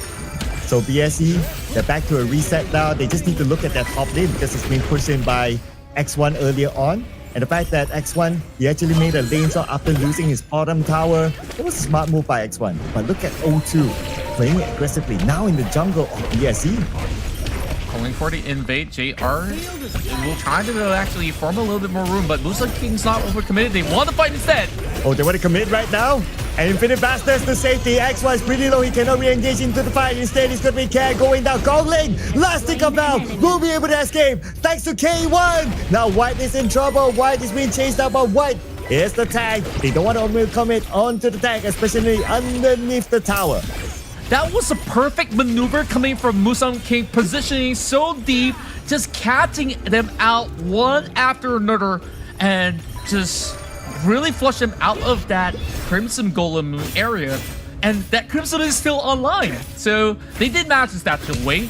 O2 lost more members in that formal trade, but I would still say that it's pretty much check and balance, especially with those Vanguards still running down those lanes. So the rest of Blackshore Esports will have to go for a reset and to manage some of all these pressure coming in from the side lanes. I'm looking at the bottom as well, like BSE, they managed to push the wave up to the front of the T2 tower at the bottom. So at least that's something for O2 to think of, like, okay, we need to manage the wave at the bottom. Now Musang King being the main tank for the team as the frontliner, opening up that space, gathering information, passing by the tower, just trying to bait out the members of O2 Esports to come to at him. Yeah, while they are defending, you can see that this Fate is making things work out with another wave to be crashed right in, but it will be funneled to the hands of JR. So they have definitely read some of all these movements coming in from the side of O2 Esports. Speaking of which, Xiang now trying to at least pressurize White from the jungle. So this tug of war mid has to result into something. And speaking of which, there is a challenge onto the Dharma. So it will definitely take a while before we actually see another big fight break loose between the two of them. It's all about positioning and vision control at this point in time. Well, I'm looking at Kong Ling as well, coming from the river. Potentially could backstab. Maybe Dian from behind. Dan could be in trouble. Now the engagement is happening. Yes, they're trying to target Dan. Dan now down to 50% of health. Here comes the Tremor Smash. Mesh gets two of them. O2 Esports making the engagement on the BSC. But O2 Esports receiving a lot of damage. It's going to be Dan securing the kill of the K1. Now they're looking for the next target. Kong Ling will get Chi Hong instead. White is the tag. Xiang, he does not want to overcommit. Kong Ling is still there. Xiang 50% of health. The rest of BSC coming in to save him. Wow, just great sustain overall coming from Dian as well as Musang King. And despite them going in for that deep challenge, they did manage to walk away with those 2 kills intact. And right now, surging past some of the members of O2 Esports, this is going to be a deep dive coming from Kong Ling. Ooh, and he stole away the buff from the hands of Musang King. No blue buff for Musang King this time. And Kong Ling, keep your eye on this guy. This guy can pull off surprises. Definitely, I mean, I just love the kind of reaction speed coming from Kong Ling. The hyper movements coming in from the side of Kong Ling, scaling through those walls, making sure that he puts his kit into good use, consistently put pressure around the map that Musang King will kind of have to get that one away. Meanwhile, he's being jumped upon. Engaging onto Xiang, but now Xiang, he not only has a Spark Force dagger, but he's also starting to beef up now. So you don't want to overly engage onto Xiang. And plus he does have the Death Sunset. So you gotta know that he does have that. Until he uses it, then you can fully engage onto him. Yeah, this is going to be a full 5v5 though. The Dharma tries to actually negate Xiang from actually moving into the scene. So that's great vision control coming in from K1. Well, Musang King just teasing right now if they're going to see the rest of O2 Esports reconvene. But they know that this is not going to be worth it to just fully have the aggro onto the Tyrant just yet. So calls for a quick reset. While the rest of these members of O2 Esports, they can still drop right in. Into fastness is still pretty much available. But actually, Esports right now makes the calls. That's a push check there. And now K1 is the one that's in trouble. Xiang is onto him. Backups on the left side. But can they actually save K1? K1 still survive with the mantra. Onto Xiang. Xiang is so tanky at this point. They really want K1. And they finally got it at the end. Xiang not only gets K1, but also took care of care. Now it's all about getting X1. X1 forced to use the infinite fastness to put himself in a safer position. That reset with the melody coming from Din just allows them to continuously chase upon K1, and it was just too much of a pressure. They have to actually let this one slide, but they try to answer back. This time Kong Ling has already been spotted by Xiang. Xiang playing it so well, 3-0 on this lane, and just really forcing O2 to lose their priority position. Oh, and there goes the T1 in the middle. Here comes BSC into the jungle. You stole my blue buff. Now I'll steal it back from you. Musang King secures that one, but Kong Ling trades it back. He got his own buff as well. True enough. I mean, Kong Ling so far having a field day out, it's really hard to actually get the catch onto him. Whether if you really want to send it late, it's actually not really worth their time. And despite, you know, BSC securing that Tyrant this time, you don't really have that priority to even get anywhere close to the Overlord, but they will try nonetheless. They are spotting out Care. They put the volleys on the line. Yeah, they spot Care. That's a good tech there, but Kong Ling will secure the Overlord while all this is happening. Dan will be the first one to fall in this fight. Now BSC looking for more as they take out K1. They take out White. And this is BSC running rampage after that fight. No Overlord, no problem. As long as they bring in the kills, and they're looking for another kill at the bottom. Now, it's going to be Kong Ling, the next target. But Kong Ling as a fade will fade away.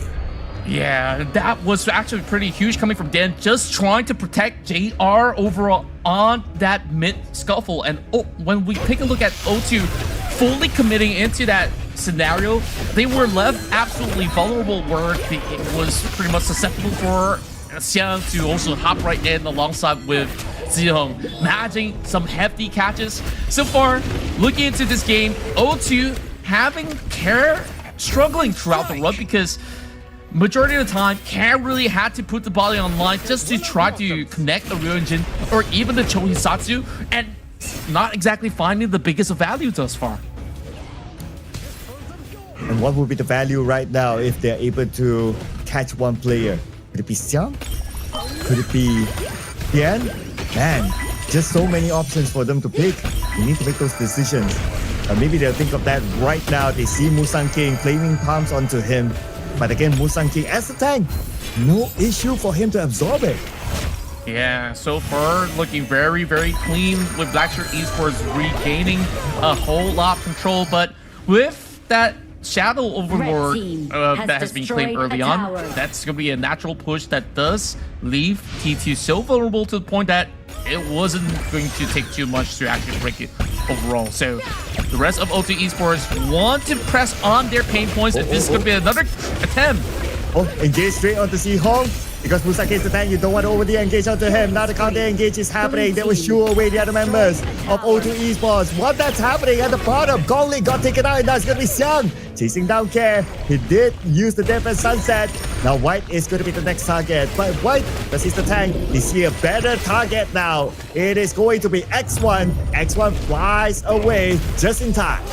Wow, that was a very scrappy fight. You see all the chases happening, and they kind of underestimated the output of Musang King, what he has to offer, because he's also built a pure Sky, so it's not just going to be a pure tank build coming from Benki, still having damage output to slowly shove this mid lane, and at the same time, claim that to over on the Clash lane as well. Now, a little bit more prior onto the Tyrant, maybe formulating something in return. Dan's got to notice this position. K1's gonna catch him out. Ooh, okay. But K1 didn't engage though because he knows that the rotation is happening. So no all in onto Dian. Instead, he will back off now, leaving the Tyrant alone. O2 Esports, they don't have an opening. Look at the zoning by BSE. No way for O2 Esports coming at all. Yeah, they're just really purely forming a line of defense, not allowing the rest of them to even try to base check at this moment. The rest of O2 Esports, they know that this is not going to be able to work well. There is still a time on that Overlord, so they're going to be late to the scene. That allows Blackshirt Esports to say, hey, if you guys want to commit to that, we're going to be able to send more bodies out there to actually check. So O2, they just got to give away that Tyrant. And now that the Overlord is out, so BSE, they won't go for a back-to-back. Instead, they will try to just zone out O2 Esports, maybe buying a little bit of time. Don't allow them to touch the Overlord. And when they're ready, then they will go for the Overlord instead. Sure enough, and we're still waiting for the Mind to have some more items up on lock. Here comes the Tremor Smash. Oh no! Tremor Smash did not connect to Seahawks. Seahawks fine. And instead, it's going to be Musang King getting a kill on the X1. What an outplay there! As Yan will take care of Care. And now they're going in for another chase. Can they actually find Gongli? Gongli! They do. Spotted out! He was trying to get back home, but now Gongli cannot. This time, BSE will get Gongli. It goes to Musang King. So many of all these trades, the rest of O2 putting their bodies on the line while they're actually sending this Lenpo to just try to clear out all the waves on that Clash lane. But it doesn't matter because there is a Ballista for them to claim themselves the T1 over on a base.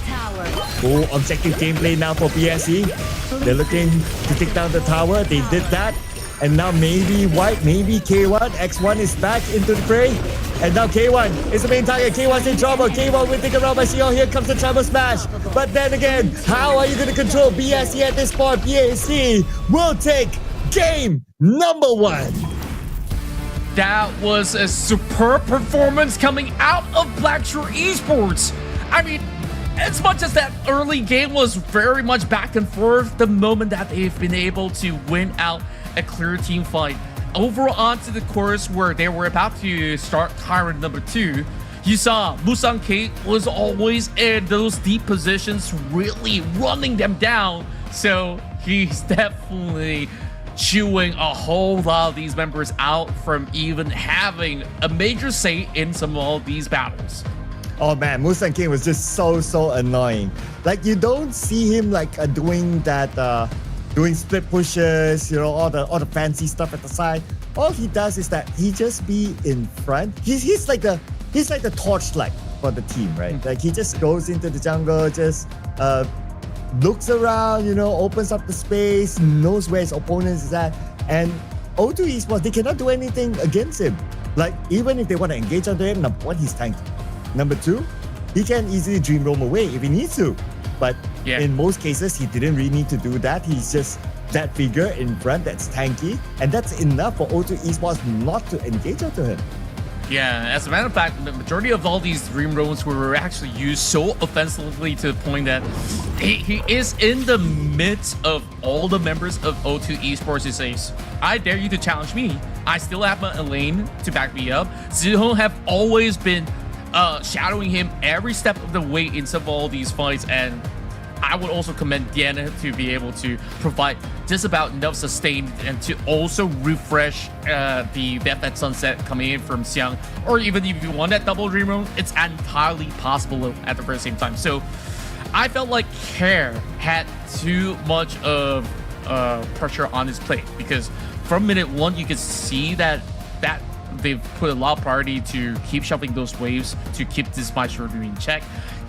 Care was not allowed to actually move around the map all too much to have a major say. And when he did, O2 Esports, you saw what they tried to do. That invade was botched because they were positioned very much onto a very predictable area. And Blackshirt Esports says, no, we're not just gonna try to see if we can smite it away. We just want to go for the fight and see how far can we actually take the fight. As a matter of fact, they can take it all the way to the finish line. Yeah, and if we were to talk about like Musang King and his tankiness, obviously he's on top when it comes to the damage taken department, almost on par with Whites, but he's the main tank anyway. I mean, you don't expect Dan to be the one to tank, right? So Musang King puts himself in a position that he's always ready to absorb skills, absorb damage. And one of the main skills that he always need to absorb is the Flaming Pump by X1. So if he's able to get one Flaming Pump out, you know that there's a window that X1 does not have that Flaming Pump that is very strong. So that is where they know that, okay, go time, the moment they saw the Flaming Pump being eaten by Musang King.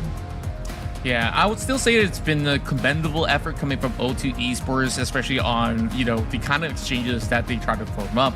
But because of how they have got those fights to be split apart, evidently it was those form of tyrant exchanges that kind of put them into a sticky situation, and they start to look over onto the other corner, securing themselves a couple of all these Shadow Overlord as well as the Overlord in order to try to at least put some pressure over onto the side lanes. And in spite of that, Blackshirt Esports, once they were committed to going for pickoffs, that's where it just get a little bit out of hand for them to be able to, you know, target Paradise in that sense, where that Menki was dealing a lot of damage as the main tank actually. So that to be said, O2 Esports, we would expect them to look for a different formula moving into Game 2.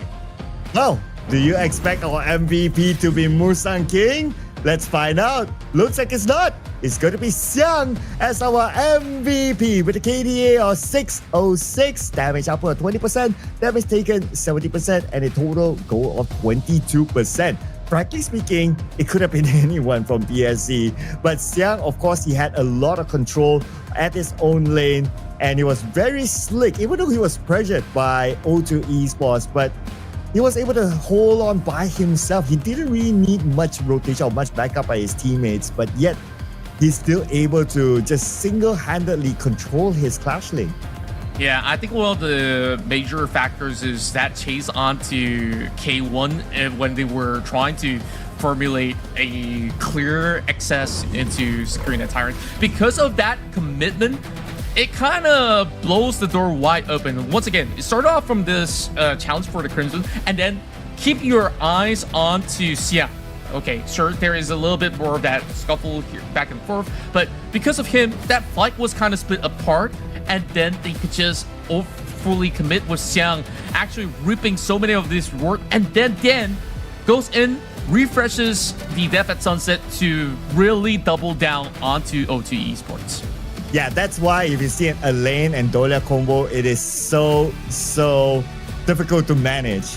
Death at Sunset twice. Like you go in, you engage Death at Sunset. If you need to chase, you do another Death at Sunset. If you don't need to chase, if you need to back up, you just use the second Death at Sunset again. So that's why this combo is so strong. And BSE, they managed to pick it up. Now, if you look at some of these highlights as well, just keep your eye again onto Musang King. Like, when was the last time you see him drop to less than 50% of health? You hardly see that. Not at all, if you ask me. Maybe in 1 or 2 fights, but of course, they have been able to win out those trades nonetheless, so consider that to be absolutely worth it. BSE, they're currently poised in position to close out the series to keep that clean record up against the rest of O2 Esports. But honestly, O2, they're not exactly too far behind. It was just down to small little details that they really have to refine. Wasn't exactly a draft issue. If anything at all, I felt like that Faye, that early game impact was great, but there could be even more to be channeled out because Care was single-handedly taken out in majority of these fights. So you kind of want to think about a mid laner that can actually soak that pressure other than having that Maestro because obviously usually you want that Maestro to be consistently proactive in order to make it worth picking, but I think like switching to a Yuhuan sounds a little bit better. I'm not too sure, but let's find out as we're moving into the second draft in this match. Hey, but because it's a global ban, so they don't need to worry about the Banky at least. So that's one. But at the same time, they can't pick the Mai Shiranui for themselves to make amends to it. So let's see what they're going to pick this time, as the Arlie and also the Mai is going to be given the priority ban. So they're also like the Dharma that's also always given the priority pick, considered to be banned depending on the team's strategy. Maybe even O2 Esports considered to ban the Long, since BSE did not use it, so they will have the chance to pick it up for themselves. Yeah, options still on the table here. Blackshirt Esports has got a Zhang available if they really want to actually pick this one up, because it does not reveal too much of your cards, and just like that, Blackshirt Esports will not really tell too much of what kind of story they want to unveil. O2, you got the Dharma who has been picked up, so they gotta consider maybe a Mayin or something that is beefy if they really want to go for a Byron. Instead, Gan and Mo together alongside with Sun Tzu, so you will still have active pressure, and I remember K1 rocking the Sun Tzu to, once again, have a lot of map pressure with his set sail. So that being said, I want to see what else will they actually bring up to ensure that there is going to be a strong line of front lines to activate this guy move for those free pokes on the couple blades. Ooh, hey, the power pick hero. Now falls the hands of BSE. I'm just trying to like foresee the future, right? Like how the pay will play, especially give it to the hands of Musang King. Like how he plays the main key, he likes to like be at the front, he likes to like base check O2 Esports.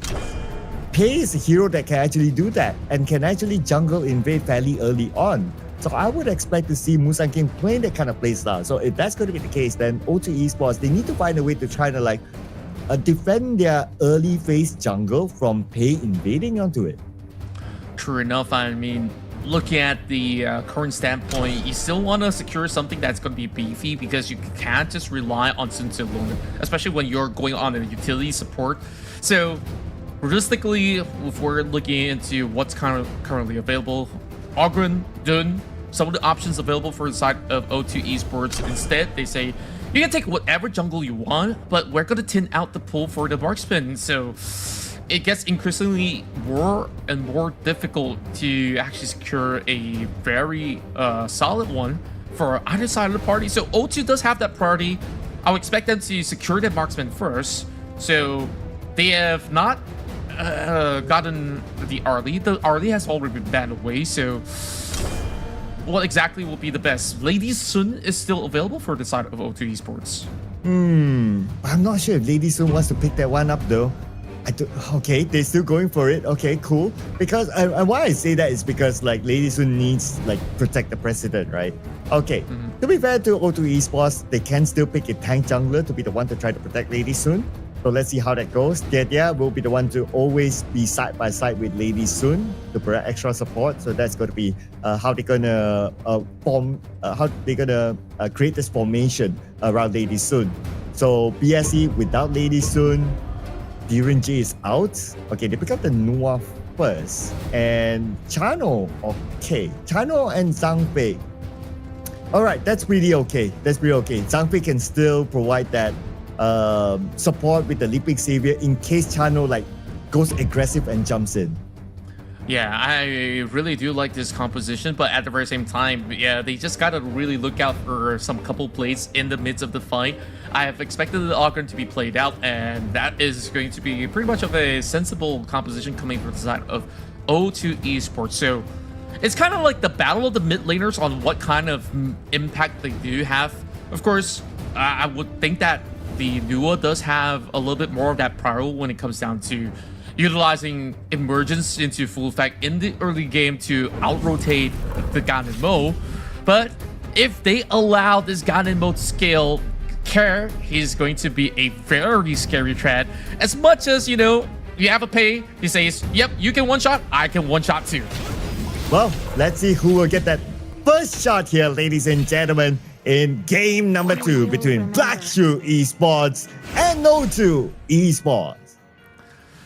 Quickly as we start things off, it's going to be a decent exchange of lanes where we're looking at standard start coming from majority of Black Shirt Esports. Zihong probably is not all too deterred because as Anua, you do have certain range advantages. So it's going to be the Gan and Mo that will be slowly clearing off those medium waves with a couple plays that he does have. And just like that, having the prio going over on the side of X1 to slowly farm up, and at the same time, getting themselves a decent lane cover coming from the bottom side. So you put out a good point about like the Gan and Mo and also the Noah both having their own range, right? So here comes the question of like who will want to go to the back line. I'm looking at BSE, maybe Xiang able to go there, or maybe even Musaki just running down in a straight line, just go straight onto the back. That's one. As for O2 Esports, the best bet of a hero to go to the backline is going to be the Ogren. But the path of passing might be stopped by Noah. So that's something to consider as well. So if I were to weigh that out, I think BSE has a better chance of going behind to deal with the Gan and Mo. I do think so as well. I mean, you think about it, somebody's got to manage this pay whenever he tries to go in for either pickoff or a flank. So it is very crucial for them to always get vision onto the enemy jungler. Meanwhile, a little scuffle happening. Xiang fighting over this river sprite. Yeah, it should be a 50-50 between the Byron and also the Sun Tzu. But here comes Tian, receiving that damage, and a couple plates. Barely enough. Very, very close. I mean, they've committed some outlets right there. His X1 kind of burned it through, hoping that was just about enough. But not too much of a concern. You can just let him slide because now they know that Zhang Fei has to go for the reset. This is going to be a very vulnerable channel, but I say that, I forgot there's platforms in the recent patch. So quick recovery is both sides being very respectful on maybe until the 4-minute mark where, you know, those platforms will only allow you to jump at your way into the jungle. Then it is going to be a decent form of exchange coming true. Yeah, those jump pads are really, really helpful for the laners, right? Like you can, okay, you clear your lanes quickly, you go back, you heal, and then you jump back, and you won't miss a wave. So that's how these players will need to make the best out of that jump pad while it is still in though, because we don't know for how long it will be in the patch. Hopefully it's a permanent fixture because I like the tempo. Meanwhile, okay, Set Sail have already been channeled out to really form up a defense, but yep, that's just gonna be not not hurting Xiang at all. So just to get away the safety, respecting what the pay damage could actually do in this kind of early phase. Now, that to be said, there is heavy priority from the side of O2 Esports to 2 games in a row. Look to play on the red side as Kong Lane goes in for a chase. They just try to shoot them away. So like what we discussed earlier on is that Pei, especially if you leave it to the hands of Musang King, he's able to jungle invade. So they want to try to protect the jungle from Musang King actually going inside early and stealing all those jungle minions or maybe even the buff. But now, it's not about the buff, it's a matter of who will get the Tyrant. And looks like a quick one here by O2 Esports. So quick that he didn't even actually get a glimpse into the pit at all. So clean work coming from O2 Esports as they are at least building themselves into the right momentum. Only a couple of hundreds away before they catch up to the rest of Blackshore Esports. So ideally, when we take a look at who's going to be the major target, X1 for sure. Now that's going to be an axe being purchased from the side of X1 just to have decent amount of sustainability. And I'm thinking that the rest of BSC, they're definitely going to be interested to force something in return. Set sail last. Set sail onto Xiang. But Xiang able to get away to safety using his flash. Flash burnt out. O2 Esports still able to get back their blue buff. That's fine. Annihilation sent across this, try to steal it away, but O2 Esports, they probably anticipated that. Yeah, great call coming from O2 Esports. They managed to reset that Azure Golem, so nothing gets exchanged in return. Just a little bit of a jump scare, if you ask me, from the side of Blackshore Esports. And O2, so far in this match, taking a lot of preemptive moves, reading the rest of BSC like a book to ensure that, like you said, no counters to be stolen away, and they still have just about enough pressure down. 3 members up upon the bottom side, and here comes the emergence. For emergence, and they immediately go in, where JR got the kill on the care. Beautifully executed. O2 Esports, they were not able to back out. But here comes O2 Esports with the counter engage onto Suhong. K1 gets it. Will the tower get him? Last hit! Oh man, that was so close! So close. I mean, that exchange sees both mid laners go down. And that crazy move from JR, he flashes, he pops that leader stance just to enable that catch from happening. And Care, he might have actually popped a couple of stuff, but he did not pop the flash just in the nick of time. So he wasn't expecting that crazy output. So great exchanges. Now we see them both neck and neck. Whew. Including the net worth as well, they are pretty close to each other. Of course, when it comes to kills, the same. But O2 Esports, they have that slight advantage of getting the earlier Tyrant, but that's fine. That was before. Now it's a matter of who will get the next advantage. I'm looking still at a 50-50 unless if BSC is interested in the Overlord. They definitely think that there is a significant interest. It's just that it will be manned by a couple of members of O2 Esports. So no clear avenue until they go in for a certain pickoff, which is why they're currently setting up a little bit of an engagement coming from a flank. Here comes the emergence together with the Umbrella Uppers from the side by Tian, and Musang King will get care. And this is what we talk about. Who will go for the backline? It is going to be Musang King on the pay, and Care will be the one to fall. That perfect flank. Well, you saw that you kind of lost that vision over onto the top quadrant of the map, and just like that, that kind of wave crashing right through over on bottom will at least secure something in return for the side of O2 Esports. Hoping for an invade, but take a look at BSC. That is a break wall in front of them. Look at what's happening at the bottom as well. I noticed that K1, he was kind of busy with Dian, but they kind of disengaged there. Now in the middle, Suhong, senses, spidey senses are tingling. He knows that somebody's on the left side bush. They did not overcommit there. Great work, great game sense by Suhong. Yeah, both sides really having immaculate read throughout the game so far. 10 more seconds till the next Tyrant appears. So going into all these small little skirmishes, I think like it was definitely necessary that some of these guys actually pile a little bit more of that pressure. Now that kind of flushes K1 out of that vision control.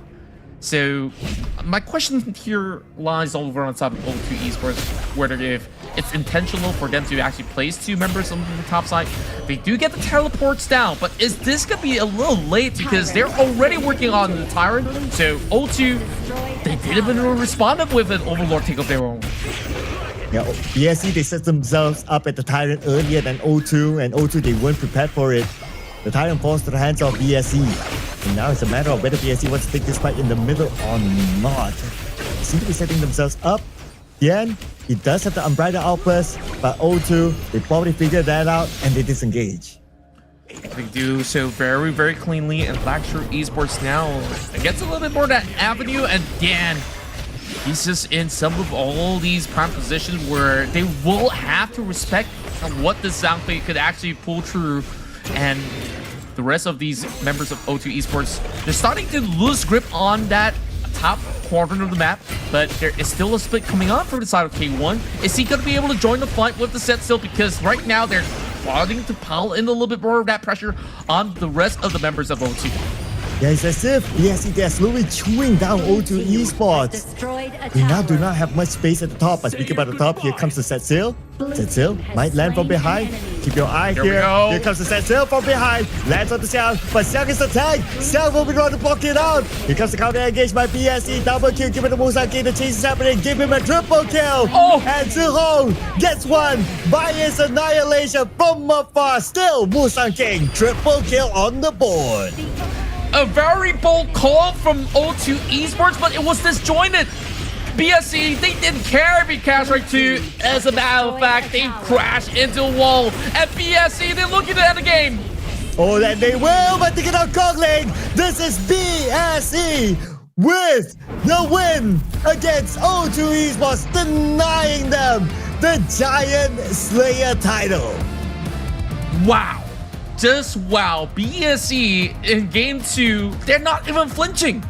You saw how they were rock solid, in control. They were standing inside a jungle, and they were thinking, okay, he's gonna call for that set still. It's gonna land somewhere over onto where they've been holding at. So they prepped for that, and you saw that they were just putting themselves onto some of all these positions where O2 members, they cannot form that full collapse. Even if they do, they're gonna come in late, so they can just absolutely isolate the Sun Tzu, and just like that, slowly pick them off one after another. The rest was history. Yeah, in the final fight, Xiang actually blocked the set sail. Like, we were just looking at the set sail, our observers got the set sail on his camp, but Xiang was behind. He was ready to block that set sail. And the moment he blocked that set sail, that's it. Because he's tanky enough. By the way, because of that ace, here is the code for you. And we even have more codes for you. So don't leave the screen yet. Don't leave the screen yet, guys. Okay, if you guys miss out this one, don't worry, because, you know, we saw pretty much of an ace as well as a triple kill. So we are rewarding you guys not just 1, but 2 codes. So that being said, make sure you guys rewind it back if you guys missed it out. So that's it. That concludes all of the series for today. But wow, BSC, we got to talk about how efficient they actually play out this matchup. So quickly as we look through, they were absolutely beefy. Why is that? I mean, you take a look. It was Byron, it was a Zhang Fei. So it's either or, whether it's Xiang or Dan, they could just take turns to actually block a set sail. So they're kind of like traffic control, right? Or, you know, police just getting a little spot check. It's like, oh, do you have your license, K1? Nah, I can't let you slide. So you get a ticket for that. I like the relevance there, since the skin that he used was a car. So it's relevant there. Anyway, just to point out that Dan is the James Bond of this round with the 007 for his numbers there. Other than that, Musang King, wow, just being Musang King again. Like the way he just moves in front, engages, and because this time he's playing a pay, so he's not always that brick wall in front, but he changes his style to play as a more attacker type of a style here, especially together with his build. And that's how he picked up all those kills. And he got a triple kill towards the end, and that's how they kind of wrap things up. That was pretty much all the big fight that they needed at the very end to win this. Yeah, there was a lot of all these setups in order for Blackshore Esports to start getting all these advantages, right? So Musang King had one job in this round, or should I say even in the past round, and his job was to take care of Care, ironically, right? So you saw that they were poised in a position where they tried to force Care to blow up his spell in order for him to escape, and that's where Musang King comes in for replying, and in very, very cheeky angles. So it was not much that Care can actually do, because as a guy in mode, you want to skill in the game. Now he puts you all the way behind. So now your mid laner is rendered ineffective. You really have to rely on X1, but he needs time to scale up. So just like that, Blackshore Esports dissected this composition well enough with just about enough map pressure, and on top of it, great defenses coming from Blackshore Esports so that they can steer clear away from any form of threat from O2 Esports. Yeah, and they have set up like they have enough to reach the back line, and Care didn't really have a good time at the back. As much as he wants to keep his distance, to throw his couple blades, Musang King running him down. Xiang didn't really need to do the rundown because Musang King. So Xiang, his role is just to take out the back line, just to take care of the incoming set sail, and he did that truly well. And here is the graph here. It kind of looked 50-50 at the beginning, right? With BSE having a little bit, and then O2, they had a little bit, and then that final fight, that is what just drew the graph all the way up to BSE. Just get this one running it back because they already have those miniways set up. Just get this one running it back because they already have those miniways set up perfectly from the Clash lane. Wow. Perfectly from the Clash lane. Wow, speaking about perfect gameplay. Speaking about perfect gameplay by Musang King. He is the Realme MVP with a KDA of 402, damage output 26%, damage taken 12%, and a total goal of 28%. Again, Musang King, he knows his role. When he plays a Minty, what's he supposed to do? If he plays a Pig, what he's supposed to do. And this time as a Pig, he's allowed to play them more aggressively to gain those kills for himself. True enough, I mean, overall, he's definitely having just about major impact, despite O2 trying to stop him from, stealing some of the camps, but he can always steal away some players when they catch them out of position. So, great vision control, great execution. We fall back into some of the highlights where we saw this explosion coming in from the side of JR, and then you saw Musang King have handled Care with excellent care. Yeah, and this is the one. Yep, look at this. Xiang blocked the set sail, and then pretty much the rest of his history. If the set sail landed onto, say, JR directly, that is, or maybe even Jihong directly, that is, then it might be a different story. But because Xiang was there at the back to block the set sail, so they're able to U-turn back and counter-engage back to the set sail. And this is the current standings here. Blackshore Esports back at number 1, above Nova Esports currently at number 2, followed by AG Global at number 3, still the top 3 teams there, and O2 Esports at number 4. Wow, how the tides have turned. I really do like the record right now. Oh, of course, it kind of hurts for O2 Esports to suffer O2 kind of loss in that sense. So at the very least, DTE, they kind of have more losses at the moment where they have a lot more work to be done in order to match up to O2 Esports. So there will be a lot more tug of war between the current 5th position all the way down to arguably 7th, where Seoul Esports, are they too far behind? Is Todak too far behind? Because if Todak gets to upset either one of these teams, they can still see a lifeline into it on the upcoming weeks of our regular season. But at the moment, I would still say O2 kind of have solidified their position already with the record that they have achieved. Yeah, speaking about upsets, it's still going to be scary for Team Secret. Currently at number 6, and Todak still has that chance to overtake Team Secret. So we need to keep an eye on that. Team Secret, topsy-turvy performance, but still, it's not end of the line for them. They can still move on to the playoff, but they need to bring in those wins. That's true, and of course, every win will matter a whole lot for every single team who's currently in the MKL. And I guess, once again, this is a super challenging league, and when push comes to shove, we have the finest of the block here coming in from Black Shrew Esports. So please welcome BSE to join us here with an interview.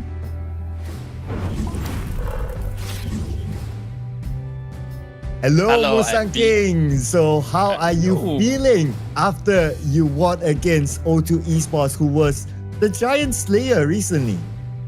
I feel excited because we won the game. Wow, I mean,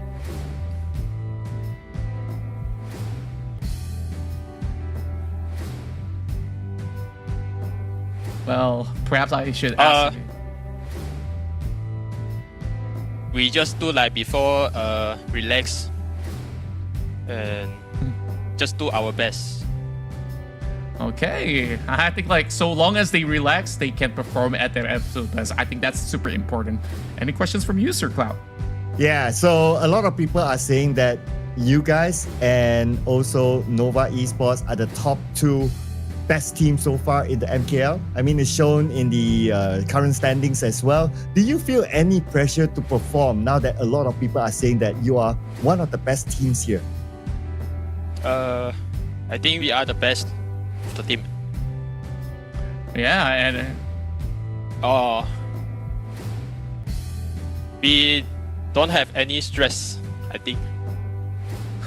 No stress, and that definitely is the way to actually get those successes. So, of course, that being said, we have definitely seen, the meta shifting a little bit through the mid-season, and we are getting closer to the playoffs. Do you expect to see maybe more heroes coming from other teams, or is there certain heroes that you think will come up later on that have not been shown yet?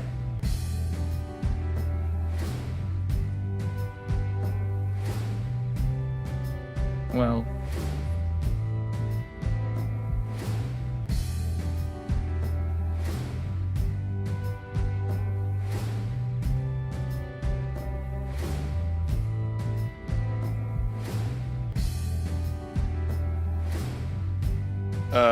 我觉得飞吧，飞是一个新的英雄，想在季后赛多看到各种队友玩飞。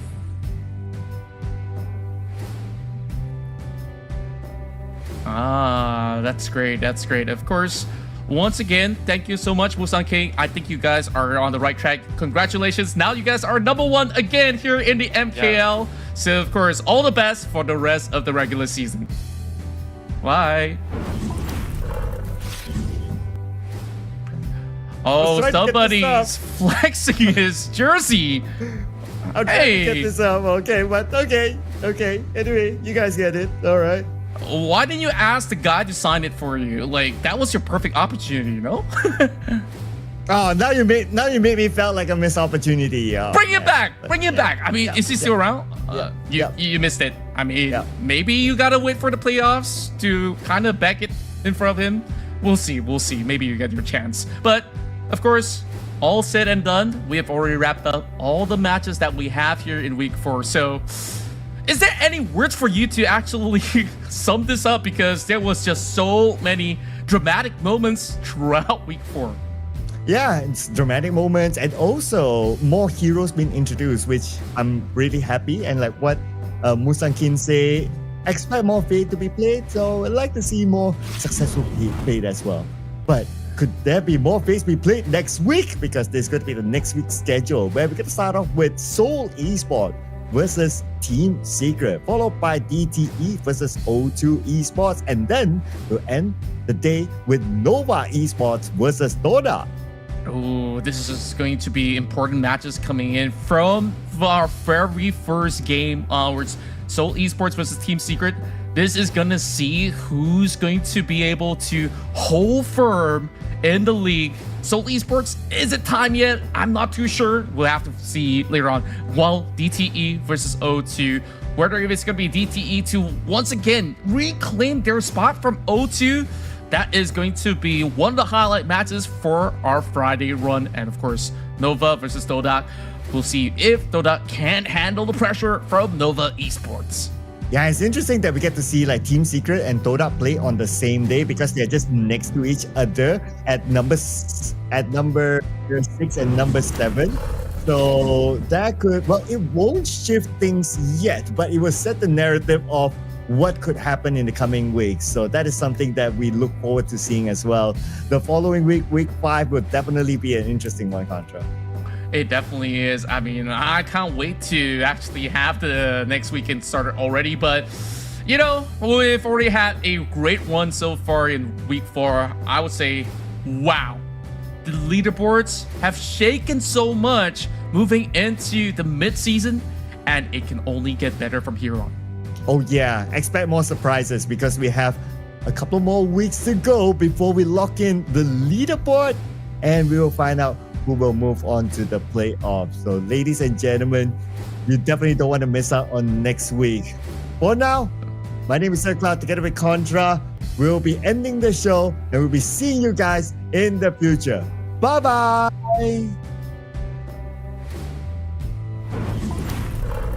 Ever changing, some chameleon, blood, sweat, and tears.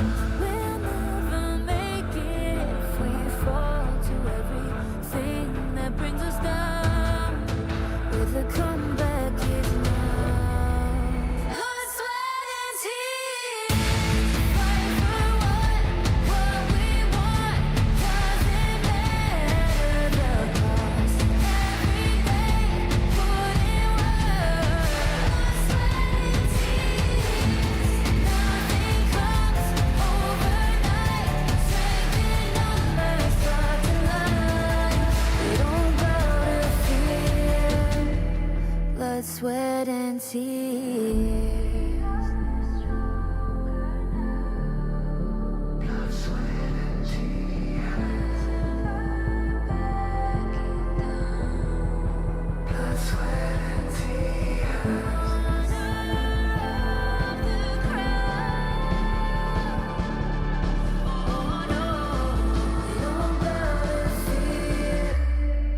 Blood, sweat, and tears. Fight for what we want. Doesn't matter the cost. Every day, put in work. Nothing comes overnight. Strength in numbers start to lie. We don't bow to fear.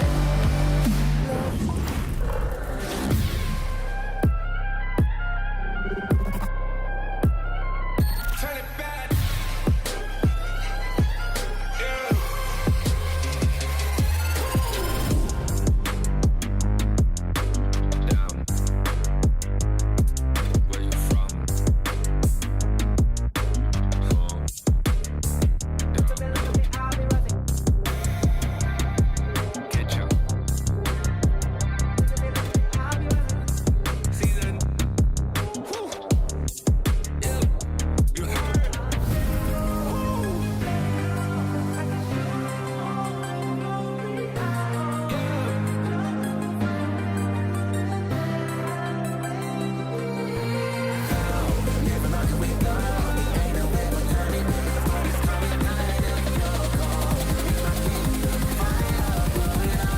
We the kings, it's an honor showtime.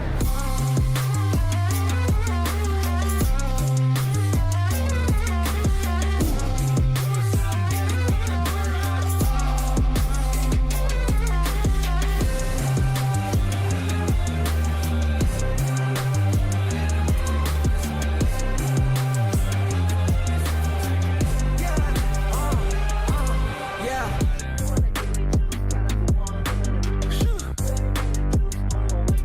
I can see it.